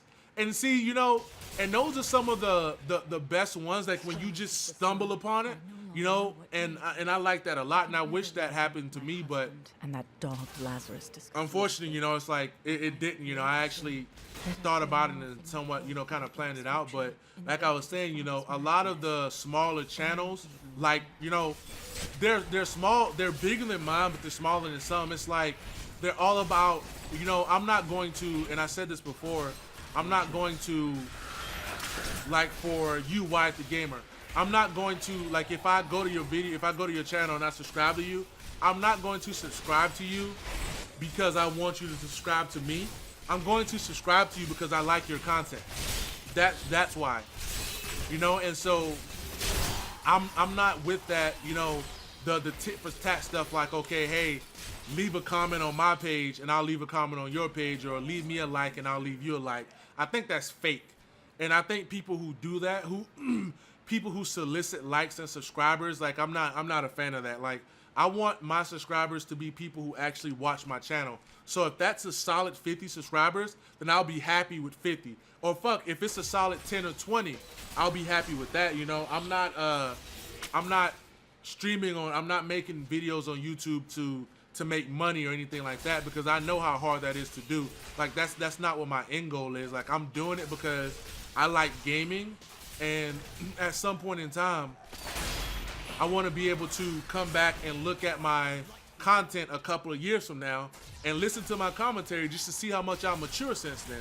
You know, I just want to do stuff like that because, I mean, as far as I know, you know, unless Skynet takes over or some shit like that, YouTube's going to be around. And I think it'll be, you know, fun in a couple of years to say, hey, you know, I had a YouTube channel and I had these videos, and, you know, that's basically why I'm doing what I'm doing. It's because I enjoy gaming. Like, I like it. You know what I mean? It's not, and I know for some people, gaming is a job. It's not a job for me. It's more of a hobby. If it turned into a job, I wouldn't complain. You know, because I know, like, there's a lot of people who make a shit ton of money off of YouTube. But I'm not there yet. I'm nowhere even close. But I mean, inspiration comes from a lot of different places, but I can't say that there's just one specific channel that inspired me to start doing this, you know. I've been watching a lot of that, and you know, and that's the thing. And another thing is, like I said, you know, aside from AMX Gaming, you know, I'm subscribed to him, he's subscribed to me. As far as the YouTube world, we're familiar with each other, but I don't like mentioning other channels just because I don't know how they feel about that. Because like I said, you know, I've watched some channels where, you know, they felt a certain way when they got mentioned by other channels, and I'm not trying to do that, you know. And when you have people, when you have that kind of a following, I don't want that. It's kind of like, you know, like when people said shit about Beyonce on Twitter and the Beehive comes after them. I'm not trying to, you know, get that kind of response. I don't want people trolling my YouTube channel. Like, that's not what I want. So I'm trying to avoid that. You know, maybe if I get a bigger channel, or if I get more subscribers, then, you know, I'll start, you know, letting, you know, shouting people out and stuff. But for now, you know, there's no point, because like I said, these channels are huge. They don't need shout outs. Like, they have like millions and millions of views and thousands of subscribers, and, you know, I'm not there yet. Eventually I want to be. That's like my plan. Like I said, you know, not to get like that big, but eventually, you know, I want to get a core group of subscribers, and, you know, it's all about, and the YouTube community is a bit different. Oh, no. Oh, I agree. It's definitely honest. It's definitely awesome when somebody thinks when somebody thinks highly of you. Like I agree with that for sure. You know, and again, like I said, it's not easy, but whenever someone says, you know, I want to get to the point to where somebody can say that, hey, you know, I started playing this game because I watched you play it. You know what I mean? Like I want to get to that point eventually, but don't take your girlfriend to McDonald's or you'll get kicked in the McNuggets. But yeah, I realized that, you know, like the YouTube, because I mean, even, and I don't know if you notice AMS Gaming, but you know, some of the, like, even the threads on Reddit, like, some people are really, really harsh judges, and it's like, it's criticism, but it's not constructive. And that's where, you know, that's where my issue comes in, where, like, the criticism isn't constructive at all. Okay, so let's craft some shit. And, you know, and so that's where my issue comes in, you know what I'm saying? So, like, if you're gonna offer criticism, at least make sure that it's constructive criticism and that it's something that's gonna make someone better. So I'll never go to someone's channel and say that, you know what, man, like, this video sucks or whatever, because you know, I would never do that, just because I don't think it's right, for one, and secondly, that's not constructive criticism. That's just criticizing somebody just to do it. Or I would never criticize someone outside of what I'm doing, you know, because there's different types of gaming channels, and on that thread where I found your channel, AMX Gaming, there's like people who have like backstories. Oh, exactly. Hating and leaving harsh comments helps nothing. When I leave advice, it's only to help improve. Because exactly. I wouldn't like that for me either. But yeah, I agree. Like, you know, I never leave stuff like that, you know, and it gets really frustrating because, you know, and when people will constantly they criticize, like, oh, this sucks, or you need to do this, or you need to do that, and it's just like, okay, I don't care who you are. Like, no one, it's very rare where someone starts out like as an expert in a particular subject, but as far as when it comes to gaming on YouTube, like, you know, it's a learning process. Like, it's a learning process, and, you know, and I just want people to respect that. Like, I just definitely want people to respect that and just understand that, you know, if I'm just starting something, it's not going to be perfect. There's going to be issues, you know. Like, for example, my first, like, I made the mistake of my first, I think it was like my first 7 or 8 record videos. Oh, exactly. That is I think the day we got it made is the day that we failed. Exactly. 1000% agree with that. But like I was saying, like, when my first record video, I did that, and I uploaded all of, like, my first 7 videos in 480 instead of 720, you know, and that was a mistake on my part. But yeah, you know, it's just little stuff like that. But I mean, and like one of the criticisms that I've gotten is that, like, you know, I don't upload my videos in 1080p.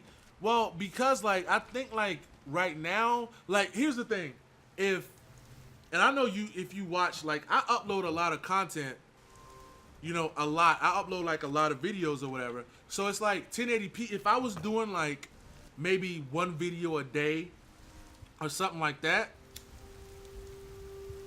then yes, 1080p would work perfect. But if I'm trying to upload, you know, 3 or 4 videos of a Let's Play, then 1080p is not really good, because it's gonna slow down what I'm trying to do. Because right now, for my channel, I'm trying to put content on my channel, so that's why I'm doing the Let's Plays. That's why I'm doing the live streams, because I'm trying to build a library of videos, so that when someone comes to my channel, they can say, wow, you know, he has, like, you know, a shit ton of videos that I can look through and find games that I want. And that's what I'm focusing on right now. And like I said, 1080p won't won't allow me to do. Like eventually, yes, I will start uploading videos in 1080p. And if I do certain Let's Plays or if I decide to do a walkthrough, yes, it's definitely going to be in 1080p, no doubt about it. But I mean, it's just like some of the criticism is not really needed, you know, and the other thing is that, like, you know, there's people, like, you know, when I told people that I was starting a channel, it was like, I wouldn't say that they were hating, but it's like you can tell the support wasn't there. You know what I'm saying? And which is cool. I'm not going to, you know, knock somebody for not supporting me, but if, you know, if we're friends and, you know, I get on Twitch, and I mean like actual, like, you know, real life friends or whatever the case may be, and I get on Twitch or whatever and I support you, I would expect you to at least, you know, I don't know, maybe subscribe to my channel or something like that. But like I said, the YouTube community is very, very competitive. It's one of those things where if you're just building the channel, oh yeah, you're absolutely right. People like winners, and to get there is a hard, exactly. And you know, I'm not one of those people. I'm not trying to make videos with, like, you know, clickbait in the title, because I see people who do that. Like, they make videos that have, it's basically clickbait, where, like, you know, the title suggests one thing, but it's really something else. And I'm not trying to do that to get views. You know, I want my views to be organic and legit. And that's one of the things I'm working on. And I know that I have a lot of stuff to work on, but I have the tools, I just have to use them. But yeah, you're absolutely right. People like winners. But I mean, I think with any gaming channel on YouTube, if you go back and look at, like, their first videos and then compare them to the videos they're doing now, you'll see a difference. Like, you will definitely see a difference. And I think that's with every channel. Like, you go back and look at the old walkthroughs and Let's Play and stuff like that, you'll see a huge difference in you know, the content, the commentary, all of that. And I think that's great because it shows growth, and that's another reason why I'm you know, uploading these videos and doing stuff like that, because, you know, if you're and the way I look at it is that, like, you know, if you're perfect from the beginning, you know what I mean, then you're not gonna learn anything, you're not gonna grow. And I wanna be in a position where I can grow. Where I can say, you know, I did these videos and now look at me, so. Dude, get the fuck out of here. Seriously?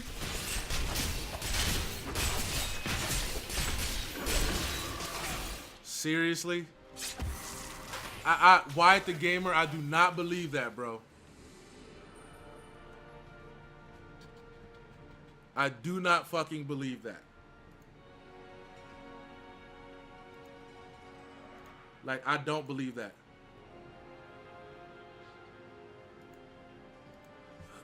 There's no way.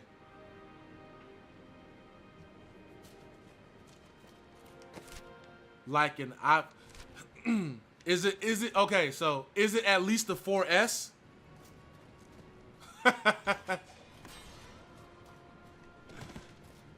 I was about to say, man, they might even stop making iPhone 4. I saw this, it was this meme where this guy said he ordered an iPhone 7 off of eBay, and there's a picture, and in the box where the iPhone 7 was supposed to be, there was an iPhone 3, an iPhone 4, and a Yu-Gi-Oh! Fusion card. I thought it was hilarious. But yeah, I was like, yeah, if he's recording from an iPhone 4, yeah, that's a little bit behind the time. I mean, I know a couple of people who still have iPhone 4s, like legit have iPhone 4s, but they're like one of those people who don't care about cell phones and stuff. But to record from one, yeah. But I don't know. The camera on Apple phones are pretty decent. So, you know, you can get some quality footage in there. Yeah. Won't be too bad. Ooh, and I have a legendary shield. Hopefully it's good. It should be better than this one. Let's see what we have here. Yeah. I thought, oh, nice. Each enemy hit by your sweep attack increases the damage of your next sweep attack by 37%, stacking up to 5 times. So I need to be using, hold on, which attack? Your sweep, what? Oh man, do I have a sweep attack? But yeah, I thought I could post the meme in here, but you can't put pictures in the chat, I don't think. But yeah, it was pretty hilarious.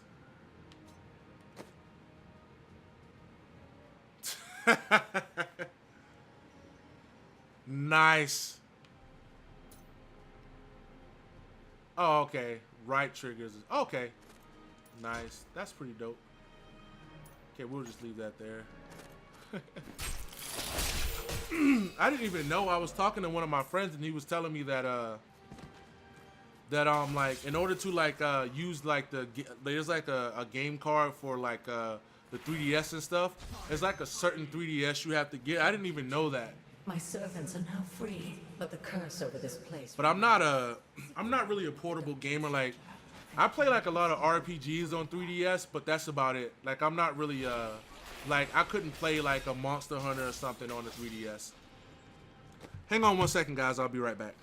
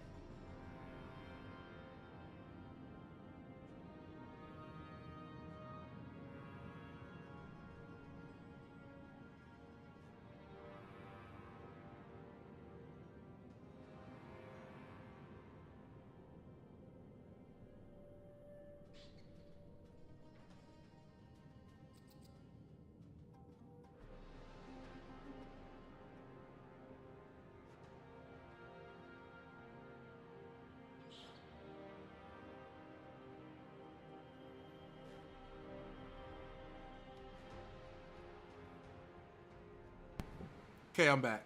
But yeah, I didn't know there was like a separate system you had to get.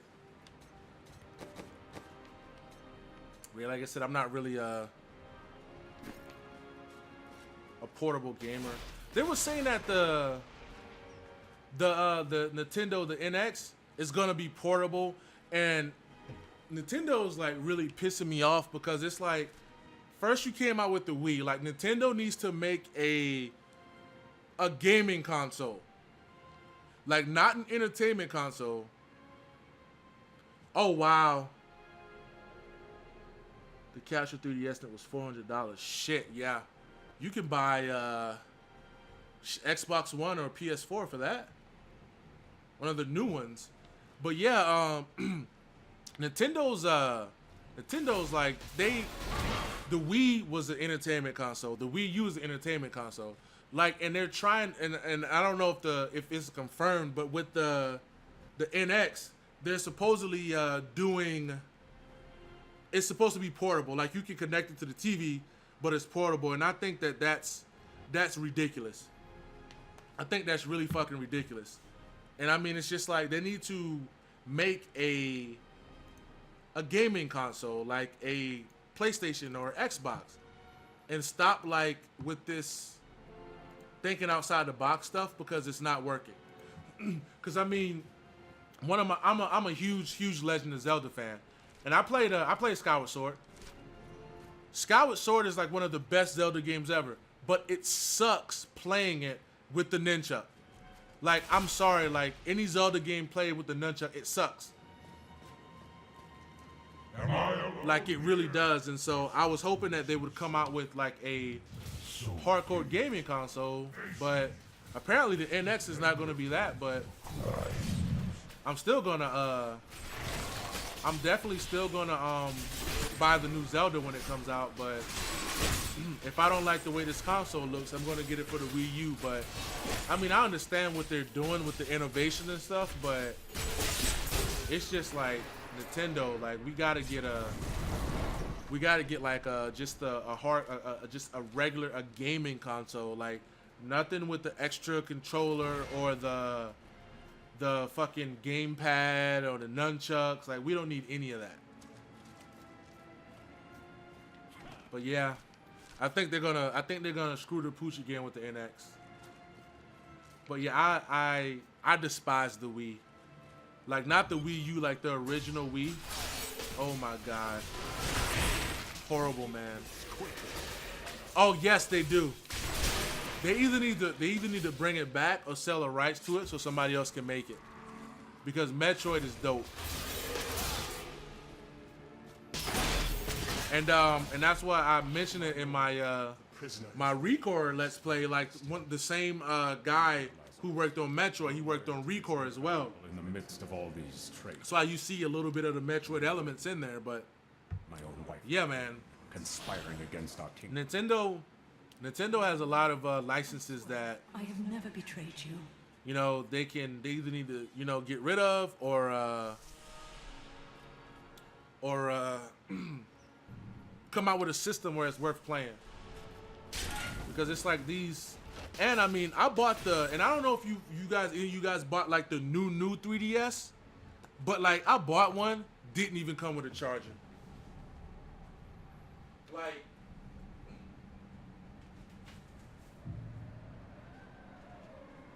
Like how do you sell like the new 3DS without a charger? And then like the fucked up part was that if you used a third-party charger, it would void the warranty on the 3DS. And it's like, seriously, like why would you do that? Like that's what I didn't understand. Like I did not understand why they would do something like that.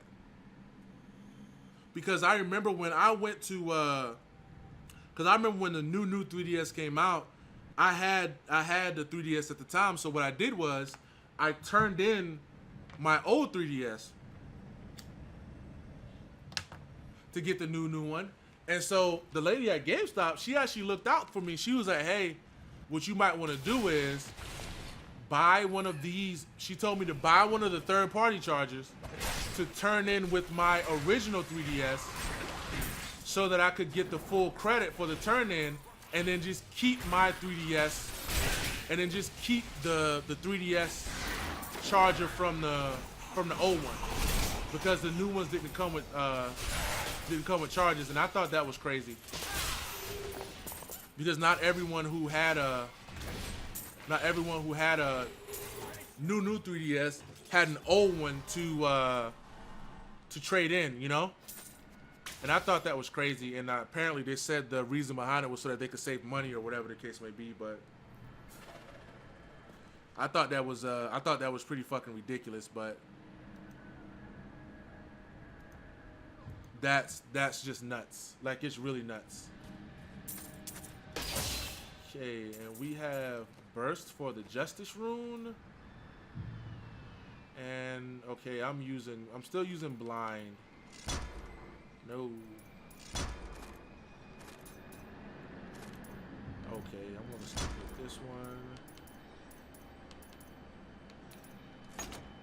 But yeah, I thought that was ridiculous how they did that, but cause I forget the name of the game. It was that RPG. They released, it was on Wii U too. I forgot, but it was like one of the only games for the new 3DS. But I was playing that. It's something X. I know it has X in it, I believe. It's a RPG, but I can't think of the name of it. If any of you guys know, put it in the chat, because it's bugging me now, and I don't want to look it up. But yeah, it was one of the only games that was actually that you could actually use the new 3DS features with. But yeah, Nintendo, hopefully they get their stuff together, because If they don't, then I don't know. It's just gonna be a little bit ridiculous.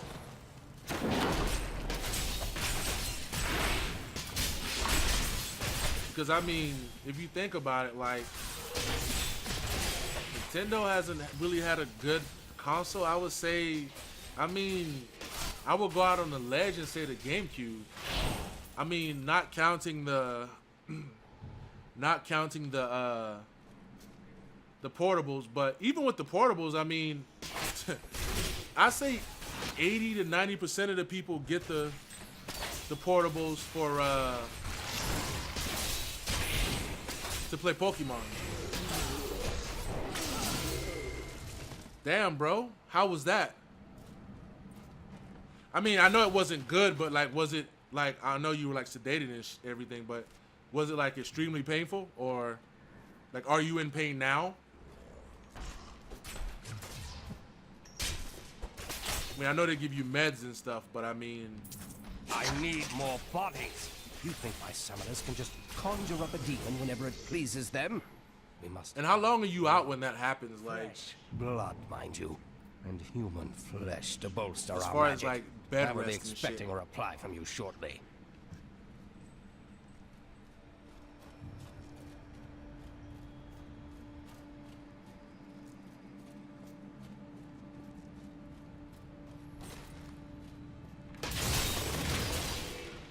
But yeah, I've had 4 surgeries. Oh, okay, minor pain. Okay, cool. I've had 4 surgeries and they've all been on my knees, but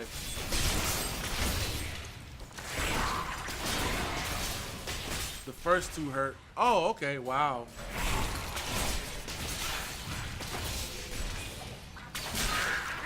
That's not too bad. I mean, not to minimize getting your appendix taken out, but as far as pain after surgery, that's not bad at all.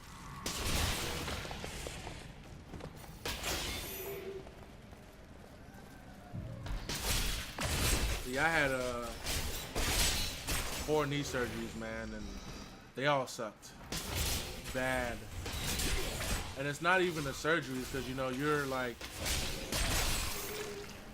on you're under and whatnot, but it's like just the pain afterwards and the physical therapy and stuff. That's what sucks. It's like they make you go to physical therapy to torture you as long as possible.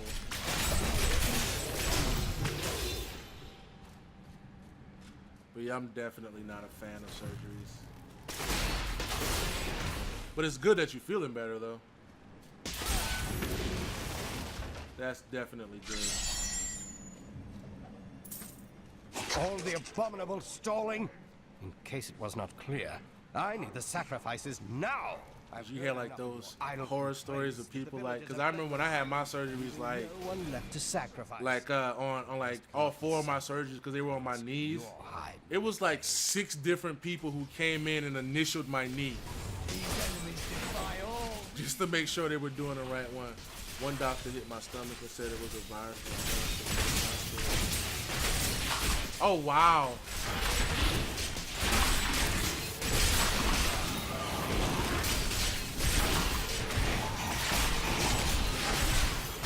That was a like, no offense to him, but if you had to get your appendix removed, that was a pretty shitty diagnosis by that other doctor. That's crazy. It's like, it's just a virus. He'll be all right. We have okay, what have we here? Nice. Let's see.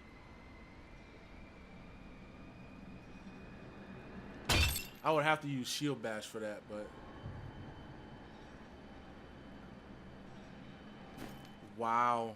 Yeah, that's crazy, man.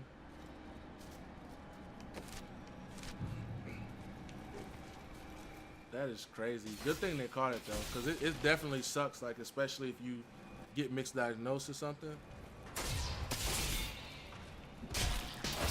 Wow. Yeah, exactly. That's crazy, man.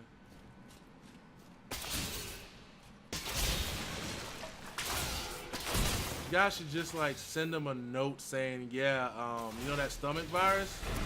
It wasn't a stomach virus. I had to get my appendix removed.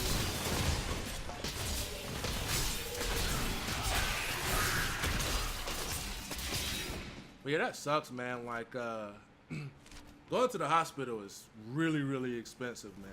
Only this dark place had been destroyed along with it. Robert Butts. Oh, man. Hey, you better talk to Bob Butts and tell him you need that money back, man. But yeah, fucking hospital bills are expensive, man. It's no joke. Especially if you don't have insurance. Oh my God.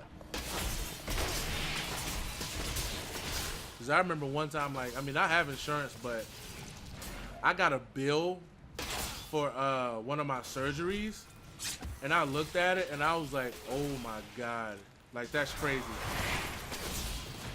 I was like, there's no way, man. Hospitals are ridiculously crazy. I mean, don't get me wrong, like, I mean, honestly, if I was your dad, I would be pissed too, bro. Bad luck for you, friend. I would be pissed too, man, especially if you spend money to go to a doctor and you get diagnosed wrong, and then you have to go to another doctor who actually tells you what's going on, and you're gonna be like, you know, because if you would have did his job the first time, you wouldn't have to worry about that.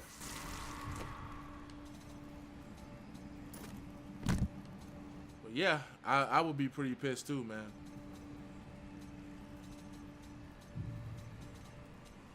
I would be very, very upset. But I mean, that's with anything, though. Like if you're spending money on something that you find, if you spend money on something and you find out that you didn't have to spend money on it, yeah, I would be very, very pissed at that, man. But I mean, at the end of the day, the good thing is, you know, they found the problem and took care of it, but I enjoyed that. It's like those episodes of House where like they go to a doctor and the doctor's like, oh, he's fine, and then Dr. House finds out that it's like way more different. Like, thanks to House, that TV show, I know like every symptom of meningitis. I've never had it. I don't know anyone who had it, and I'm not making light of it. She'll soon have another one to Oh wow, really? Yours. Meet the butcher. Oh, see, that I did not know. Like, I don't really, you know, keep up with, you know, states and their different types of healthcare and whatnot, but I will not be moving to Illinois. Thank you for telling me that. It's like Illinois is a state where you have to see the doctor twice. The butcher. Vegetable bad, meat good. He just said vegetables bad.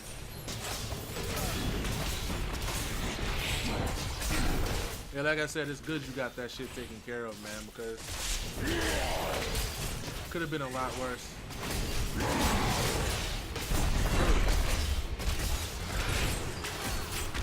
Ooh, let me out of this corner, sir. Zombie flesh good, human flesh.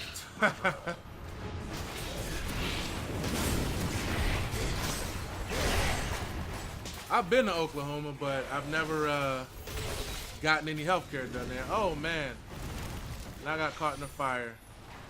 Looking at chat. Oh, thanks, sir. Not for the stun, but for the other stuff. Run, coward. And he is down. What have we here?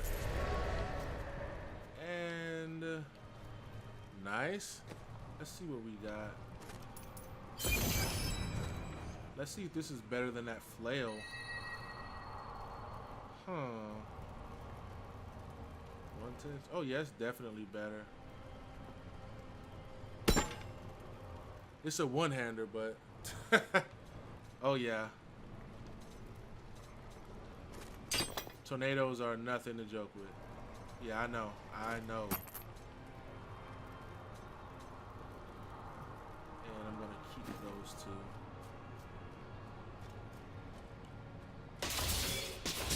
But yeah, I can only imagine. Like, I mean, I've seen a couple of tornadoes or whatever, but never like had like my town destroyed by one. Like, I wouldn't say I saw the tornado. I saw the funnel, but like the funnel never touched down.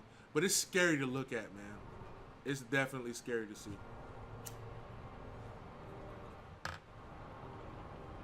Definitely can't argue with you there. It's one of those things.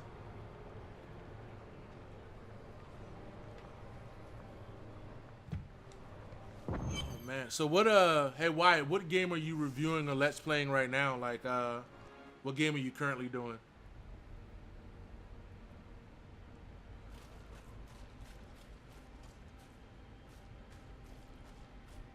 Actually, you know what?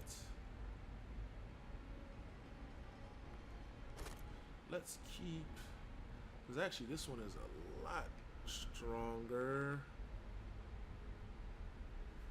I'll keep that anyway. If I use Shield Bash, I'll switch back to it. Sonic Adventure. What's that? Is that for Xbox One or is it that for your 3DS? Cause man, there's so many Sonic games. Like I don't even know, bro.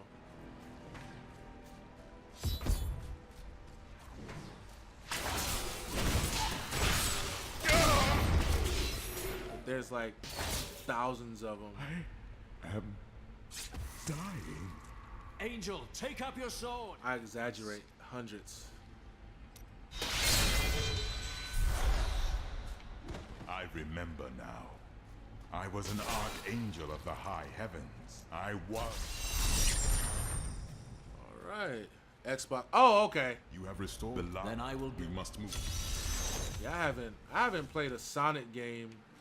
The last Sonic game I played is I have like one of those emulators on my computer, and I played Sonic on that, but that's about it. Okay, and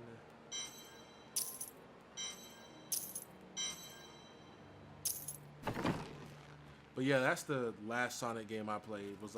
It was Sonic and Knuckles.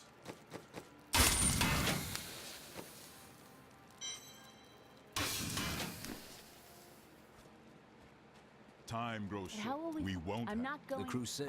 Is that the one with the Dark Sonic or whatever? Like Shadow or whatever? Shadow Sonic or whatever it's called?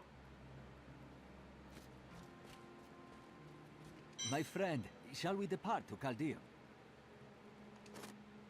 Act 2. The Isno-Cow level. So I remember I played one of them.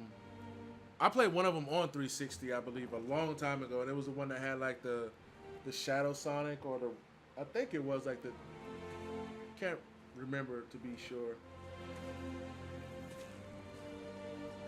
was all just stories. My uncle saw what he Oh, okay, gotcha. Deckard sacrificed much to protect this world, but his work is not over. What would you know about this? Yeah, I haven't played a Sonic game in a while. I saw they're actually coming out with the new one. I saw that it's like the old style, but strictly they added like a bunch of different levels and stuff. I saw it on IGN. You have done so brazenly. All I am guilty of, Imperius, is bringing justice, while you hide, cowering behind your throne. Silence! You will now answer for your transgressions.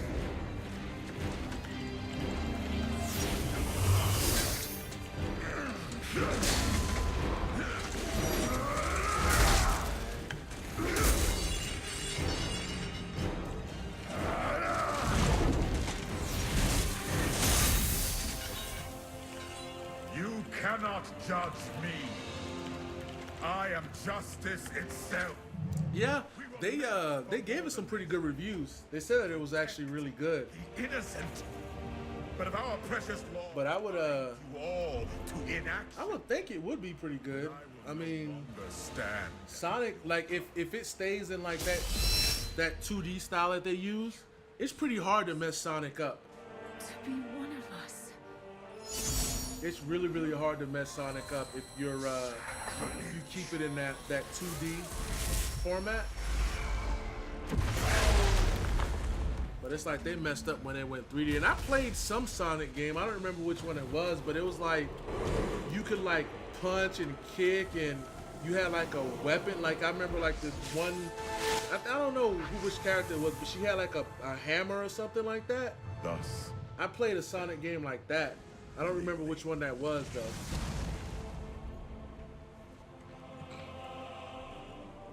because humanity is the only hope for this world. I felt real accomplished when I beat Sonic 2, bro.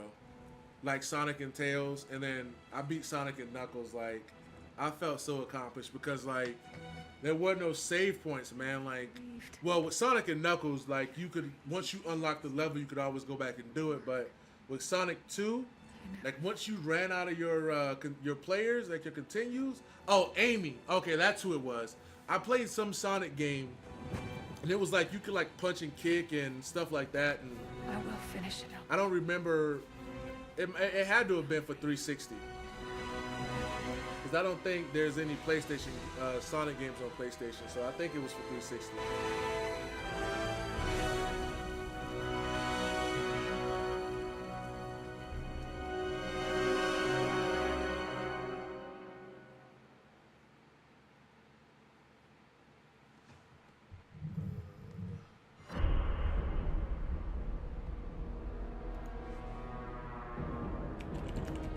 Yeah, me too, bro. Tristram is safe. But that is only the beginning. The great eastern city. But yeah, I love them. I like classic games too, man. But yeah, I haven't played a Sonic game in a long time. It's been a while. Yeah, classic games are actually really dope. I'm a fan.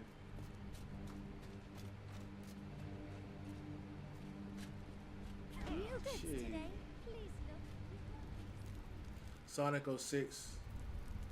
Oh, okay. See, you're not a fucking... Okay, you know... When I need to know something about Sonic, I'm going to be posting comments on your videos, just so you know. But, yeah.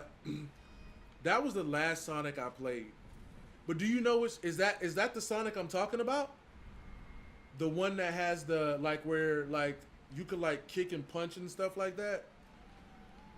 It was like an adventure game where you could like climb, and then like the enemies, you didn't just jump on them, you actually got to attack them.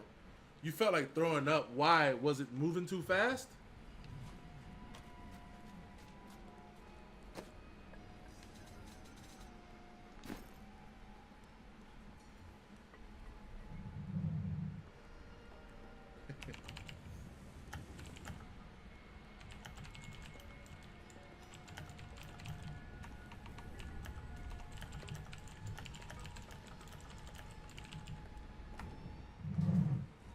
Yeah, I don't know. It seemed like, honestly, it seemed like I was better at Sonic when I was a kid than I am now. God, I am hunting. She's heading towards...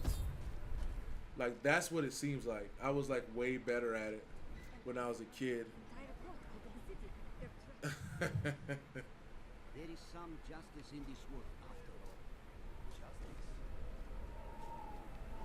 But yeah, I mean, there's some classic games, like, I mean, like the... You'll need to follow the like the actual like Super Nintendo, Sega games.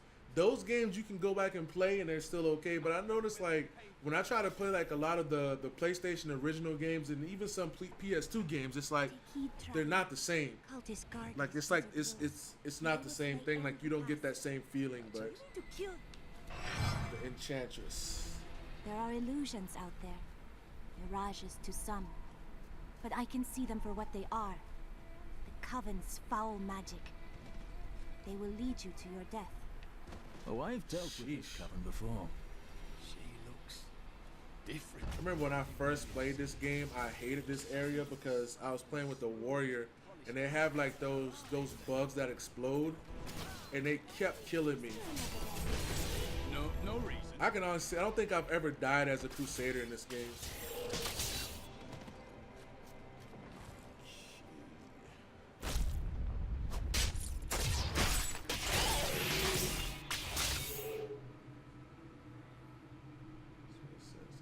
Okay. This game, Diablo 3, let me check. Are you trying to buy it in the store, or are you trying to download it from the Xbox store? Because they have this game on 360 too. So what system do you want it for? And I can look it up for you real quick.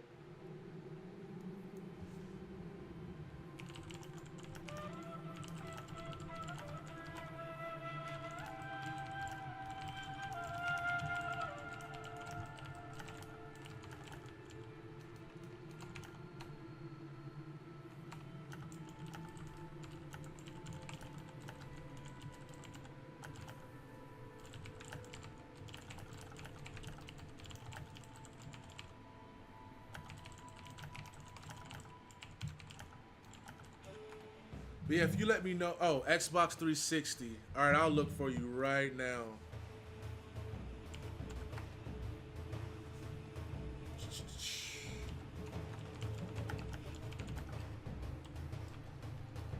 Okay, Diablo 3 for the Xbox 360. You can get the regular. You can get the regular edition for $10. And the Ultimate Evil Edition for like 24. But I'm looking on Amazon. Like, where do you get your games from? Like Amazon, Walmart, GameStop? I can look that up for you right now too, because I'm actually chatting with somebody on Facebook really quick.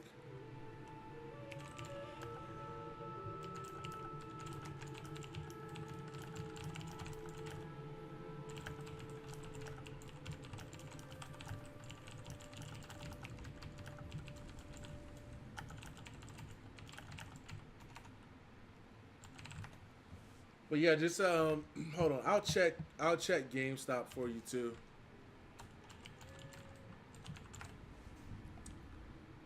Since I'm here, Diablo 3, Xbox 360,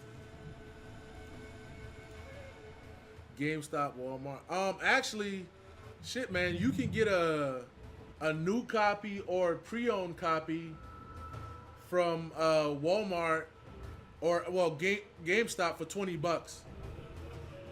Like, the pre-owned copy of they have a pre-owned copy of the original Diablo 3 for $7, but the Ultimate Evil Edition, they're $20 for new. But yeah, it doesn't cost that much at all.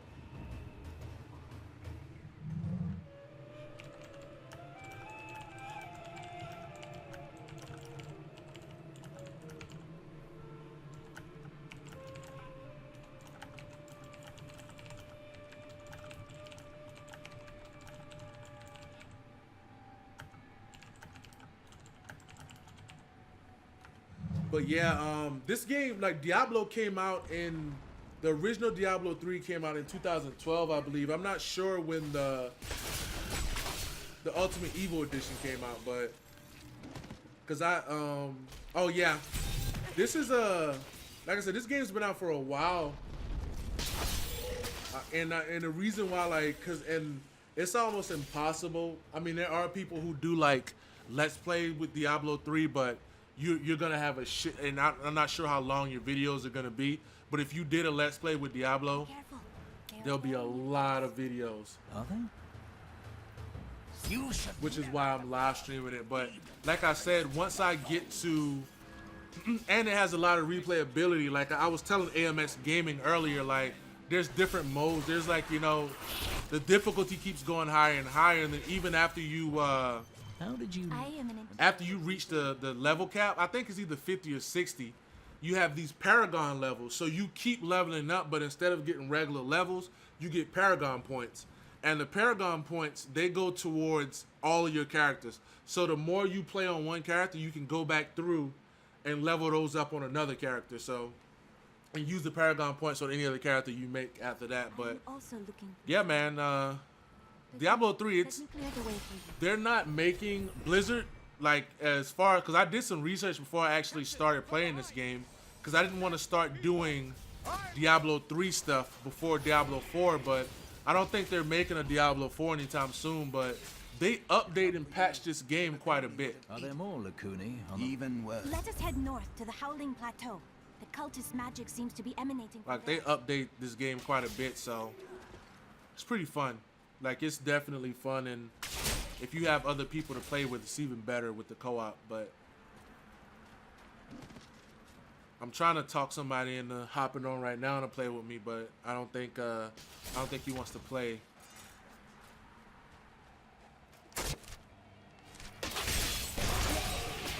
But yeah, and then they have the then they have, like, once you get there, they have like the rifts you can do, and the rifts, they auto generate. So like, this is one of those games that, like, it's not an MMO, but it has some MMO qualities to where, like, you can play it for a while, like, and it's not outdated. I mean, there are games. Do you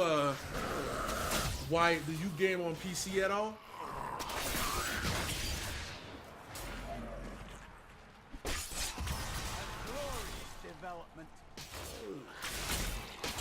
What do we have here? Belief. And protect the innocent. And what else? Consecration, bathing life. But yeah, I was telling AMX that there's a game on PC called Grim Dawn, and this is really similar to Diablo. So if you play Diablo and you like it and you're looking for something that's like similar, you can check out Grim Dawn as well. This is one of the cultist lairs. They are casting part of the illusion inside. But yeah, it's definitely pretty dope. It'll keep you occupied. Cause I mean, there's like aside from the characters, there's certain builds and stuff that each character has certain builds, and like, you know, in the nightmare modes, there's like certain builds that you can use to get through it, and it's pretty dope. But I'm talking about Diablo 3, but Grim Dawn is actually really dope as well. But I play a lot of action RPGs, like Diablo style games, and one of my favorite, I don't know if you ever heard of it, it's like a real, it's an older game. It's called Sacred 2. Sacred 3 was on the PS3 and the 360, but Sacred 3 is nothing like the way Sacred 2 was, but they went with a whole different formula. But Sacred 2 is kind of set up like this, but the world is a lot bigger. And there's a lot more that goes into your character as far as leveling up and stuff. And in Sacred, you can actually... Oh, man. Oh, yeah. Hey, no problem, bro. Hey, take it easy. I appreciate you watching, man. Our motivations are and I hope you have a good night, too. of one another. I am driven by honor, and the but I was saying that when you play games like this, or any RPG, you can break your character. And what I mean by that is, like, you can spec your character wrong, which is one of the things that I like about Diablo, is because with your skills, you can switch your skills anytime you want. So you're not locked into any particular skills. But Sacred 2, you can break your character. Later, man. But yeah, Sacred 2, and I think that game came out a long time, like at least 10, 15 years ago, but Diablo 3 is a lot more up to date. I think Sacred 2 came out maybe in the same time frame as Diablo 2. I'm not really sure. Like I'm not like 1,000% for sure when that game came out, but I got it on Steam one time and I still play it occasionally, but it takes forever. It's like one of those games where you're not beating it in like 20 hours. Like it's gonna take a longer. You're gonna be there playing for a long time.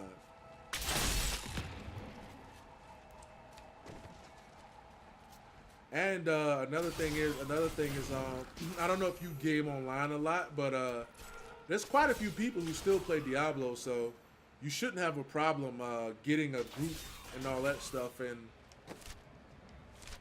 if you decide to play with someone else, and it's just like any other game that you play with other people, like the more people in your party, the higher the difficulty level, but the better the loot drops too. So that's why I want to get a little group going. So, oh, there's a treasure goblin. Hopefully he doesn't run before I get to him. And what game is that, Wyatt? I'll let you know if it really is a classic or if it's just personal preference as far as your games. Oh, okay. You know what? I gotta agree with you there. I can't disagree with that. I play Pokemon a lot too. But yeah, Pokemon games, like those are the type of games that they're never gonna get old. They're never gonna go out of style. And like I was saying earlier, I think that's why like 80 and 90% of the people who own 3DSs get them because of Pokemon. But yeah, that's like one of the classic RPGs that is going to be out for a while. It's Pokemon. I haven't played. I think I played. Was it like the Omega something? It was either the first or the second ones that came out on the 3DS. Those were the last ones I played.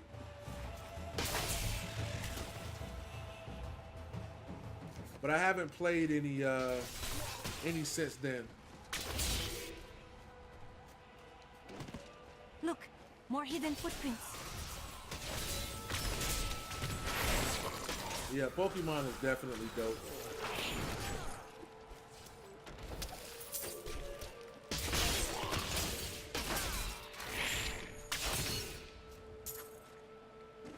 Oh, yes. That's the one. I played the Omega Ruby version. Yep, you are absolutely correct. Those are the last Pokemon games I played. Look, more hidden footprints. More hidden footprints. But yeah, those games are dope, man.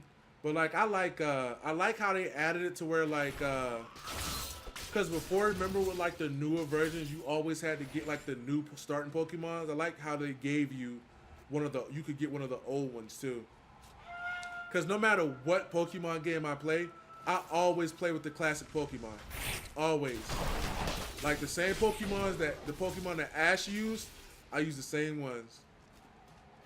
Charmander, Bulbasaur,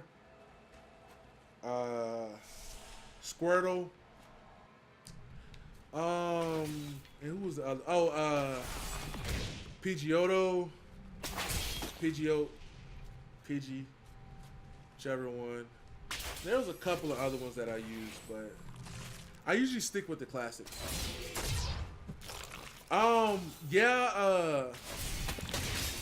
Like I remember like the original, like the Pokemon Yellow, Pokemon Red, like the Elite 8 or like the Final 4 or whatever, those dudes were tough.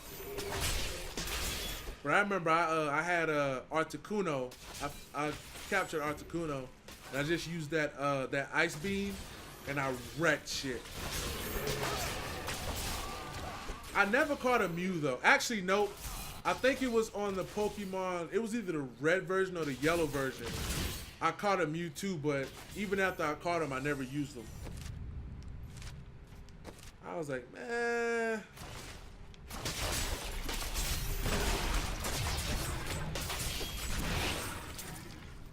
But yeah, Pokemon, it's one of those games that you can always go back and play. Like, no matter what. It has a lot of replay value. So I mean, it'll take you a while to catch a lot of Pokemon. Because I don't, they have, I don't know if you know what, why, you know what Digimon, you heard of Digimon, right?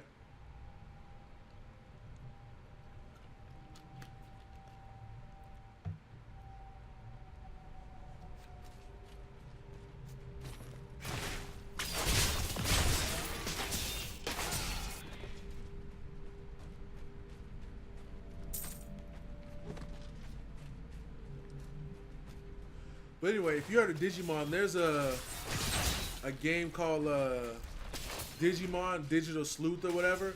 I have it on PS4, but yeah, it's like it's an RPG style where like you pick 3 Digimon and you can digivolve them and stuff like that. I was hoping that Pokemon would do something like that for like console. But I mean, it looks like, you know, Pokemon has like exclusive, like, you know, they're exclusive with Nintendo.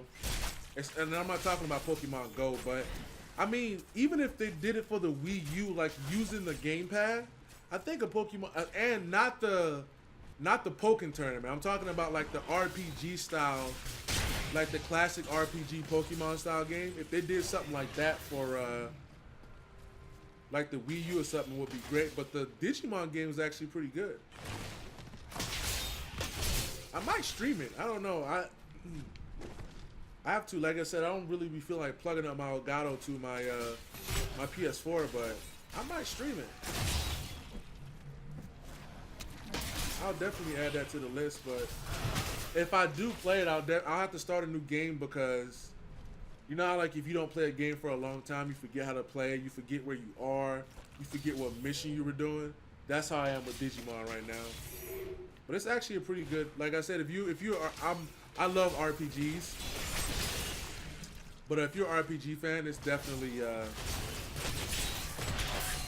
worth getting. But like I like RPGs and I like action games that have RPG elements. So like, you know, leveling up and, you know, equipping different gear and stuff.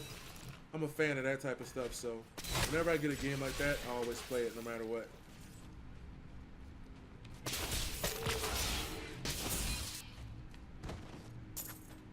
Your destiny.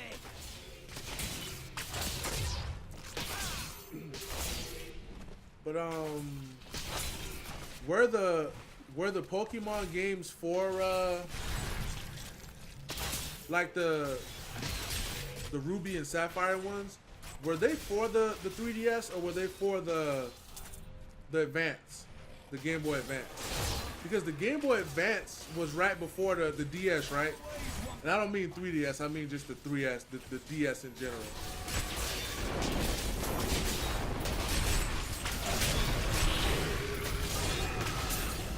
So I haven't had a handheld console in a long time, so it my timeline's all kind of messed up.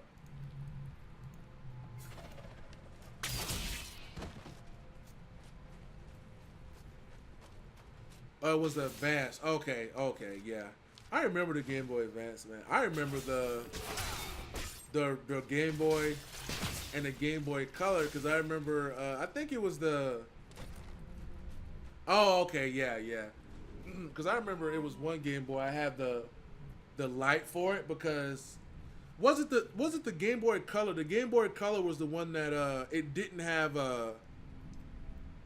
its own backlighting, so even though it was in color, you still had to have light to play it. And I'm giving away my age right now because I was a kid when those came out.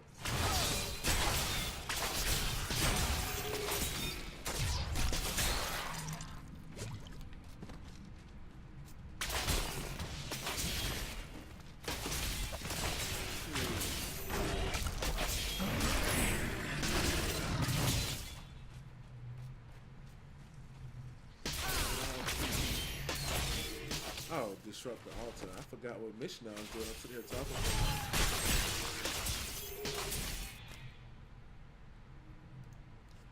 But yeah, I'd never forget that, man. Like, I used to have one of those little lights. It was basically like a book light, but you had to use it to play because I think it was a Game Boy Color. Not ready yet. I used that already?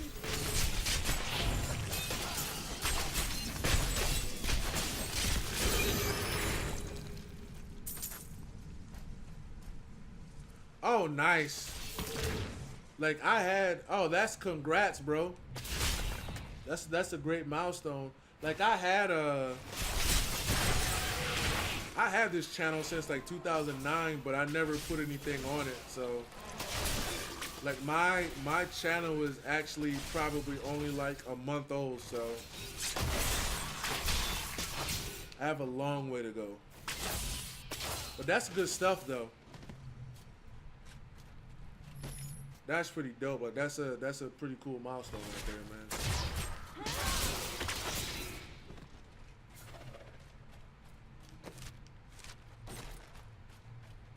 You should I don't know what you should do.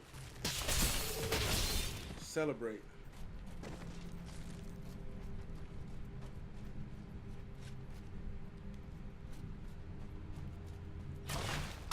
I will sub, sir. Trust, don't worry. I'm gonna sub to your channel.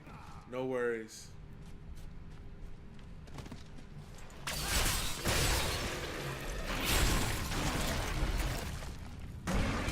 Oh wow, he just spit me out. Even if you didn't ask, I was gonna subscribe to your channel anyway.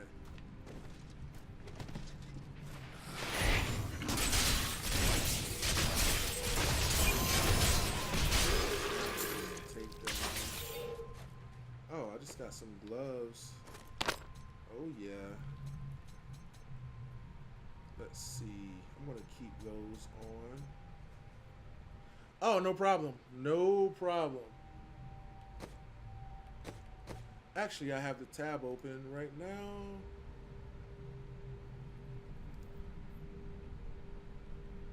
All right, I just subscribed to your channel, Wyatt. You now have 25 subscribers. Good shit. Let's see. Nothing for that guy.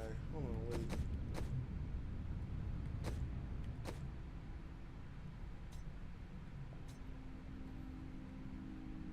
Oh, never mind. I got it already.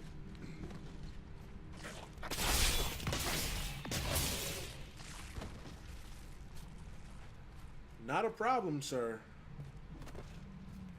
Like I said, I'll whenever, probably tomorrow or even later tonight, I'm not sure, because a friend of mine wants to play some Final Fantasy Heavens Ward, so I might hop on that in a little bit. But I'm gonna check out all the videos on your channel though, no worries. I'm not gonna just subscribe and not watch your content. I'm definitely gonna check out your videos, man.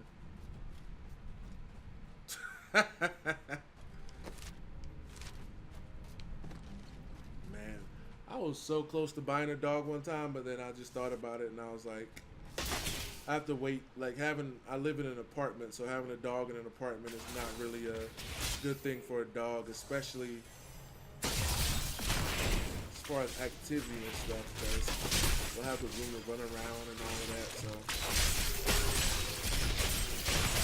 maybe one of these days I'll change my mind and get one. We have done it.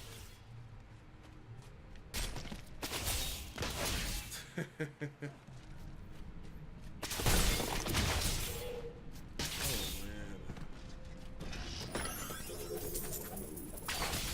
What have we here? Got some more items.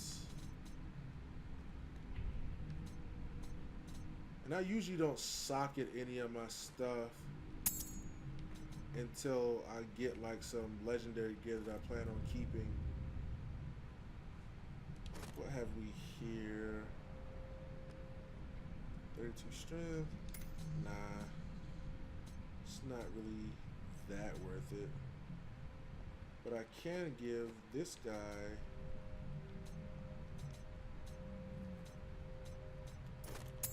this ring. I have no idea. Like I want to get The Lord of Lies is as cunning as he is. a Jack Russell Terrier, but that because there was a a lady here in town who just had a litter, but I was reading up on those dogs, and it's just like they're so active and they bark a lot, and I was like, you know, having one in an apartment would not be a good thing because of that. And I mean, as far as the activity and stuff, and I don't mind walking the dog, taking them outside and things of that nature, but when it comes to like the barking and stuff like that, you know, when you live in an apartment, it's like you get a dog that barks a lot, people complain, so that's the only reason why I didn't get it. Or her, rather. It was a girl. But maybe when I move, I'll find somewhere where I can get one and get one of those dogs. Because I live in an apartment, I didn't want like a really, really huge dog, but if I move into a house, I'll probably get a husky or a golden retriever. It's one or the other.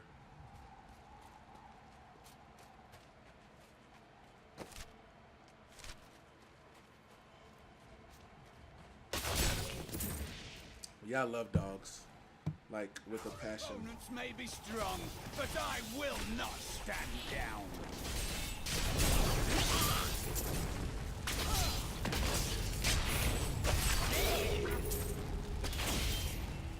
Like, the only pet that I would be able to get here, like, aside from like a dog, would be a cat. And I don't know, some people have cats and they love their cats, but I'm not sure how that's going to work out for me if I get a cat. Maybe I'll end up getting a cat, I don't know. Who knows?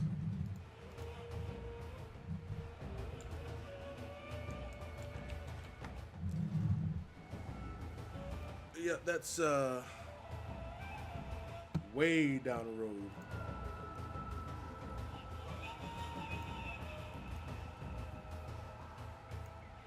What kind of dog do you have, Wyatt?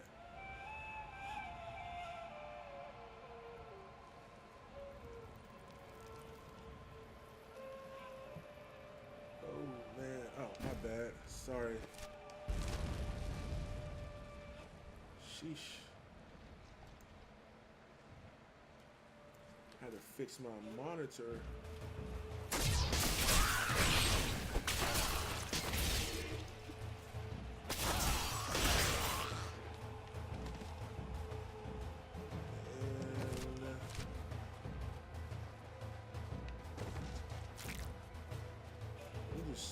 What's my...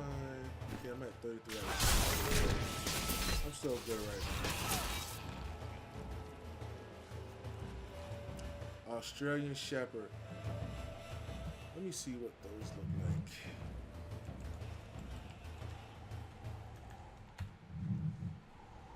Oh, nice.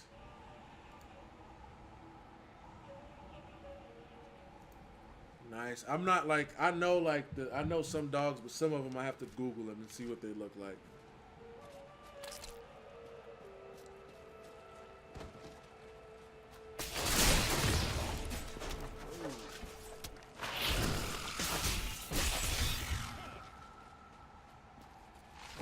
Let's see.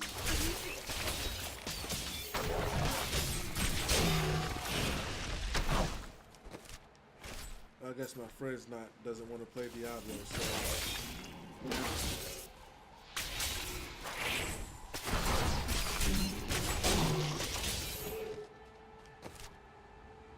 I'll get him on here one of these days. One of these days.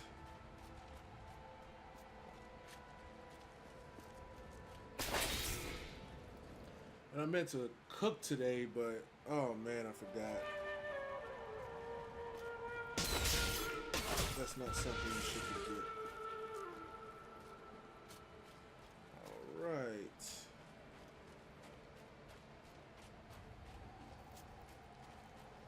Look, more hidden footprints. This is one of the cultist lairs. This might be the They're last casting one. part of the illusion inside.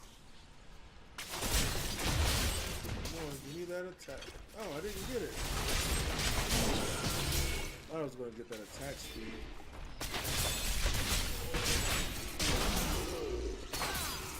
No attack speed. The ritual is disrupted. Nice. There. That ought to dispel the Coven's... It is with... I've lost all hope. Oh my.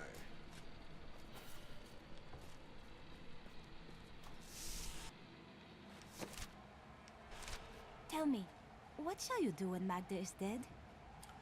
Yeah, I'm debating whether or not his brother I'm gonna play, cause I need to run like a shit ton of dungeons on my tune on Final Fantasy Heaven's Ward, but I want to start doing my BioShock live stream tomorrow afternoon, but just don't get a cat. Cat was a jerk getting here on my bed chair eating my food. Yeah, I heard that cats can be pretty difficult. I think it is time for you to know my true tale. That sucks, man. Oh, man. Cats live in their own little world. They definitely do. All right. I am not from train. Thank you.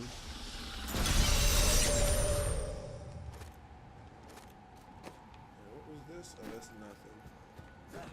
So now I have the Enchantress in my group. To find the Kasim outpost. What's my... Oh, my inventory is still looking good, so... We're good to go there. Ooh, come on and pop back up.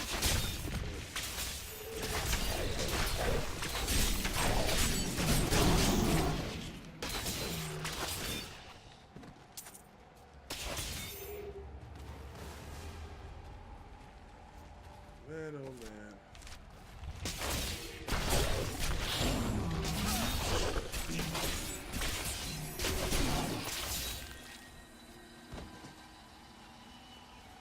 Yeah, I do need to get a pet though.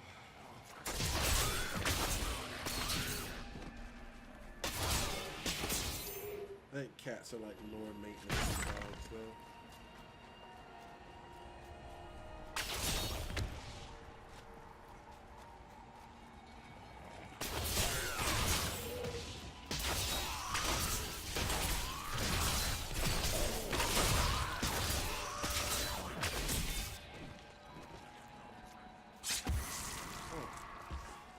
Something back here. That was all of them. That was all of them. That's a weird sounding noise. Stepped on something. Let's see. Man, I haven't been getting any weapons for this dude. Whenever I find a new weapon, I'll give him the spear. Or I could give him the spear and then just switch back to that flail, but I left that flail in my storage chest, so I'll be using this for now. Use this out of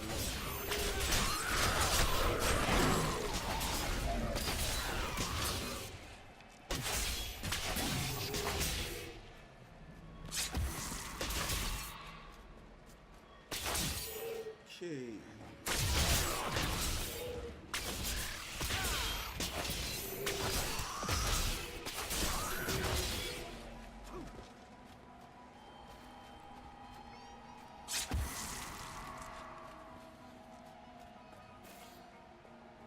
Crap, I'm almost Oh man. That's like the it's like the food of the gamers right there. Mountain Dew and Doritos. And is a master of deceit. Oh, that sucks, man. He manipulated Asmodan into revolt against the primeval. I don't even know what to tell you as far as that one goes. Burning Hell's civil Shit, war, man. which ended with the dark exile of the primevals to our mortal realm. Man.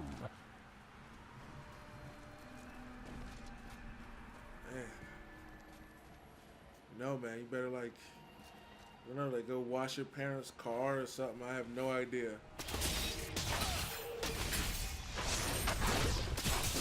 I mean, the Mountain Dew, but the Doritos, I feel your pain there. Okay, let's go check out the ruins. Let's go check out the ruins.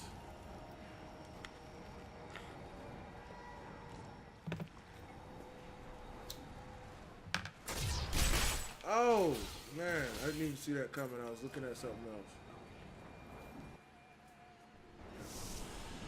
Man, you can't even game without Mountain Dew, bro. It sucks.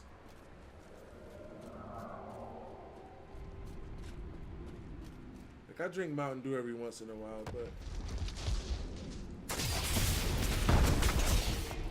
I'm more of a mellow yellow guy.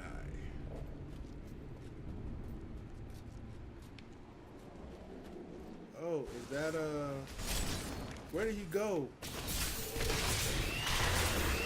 Don't tell me I missed that fucking treasure goblin. That had to have been where that treasure was from. Oh, there. No, that's not him. I thought that was him. Hey, you can't go wrong there, man. When it comes to food, grandparents always have your back. My hunger for double XP. Oh man. But yep, I think you might be onto something there, Wyatt. Definitely might be onto something.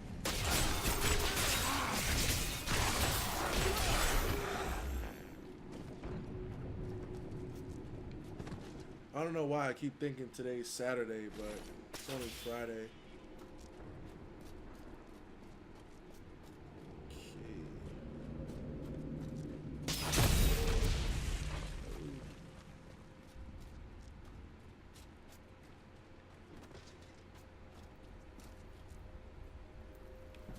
I have a bag of Doritos like right next to my desk, but I'm not eating them while I'm streaming because like the crunch is extremely loud and I'm not trying to have people listen to me crunch fucking Doritos while I play. So. Make your peace quickly.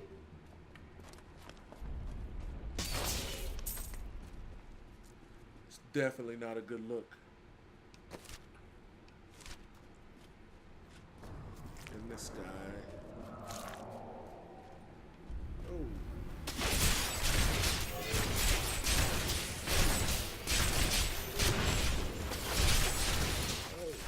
Santani the Empty.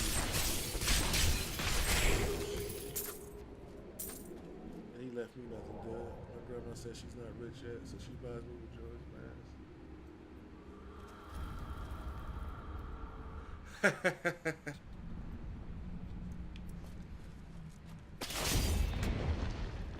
Yeah, I play Ocarina of Time. I beat Ocarina of Time on the Nintendo 64, the GameCube, and the 3D, and the DS, the 3DS, I believe. But I haven't played Majora's Mask yet. I heard that was pretty good too. I played it, but I never beat it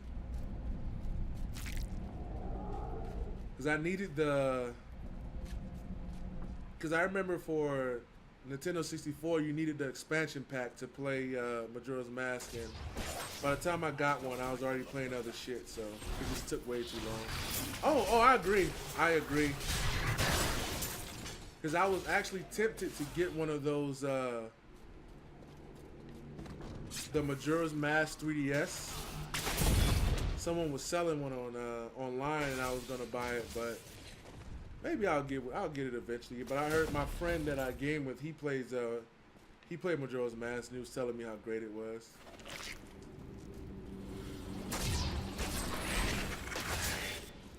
Where did those other two bastards go? There they are. I bet. Like, I just started playing Wind Waker. Actually, no, not Wind Waker. I bought a Twilight Princess and Wind Waker for the Wii U, but I started playing Twilight Princess again, but I haven't gone through it again yet, so I'll do that one of these days.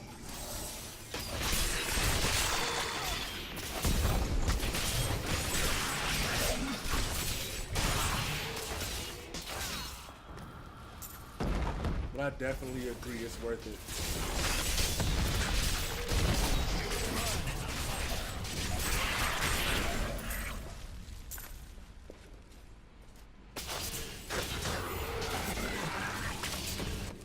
Oh, I'm missing part of the map. Let's go back here real quick. See if there's anything over here. So I can get some of this. Yes, I've heard of Shovel Knight. That actually looks like a really good game. Cause I saw it in the PlayStation Store once. It looks like a really good game. I've yet to play it though. Have you played it? Is it good? Is it worth buying?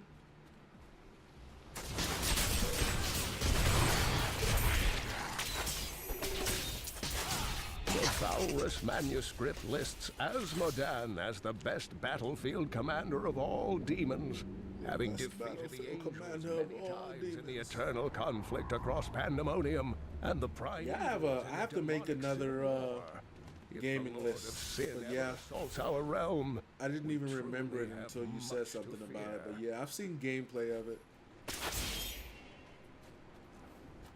You mean God of War Kratos?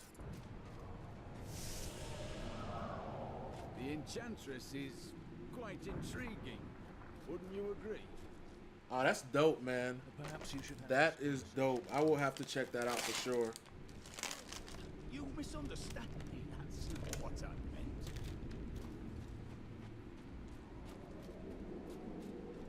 I'm a huge God of War fan too, so I don't know anybody who isn't.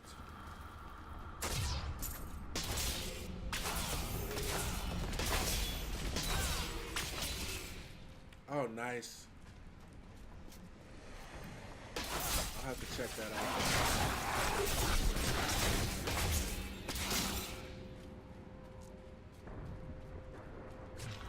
I'll put that on my list for sure.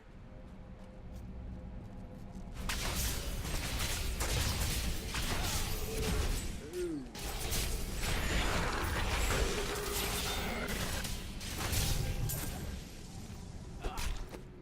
Yeah, because I know it was, yeah. Because I remember seeing it in the PlayStation Store, and I remember it was like, it was featured on, IGN had it up on the front page for a while. Dangerous, for his power over terror left him incapable of feeling fear. Though he had easily possessed and corrupted many humans, Diablo's essence was finally trapped in a soul stone and banished to the unfathomable abyss 20 years ago. I mean, I could buy Shovel Knight, or I could buy Doritos and Mountain Dew, so putting me in a tough position here, Wyatt.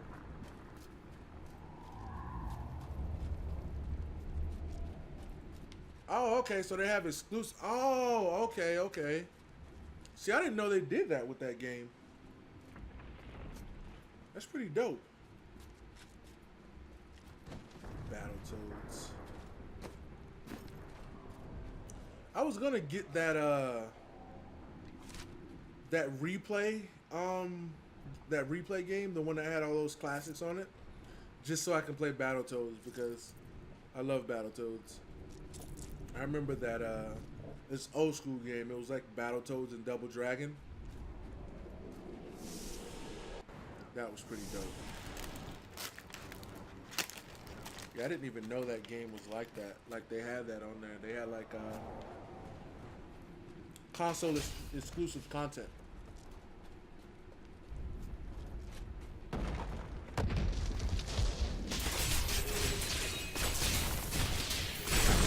Make your peace quickly.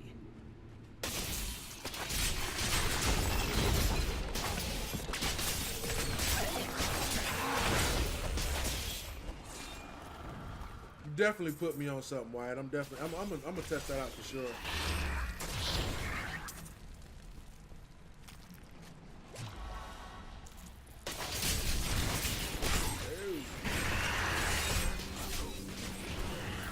I hate these jailers.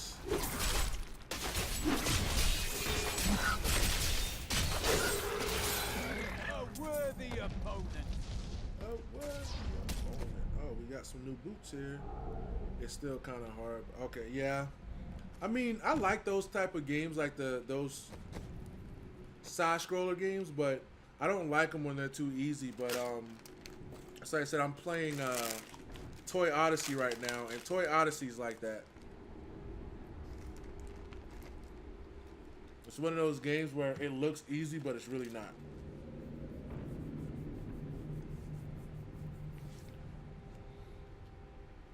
I was gonna play it. I was gonna do, because I did a live stream on it earlier today. I was gonna do another one, but you have to like build. You have to build defenses for like the bedroom and stuff. And I know that sounds crazy, but if you watch the gameplay, you'll see what I'm talking about. And then, but the one I'm building now, it costs like 18 hours. It takes 18 hours to build, so I'll probably get back on it tomorrow around the same time I got off today. Yeah, I agree.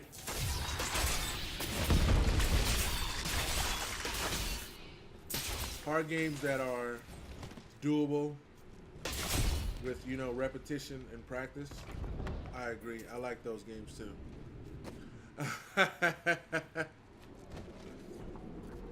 Oh man. That game is tough. That game is tough. And I saw like some of the, like that Mario Game Maker or whatever. I saw some of the levels that people create, man. And it's just like, wow. Some of those things are just ridiculous.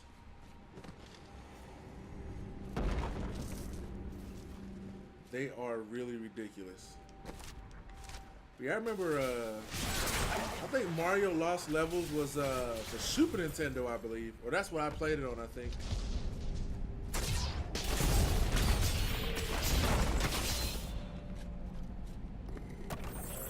What have we here? What did we get?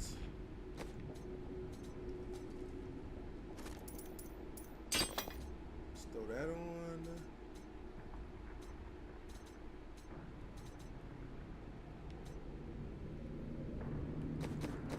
Yeah, Mario Bros. Lost Level is I need to go back. It's definitely one of those games that it can frustrate you. But I played that game years ago.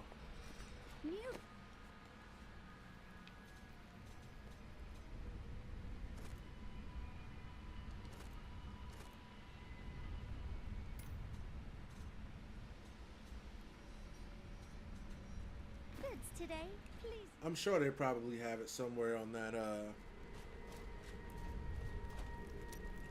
somewhere on the Nintendo store or something like that.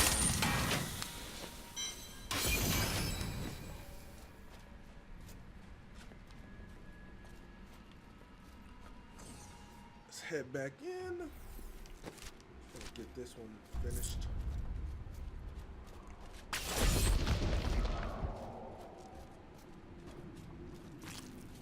Yeah, like every once in a while, like I check out those videos on that Mario Maker, and like I said, man, those things look rough, like really, really rough.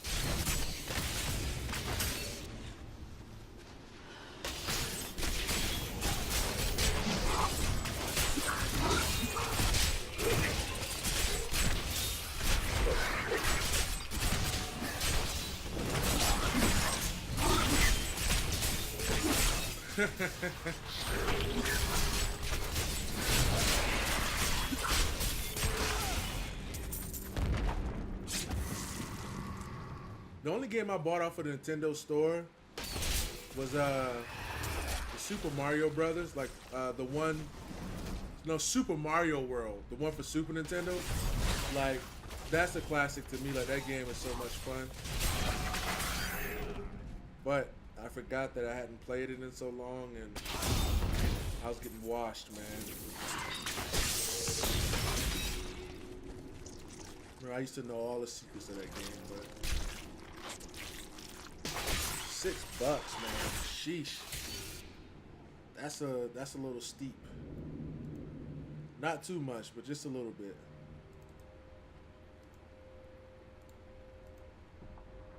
just a wee bit steep for what they got going on. Andariel was the only female evil. She aided the lesser evils for many years. But yeah, man, Super Mario World is a classic. Their plots. 2 decades ago, she chose to I have during his resurgence and seize the citadel of the. I have all of the except for that Mario RPG Maker, and I have Mario Kart, but I gave it to my nieces. But I have all the Mario games for the Wii U. They're fun to play, especially when you're playing with other people. They're actually really dope. But yeah, Super Mario World is a classic, man.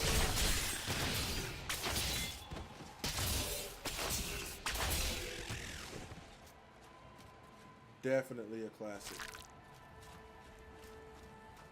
What have we here?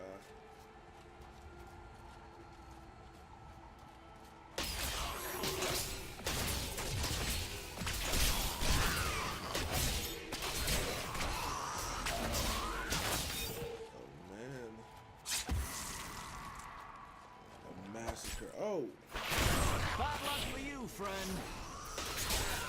Lots and lots of bad luck. Oh man, Templar, you can't kill that dude. Tripping.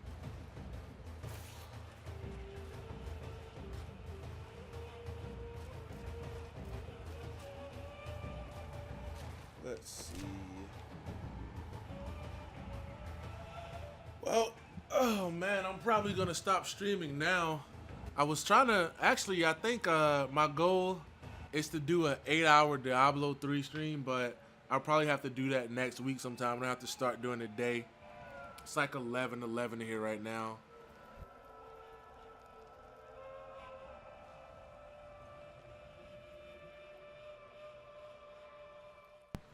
But thanks for watching, Wyatt, and I'm gonna check out some of your content either later tonight or tomorrow. I'm gonna make me some food right now because I'm starving, and then might hop on some Final Fantasy. But I'll definitely check out your videos, and I'll like and leave comments on the videos that I like. And like I said, bro, thanks for watching. I really appreciate it, and thanks for sitting here with me, man. It means a lot. And I'll catch you later, bro.